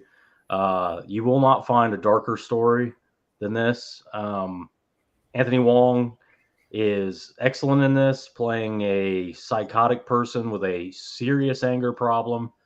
I love it from start to finish. I love that the second he's indicted, well, not even indicted, charged, whatever, picked up, the cops start beating his ass and they do not stop until the credits roll. This is a great movie. It's easy to pick up. Unearthed Films is doing these Cat 3 titles. It's a great release. It also has a 90-minute Cat 3 documentary on it. So if you're interested in these kind of disgusting, depraved films, check that one out. And, as Turk would say, nostalgia is a hell of a drug. I popped this in the other day. I knew it was in the, in this group. I didn't expect to even include it because it is not a very good movie, but it is insanely entertaining to me. I've been watching this movie since I was a little kid. It's still one of my all-time favorite Friday the 13th movies. Jason Goes to Hell. Yeah. People will say it's a shit movie. I get it. If you go into this like I did when I saw it the first time, I had no idea this was a part of a series. I didn't know who Jason was, anything like this. This is the first Friday the 13th I ever saw. It is a fucking riot.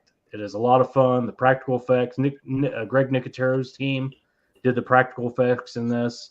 It's underrated, but just because it's such a fucking blast, you got, Yeah, in my personal opinion, it's got the best kill of the whole franchise. It's got the best kill in the whole franchise, and the other kills in it are great too. I mean, it's got a lot going for it, but it's Jason without Jason. I get everybody's criticism with it. I look at it as a standalone piece, as a standalone movie. If you didn't know who Jason was, it's just like this serial killer that they finally catch up with at the beginning, and they find out there's more to the story. Yeah, it's kind of mixed with fucking Evil Dead too, though. Like with the it has all sorts of like the ideas that they I'm sure at this point when they did this movie, they were like out of ideas with Jason. They were just like, well, what do we do with him? Even kill more teenagers in the, what do we do? Like kind of thing. But anyway, I like this movie. I've always liked it. It's it's one of the most rewatchable Jasons as far as I'm concerned. But again, I may be alone in that. That's fine. Oh, Have you seen The Hidden? No. The Hidden's great. Yeah, it's a lot like The Hidden though, as far as the body jumping and There's shit. numerous movies like it. Yeah. What's the Denzel Washington movie with Fallen. Oh my God, The Fallen. There's several movies. Shocker. Right. Hidden Yeah. come out. It come out before them though. Those. Yeah. But it's just Yeah, I think that I was a agree big with you, part Brad. of So, like, having loved that franchise, what's really funny about it is I kind of hated on it the first time I watched it, and then I actually went back and watched it several other times, and it might be the most rewatchable non-Jason movie. It's ridiculous. I mean, it really is. That's there's a They Live had to level eat fight. my own words. I mean, I could watch it. It's not unwatchable. No, there's a They Live level fight at the end. Jason's in a really competitive bout with this fucking guy in a Letterman jacket. You know, he's getting tossed around everywhere. I mean, I can definitely see you not knowing that it was part of a franchise and not knowing it was, what it was. I could definitely see you liking it more. I think I would have too. If you pull it out of the franchise, make it its own thing, I could definitely see that. Yeah, it probably shouldn't have been connected to Friday the 13th. It should have been just some other, like a serial killer that's into voodoo or whatever the fuck. If they had renamed it and then just let it hint that it was, might have been a completely. It might have been a thing where they marketed exactly, it just way. like Season of the Witch. Yep. It might have been a thing where they're like, well, let's attach Friday the 13th. We have a story. We don't know what to call it. Let's put Jason as the killer, kind of thing. I know. I went and seen that shit in the theater, and remember, like when they fucking blew his ass up at the beginning. Yeah, I'm like, what the fuck? It starts off, it kicks ass, it rips, it's right from the beginning. What the fuck just happened? Yeah, you get the big titty broad, and she's getting ready to get slaughtered, and the heart scene with the coroner. Eating the heart. It's just like it's like a Phantasm 2 for me. Like it's just it's so fucking wild, and I've always had I've always just liked it a lot. And the part of the end with the Freddy glove grabbing the mask. Glove, it's a thing. Yeah, right. Yeah. But I know it's one of the most hated, if not the most hated, Friday the 13th, and I can understand that. Manhattan gets a lot of hate. Manhattan or X will probably be right in that category too, bro. So I was just gonna say, Manhattan probably is really near the top of that list of most hated. Yeah, but I like Manhattan quite a bit. I do. It used to be. Oh yeah, I've watched it a dozen times. I like it too. Watch all of them. Yeah. A lot of people list that as one of their least favorites. Pound for pound of the big three, I think it's the strongest franchise because the sequels are stronger than the other two. Yeah, exactly. Right. So yeah, I don't know. It's X to me is probably the worst of the franchise. I like X as well. I still enjoy X. I do too. Yeah, it's one of my favorites. I always like the franchise. Even the worst ones are enjoyable. Yeah, I can still watch it though. But, yeah. I want the fucking remake too. Right. All right, not the ordinary. What you got for your honorables, buddy? All right, first one up. Great 1993 direct-to-video horror movie, true campiness, my kind of movie. Ticks. Nice. Love this movie. It's good. Seth Green. I mean, it's just a campy, horrible. Should be a horrible horror movie. But you got both Rance Howard, Clint Howard's in this movie. Seth Green. Produced by Brian Usna. This is the guy that produced Reanimator, From Beyond. A lot of people had their hands in this movie for a campy direct-to-video horror movie. Directed by Tony Randall. The original screenplay was by a guy named Doug Beswick, who is a special effects artist, like the special effects artist of Star Wars, of like Episode 4. Did Evil Dead. He did everything. He had his hands in Aliens. Blade, just a great fun movie. It pokes at horror movies. It's about a bunch of kids that end up in the woods and there's a cabin and there's these killer ticks. There's this guy that's growing marijuana and he's using a special chemical that gets on these ticks and they turn into these giant killer ticks. This movie's got a special meaning for me because one of the past many jobs I had for a while, I did archaeology. And anytime you get ready to go out in the field, ticks are just a part of our life. So it was always kind of a fun thing. We all get together and watch movies at the start of a field season. Ticks was number one. In addition to that, at my alma mater where I did my undergraduate work, we actually have the Smithsonian's U.S. National Tick Museum, the largest collection and the official collection of ticks in the United States Natural History Museum. I walked past it every single day going to my office. There's over 1 million ticks in this collection. When I worked for the museum, we used to actually we had an exhibit we did every couple of years from the tick collection. So I was sort of intimately involved in all these ticks. Ticks are fascinating to me from a medical perspective and just from my own nerdiness. So I love this movie. Number 2 is another great movie, Innocent Blood. I don't know if anybody's ever actually seen this movie. 1992 black horror comedy movie directed by John Landis. It's a great a horror movie. It's basically a vampire movie meets a gangster movie meets a cop movie. I guess you could think of it. Anthony LaPaglia. It's got Robert Loggia in it, who plays a gangster. Anne Perrault, she's a French actress. She did La Femme Nikita, and then she did this movie, and she's nude in this movie a lot. Don Rickles is in this movie. Kim Coates. But there's also a ton of this movie tells you what people wanted to jump on board. This movie. It's got cameos by Dario Argento, Frank Oz, Tom Savini, Sam Raimi has a cameo in this movie. It's just a really fun vampire movie where basically, and it's gangsters. And this is for pops. I'm going to get off real quick. I'm not going to use the actors' names. I'm just going to use the characters' names from their down the road characters' names. There's 3 characters in this movie that are going to show up later in pops. One is Richie Aprile. The other one is Carmine Lupertazzi, and the third guy in this is Paulie Walnuts. Oh shit! And all 3 play gangsters that will go on to play in The Sopranos. Wow, I've never seen that. So when he put it on the it was list. a box office bomb, but became an instant cult hit, and it's just a great movie. If you've never seen it, you won't be disappointed. Oh yeah, never seen it, man. I'm very interested. Why don't you just lead with the Sam Raimi stuff? Yeah, well, I'm trying not to be a Sam Raimi bitch. By the way, Sam Raimi's involved. So yeah, well, I texted him, asked him if it was okay if I mentioned him last. He said, "Oh, I'll just slide on this one." You forgot to mention Carlton and Ticks too. That's Carl right. played Yeah. Badass, and that's which is totally different than the. They call me Panic because I don't. that's kind of a lame release for Ticks, though. I mean, unfortunately. Yeah. You know, when are we going to get the right treatment for The that? box could have been bigger. Right. We ain't got a goddamn 4K of True Romance. We got a fucking 4K of fucking Ticks. Fucking Mac Daddy 4K Or Ticks. True Lives. Yeah. No 4K of True Lives. That's what I meant to say. What did I say? True Romance. I meant fucking There's True the Love. 4K for True Romance. Y'all know I get fucking 2 o'clock in the morning. I start saying stupid shit. He's still thinking about Unforgiven. Mark Clint. Fuck, last And night I thought goddamn Clint Eastwood was in fucking Escape from New York. Or fucking, Escape from Alcatraz.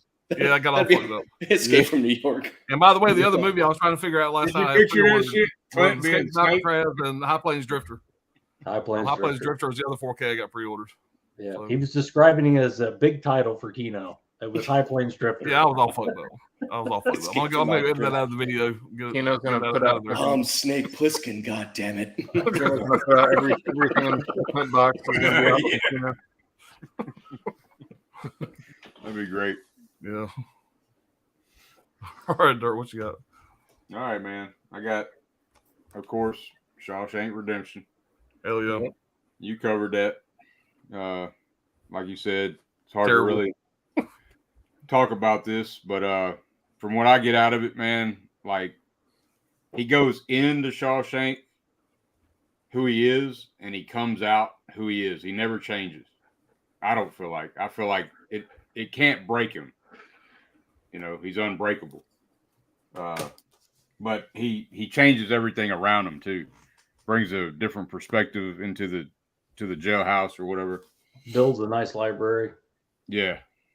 But he changes, and it's going against the corrupt system, you know.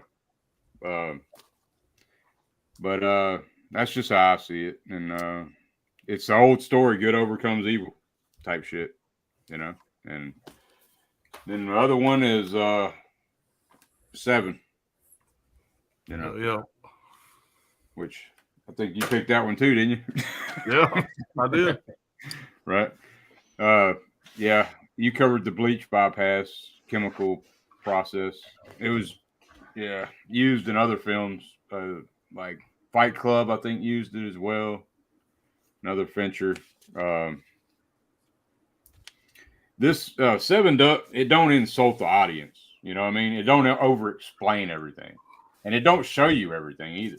So it's kind of like leaves shit to your imagination, like the scene with the the man with the knife dildo. You know, Yeah. that's pretty Right. fucking. You see the aftermath, but not. Yeah, Right. lust. That lust scene that was pretty rough, and but you never see shit really. You know, You never find out anything about John Doe ever. right. Right. And also sloth, man. That shit. That sin was Yeah. like, fuck me, man. He kept him alive for a year on what fucking morphine or whatever. Yeah, that actor weighed 90 pounds, and the actor has to lose weight for the role, so he ends up losing another 7 pounds to play that role. Right. Yeah. You're never told like where they are. I mean, we talked about that though. Okay. Let's see. And he destroys everybody's life, man. John Doe, and he accomplishes what he set out to accomplish. You know, Yeah. his sin was envy of Brad Pitt's character and wrath. All those murders weren't sins though. It's No. the envy of the normal life of Brad Pitt. Right. Right. But everybody that he did that to, like that was their sins or whatever. Like the one woman for Pride, he fucking gave her a choice. He put a phone in her hand and a goddamn bottle of pills because he fucking removed her nose. Is that right? Those He gave her a choice, and she fucking killed herself. It's like, damn, you know. Like Saul before Saul. Right. Right. But like Fincher don't show like none of the murders except the last one, really. And that's from what's his name, Mills. Yeah. But yep. So yeah, and the rest got covered pretty good, man. That's them. 7 in Shawshank. My Both honorable. good picks. Those are I have to stand by them. both fantastic honorable mentions. Yeah, this was like a heavy hitter stream, man. Mhm. Like Yeah, the bangers come out to play, you know. All right, Brian, what you got, bud? I'm going with I think 93 or 94. This one came out. It's kind of like a coming of age drama comedy. I don't know, Angus. I don't know if you guys seen this back in the day, but it was about this fat kid in school, whatever, got teased and everything, kind of like an underdog story. His buddy is the Shermanator from American Pie. The Sherman. The bully in here is James Vanderbeek, and then the girl that's in here is the girl from Jurassic Park. It's also got George C. Scott playing his grandfather, the fat kid's grandfather, and Kathy Bates is his mother in the movie. So it's pretty good underdog. Just fat kid gets a chick kind of movie, and I don't know. Yeah. We prefer to be called the horizontally challenged. Horizontally challenged. Festively plump. Right. But it's got a great soundtrack. It's got Green Day and Weezer and stuff like that in there. So the early '90s, and then of course I had to pick Dead Alive. Oh, yeah. Oh yeah. Favorite horror movie of all Yeah, time that was for me. that almost made my top. Yeah, so definitely needs that 4K. It's been rumored for years and years now. Yes, sir. The rat monkey and I don't know, just the lawnmower kill. And The blender scene. there's so much crazy shit goes on in this movie. Like Karate. Peter Movie. Jackson. the girl Paquita's nuts in here. She's like fucking crazy for the guy. I don't understand. Like, and then the guy's mom is just insane too. How she changes into a zombie and she's just so crazy about her son. Like, I don't know, one of those weird mother-son relationships. I kick ass for the Lord. Yeah, I kick ass for the Lord. That whole scene whenever all the zombies are sitting at the dinner table eating and stuff, and the one's like pumping the other one. The zombie baby is great. Whenever he like hits the zombie baby with the swing, and the bum's like, yeah, like cheering it on and shit. The uncle's crazy. The uncle is trying to take all Lionel's money. That whole scene from whenever they have the party at the house and this goes into crazy zombie anarchy from then on. But classic movie. Definitely. Those are my honorable mentions. Good mentions. Good one, man. All right, we'll get my 2 honorable mentions knocked out here. First one's going to be, and I'm kind of surprised that nobody else pulled this one here. And I almost didn't because I've seen this movie so many fucking times.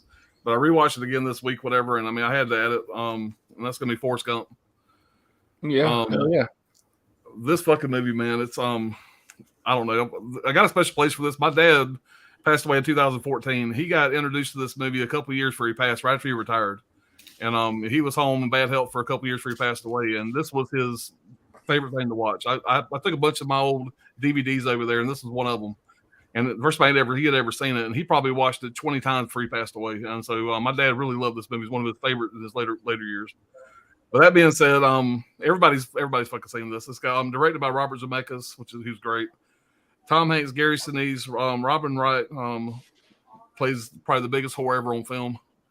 Plays Jenny. Just an evil cunt. Yeah, Right. she really. And Sally Fields. Sally Fields is only 10 years older than Tom Hanks, but plays the mom. They make her look older. Who? Sally. Oh, Field. here we go. I wrote down Sally Sally Field. The Sally Field. Had a $55 million budget. Made $330 million in the States. $678 million worldwide. Is that all? Everybody, it was fucking huge fucking hit. It's a $1 billion title. And I made some notes. So I'll be fast. This is just an honorable mention. But my name is Forrest. People call me Forrest Gump. Yeah, that was ad-libbed by Tom Hanks. Zemeckis loved it and kept it in the film. Something else I never really noticed, but with every transition of Forrest, every age transition, the first shirt he's wearing is a blue plaid shirt. I don't know the meaning behind that, but for what it's worth. Kurt Russell does the voice of Elvis Presley, but Kurt Russell played Elvis, and one of those shots of lace I got back there. 3,000 Miles to Graceland. Yeah. Elvis. He played it. He also there's a movie called Elvis that he's in it. Yeah. John Carpenter Yeah. movie called Elvis, where he played Kurt Russell played Elvis. Bill Murray, Chevy Chase, and John Travolta turned down the role. Bill Paxton was Zemeckis' first choice, but the studio wanted somebody with more star power, and Bill Paxton didn't really have it then. Greenbow, Alabama, where he's supposed to be from, is a fictional town, but Bayou Battery, Alabama, is a real town.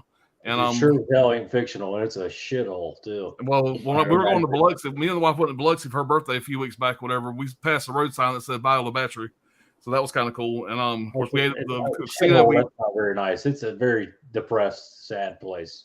Yeah, we just passed by it on I-10, but and the casino we stayed at had a Bubba Gump's, which I've ate at before. But Bubba Gump's is cool. So that was, if you guys have never ate there before, it's pretty cool. The waitresses go around and they basically do Forrest Gump trivia while you're eating, which is a lot of fun.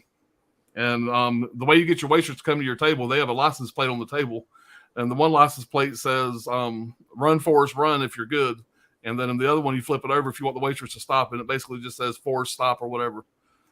So it's kind of cool. Shit happens. The Life is Like a Box of Chocolates line was voted number 40 a movie quote by the American Film Institute, AFI, out of 100. Tom Hanks and Gary Sinise starred in 3 films together: Forrest Gump, Apollo 13, and Green Mile. All 3 were nominated for Best Pictures. Forrest Gump was the only one that won that award. Only took 66 days for this movie to reach $250 million, which is ridiculous. Tupac Shakur auditioned for the role of Bubba Gump. And the reason why I mentioned that is everybody kind of wondered, well, what I was reading anyway, people wondered that if Tupac would have got that role in a movie like this, maybe we wouldn't have lost him. Maybe his life would have been a little different. Maybe. I don't know. I don't know much about him, but I did read about that. It's interesting to think about. In 2007, AFI listed this as the number 76 movie of all times. I kind of figured it'd be a little higher than that, but that's all I got about Forrest Gump. This movie here, my son told me one time that when he was home sick, this was his staying home sick movie. Every time he was sick, he would throw this in and watch it. And I would have to say the last couple of times I've been homesick, I've done the same thing. If you're ever homesick, you fucking got 103 fever, you feel like shit, throw this movie in, it helps. Just a little side note. So One of my favorite lines from Forrest Gump is "Seats taken." Right. And also the kid's name, what's his name who plays the kid? I See Dead People. What's his name? Oh, Haley Joel Osment. Yeah, they put him in this movie. This is like the first movie he ever did. The director has seen him in some kind of commercial that he was doing and put him in this movie, which kind of started his career. All right, my other honorable mention is going to be one we've already showed, and that was Tombstone. There ain't really much more to say about this. It's already been said. I'll keep it short. But absolutely love this movie. Behind Unforgiven, this is probably my favorite Western, give or take. It's definitely up there. Val Kilmer, favorite role. Every line that he says is just so fucking quotable. I love Billy Bob Thornton in this as the asshole at the poker table. I requote his lines a lot. I mean, Kurt Russell just fucking kills this fucking role, eats it up. I just love the whole fucking movie. What else can I say about it? It's already been fucking said. It's fucking fantastic. See it, own it. Need a 4K. What's that line? Yeah, skin that damn. What did he say? Slap it. Skin that smoke wagon and see what happens. Yeah, I love it. The better part of that is when they all start talking, and then Bill Kilmer says, "I forgot you were still there. You may go now. You were there. You may go now." I'll blow you right up that Wildcat's ass. Right up that Wildcat's ass. Yep. It's a movie about friendship. Yeah. But man, so many of y'all's movies that y'all showed, man, were right there on the cusp of being in my list. So this really came real close to being a, mine too. My honorable mention. Not all yours, but there were a lot of movies in this that I feel bad for not mentioning because it should have been like Jurassic Park, Crow, Terminator 2. Yeah, how can these not be on my list? Nobody pulled, man. I thought for sure Alan was going to pull J-Part somewhere, Terminator 2 somewhere. Yeah, and I can show you my fucking list that I made. They're right there. And the one that I regret the most is Reservoir Dogs. I mean, Reservoir Dogs needed to be in this list, but I don't know. I couldn't put ahead some of these other ones. Nobody picked this. Nobody brought this up at all. Yeah, I love that movie, but it's not that one didn't make great. It's the best movie ever. It's the best crime movie ever. You ask anybody, they'll tell you. All the hype and all that shit. Go watch Steve. Grow the fuck up. Didn't make my top 20, to be honest with you. I always kind of thought they got the name just a little wrong. Like Lukewarm would have been a little better. Yeah. There's a lot of great with it, but man, like they're opening, they're doing a big prep scene for the job. Cut to fucking Al Pacino fucking his wife. Yeah. Then back to the prep scene. It's like, what are we doing here? It's a crime movie. Al Pacino looks like an old and actually Al Pacino I just found just wholly unengaging in that movie. She got a big ass. Fucking just going straight over. What are you doing, dude? It's just a mess. But there's a lot of great stuff too in it. I will say that. If you guys go back and watch the introduction of this video, the introduction that I made, every single clip that's in there was movies from like my top 20, 25. Because what I did when I got ready to do that, because I made my list on Vudu, I just kind of made a master list on that. I went through that because I wanted all those clips were from this time span, 91 to 95, every single one of them. And so every single one of those clips came from movies that were considered for this stream. So you get bored, go back and watch that. I'll tell you my list. Dumb and Dumber. I watched a bunch of Cat 3s. There's a lot of Cat 3s that came out in this time span. Yeah. I mean, I like that you pulled those comedy. That's the wild one. This is the only comedy that I've picked the whole time we've been doing this shit. Tommy Boy was one I considered for sure. Yeah. Had the fat guy in a little coat in the intro. Talk about a quotable movie. Oh, yeah. And leave it to me. I pull a scene from Jurassic Park. I had to pull the Jeff Goldblum scene. Now, that's one big pile of shit. It's my favorite line from the whole movie. That's the name of this stream. That's the name of my picks. That was actually going to be the very last one that I played the sound from, but I went with hoo-ah, tits, hoo-ah, whatever. But that's one big pile of shit was going to be the last. Anyway, I got changed at the last minute. All right, we'll finish up the chat here and we'll be out of here, guys. The cues. We read that. We're right here. I liked all the shit talking that went on earlier. Like, oh man, time's running by. We're doing good. Almost to 5 hours. Right. Yeah, we're still We're going to still, be we're under still ahead of the 5. game. Yeah, we're 30 minutes. We shaved 30 minutes. Yeah. All right. Robert De Niro is married to a black woman. They are never photographed together. Yep. He's married. He's been married to like 3 black women. Mm-hmm.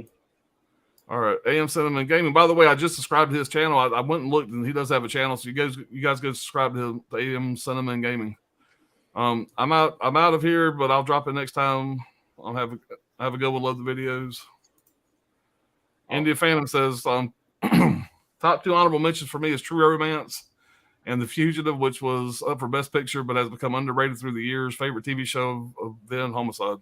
I don't care. Yeah, The Fugitive holds up, man. I watched True Romance didn't end up on Alan's list either. Yeah. Yeah. Well, now it was in the intro video. Gary Oldman was, and goddamn so was fucking What the like hell The Fugitive. going on over there? Fucking moth or something.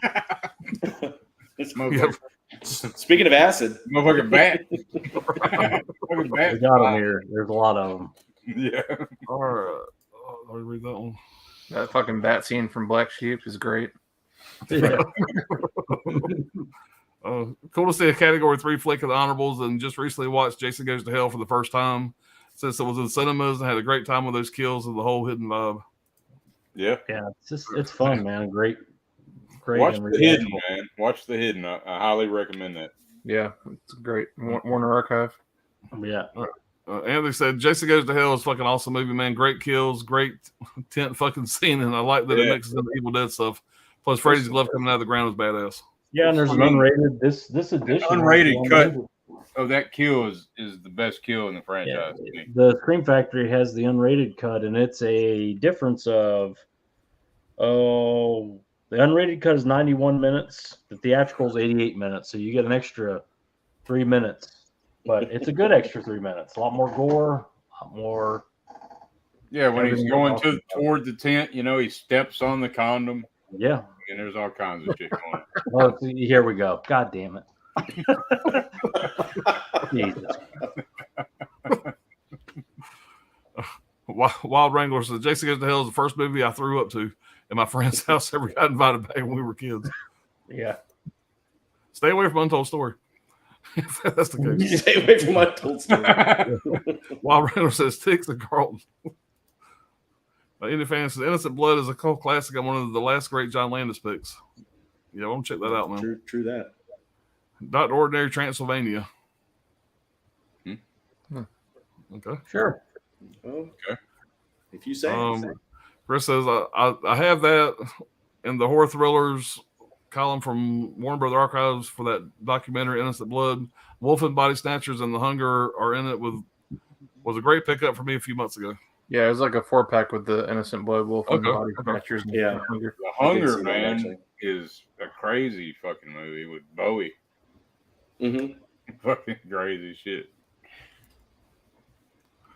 All right, my first honorable mention is Falling Down. Yeah, you notice that was in my intro as well. That one That came was in real my fucking top close. 22. I love that movie. Yeah, I figured that was going to be in your shit, Alan. You forgot your briefcase, do it? I thought that was going to be in one of your picks. It came. It was there, man. It was there. Your briefcase. Yeah, That's a great movie, though. But it's that's a fucking great 11:31. movie. That opening scene when he's in the car and he's just about to fucking snap. That was Tuesday for me. So I'm very relatable with this son of a bitch. Don't you have any V's in China? There's so many fucking. And what a weird fucking role for Robert Duvall, man. The whole fucking scene with him and his wife. That's the only part that Right. takes me out. That's a little weird. But When he's fucking yelling at his wife, doesn't he get into it with his wife about a something? little bit. About the retirement? Well, she's Where got London Alzheimer's Bridge, or what? something about London Bridge. I don't know fucking remember. His wife's like got a mental problem or yeah, something. some Right. kind of something wrong. Yeah. I'm just disagreeing with you. In America, we have the freedom of speech, the right to disagree. And when he goes to that fucking Army Navy place and that fucking Nazi guy's in there, we're the same, you and me. In Southern California, he finds a Nazi. Yeah. I mean, they're everywhere there, I'm sure. They Yeah, don't live in like northern Idaho or wherever, Yeah. and the whole fucking scene in the fast food restaurant, The fast food fucking restaurant is relatable to me. Yeah, You that's know, great. Oh, is it relatable for you, Alan? Look at this miserable squash. Whatever. Yeah. That's very every day. relatable. That's every time Alan goes to bed. That's when Alan backs up into the McDonald's drive-thru. Yeah, Drives the fucking long way. it's the car behind him. You know, But it's a good fucking movie, man. I kind of wish I'd have added it, man. It was goddamn, it was right there. Falling Down is amazing. I second Falling Down. Unhinged is very similar. Yeah, not near as good, but it is similar. yeah. Seven's my number one. Yeah, I love that film. I think everybody has felt like Michael Douglas' character at one point or another. Yeah. I love that you mentioned movies like Angus, Brian. This is my generation of story. Love it. Hell yeah. All right, they said the caveman. He says Unhinged was great too. The mother in that was a stupid bitch, though. I do agree. Calm down. I felt bad for her son, but she was dumb as shit. Get your life together, lady. You shouldn't have been talking that shit. You know, that's She's all. going to fuck up the whole movie. Right? Yeah.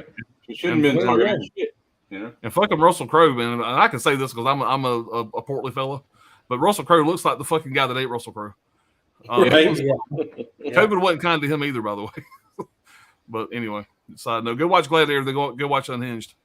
yeah. Or watch Thor: Love and Thunder with him in it, Zeus. Right. which is fucking great.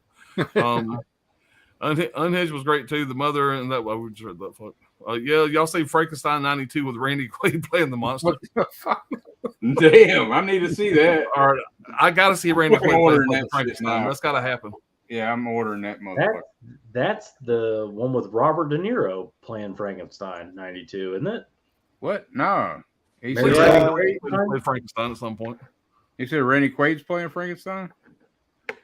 I thought the '92 one Robert De Niro plays Frankenstein. Probably is. But maybe there's one with Quaid too. I'm gonna look it up now.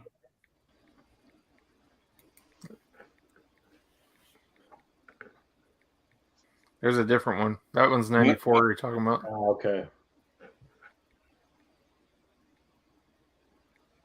Yeah, he's in a TV movie called Frankenstein. Frankenstein. It's a made for TV. Yep. Yeah. Clearly 5.7. none of us have seen it. How the hell did I miss that? It looks kind of crazy. What the hell, man? I Oh, gotta that's see gonna that. that's gonna be watched. Yeah, that'd be a Watch ass. yeah, that's a watch tag for sure. Alan just It's going no. probably- that's I'm not sure it's correct. fucking terrible, but I just want to see fucking Randy Quaid play Right? Frankenstein. I just want to see Randy Quaid. Fucking Uncle Eddie as Frankenstein, you know. Yeah, this is Snots. You didn't get to meet him last night. He had the shits or whatever. But they say No, I'm getting never- mixed up there. He had the You ain't shits never last seen night. a set on a dog They're like this. full. Where is the dog? Oh, I bet he's probably just nosing through the trash. Right? Oh, fucking kitchen's ruined. Yeah. That's You go in the real kitchen, get nice, yourself Bart. something to eat. Real nice. Smells like fried pussycat.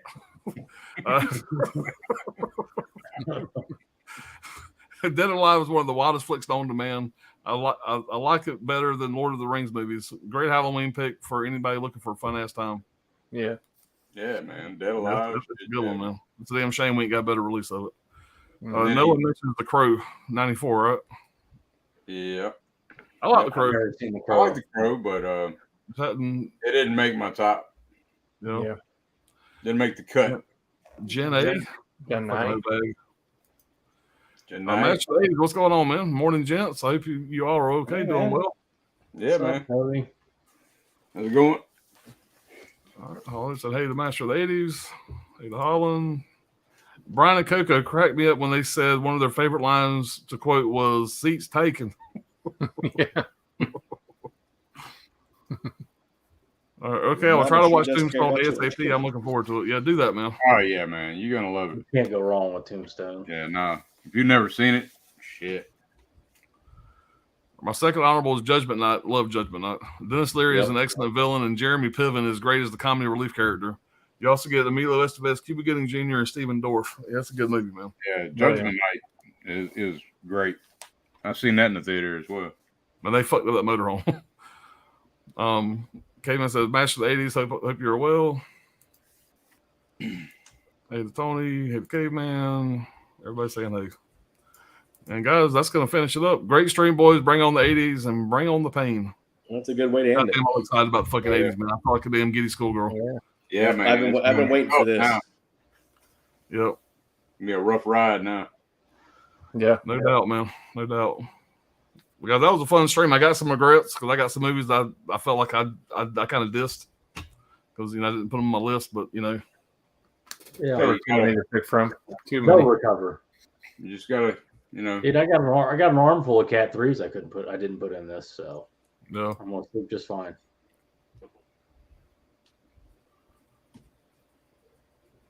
it's kind of like, picking kid. You got all these kids. You just got to pick the best ones. Yep. You're Some are better than others. And fuck the others. right.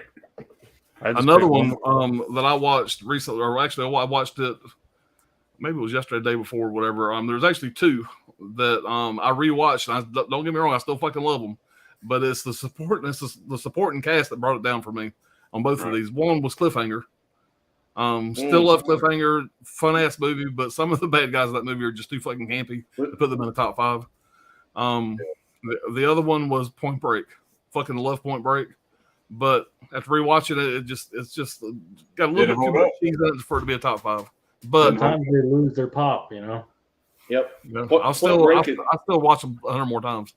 Point Break's number 8. It almost made it. I love Point Break. Gary Busey, and that's great. I love Point Break. So, yeah. And I have that in my intro video, them jumping out of the fucking plane with no parachute. I love that scene. The big one for me was The Professional, man. Leon. Yeah. I was really surprised. I thought it was going to be in my top 5 for The sure. theatrical cut would do you better. It doesn't have that. They shaved all that stuff out, or at least most of it, for the U.S. release, and that's available. But you can watch the theatrical or the unrated. Yeah. She still comes on to him quite a bit. Yeah, It's in it there a little bit, but it's just not as heavy-handed. It's more like she's a confused young girl Right. and she's going through a lot and that kind of thing. In the unrated cut, it's like full on. She's pursuing him. Lolita. Yeah, it's Lolita. Yeah. Right. Yeah. But I was just like, who the fuck wrote this shit? I don't know how they do it over in France or wherever the fuck it's from, but no. Well, he's Italian, right? Okay, there you go. Yeah. One of them. Same thing. You played that all well, Brad. All right. Them. All right. Great stream, gents. Love the greatness. Appreciate it, man. Another kick-ass stream in the books. Thanks, Anthony. You guys go watch his video he put up last night right after he was on with us. He gives us like a fucking 10-minute shout out at the beginning of his video, the stream, whatever. So y'all be sure to go check it out. I don't watch those I'm never lower gonna- level videos, Me and my 15, 17, 16 subscribers, we only do highbrow stuff. Yeah. Oh, yeah. Top notch. Yeah. Untamed. Me and Dirk yelled about Untamed at each other for fucking an hour. Yeah. Yeah, this Alien was the last dick one. monsters. Dirk, God damn it, it's about Jesus. I told you. Alien dick monsters.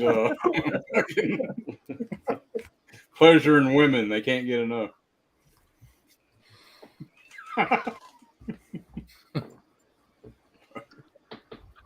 Yeah, man. These guys here, fucking Chris C, Anthony, Dis, a bunch of you other guys been here the whole fucking time, man. That's awesome, man. That's much appreciated, man. Hell yeah. Yeah. Y'all got anything y'all need to mention, or just are we going to try to do this again in 2 weeks? What we decided on? Yep, 2 weeks, and then 2 weeks, and then we'll kind of see where it goes from there. we'll see where it goes. We might do 2 back-to-back to get all the 80s in before the end of October. So our next we'll see how that goes. 86 to 90, right? 1990 to 1986. Yep. I can't do it. I'm gonna have to bow it, guys. I can't do it. I can't. 1990 to 86. How the fuck am I supposed to pick 5 movies from those years? Especially even the 5 years before that's gonna be even harder. That's gonna be the sweet spot for me. That's gonna be my. That's why I fell in love with movies. Was the early 80s to like 80 to 85 is when I fell in love with movies. And there's gonna be some tough fucking ones to leave out. But it's just gonna get harder now. Yeah. Yep. It's already been hard. That's what she said. Mm. Jaws of Revenge. Okay, guys, now pick your other 4. Shots of Revenge. It's 12 a.m. here, but I loved it. And then it's 3 a.m. here, so I guess you're out on the West Coast somewhere. Yeah, probably so. So, all right, guys, well, we're going to get on out of here. Yep. Always a great time. Love hanging out with you guys. Oh, Everybody yeah. in the chat. Looking forward to the next one. Yeah, Oh, yeah. we'll be back in a couple of weeks, and I'm sure we got some shit going on between now and then. But thanks again, guys. We'll see y'all next time. Later. Yep. Yeah, thanks, Take it everybody. easy. Peace.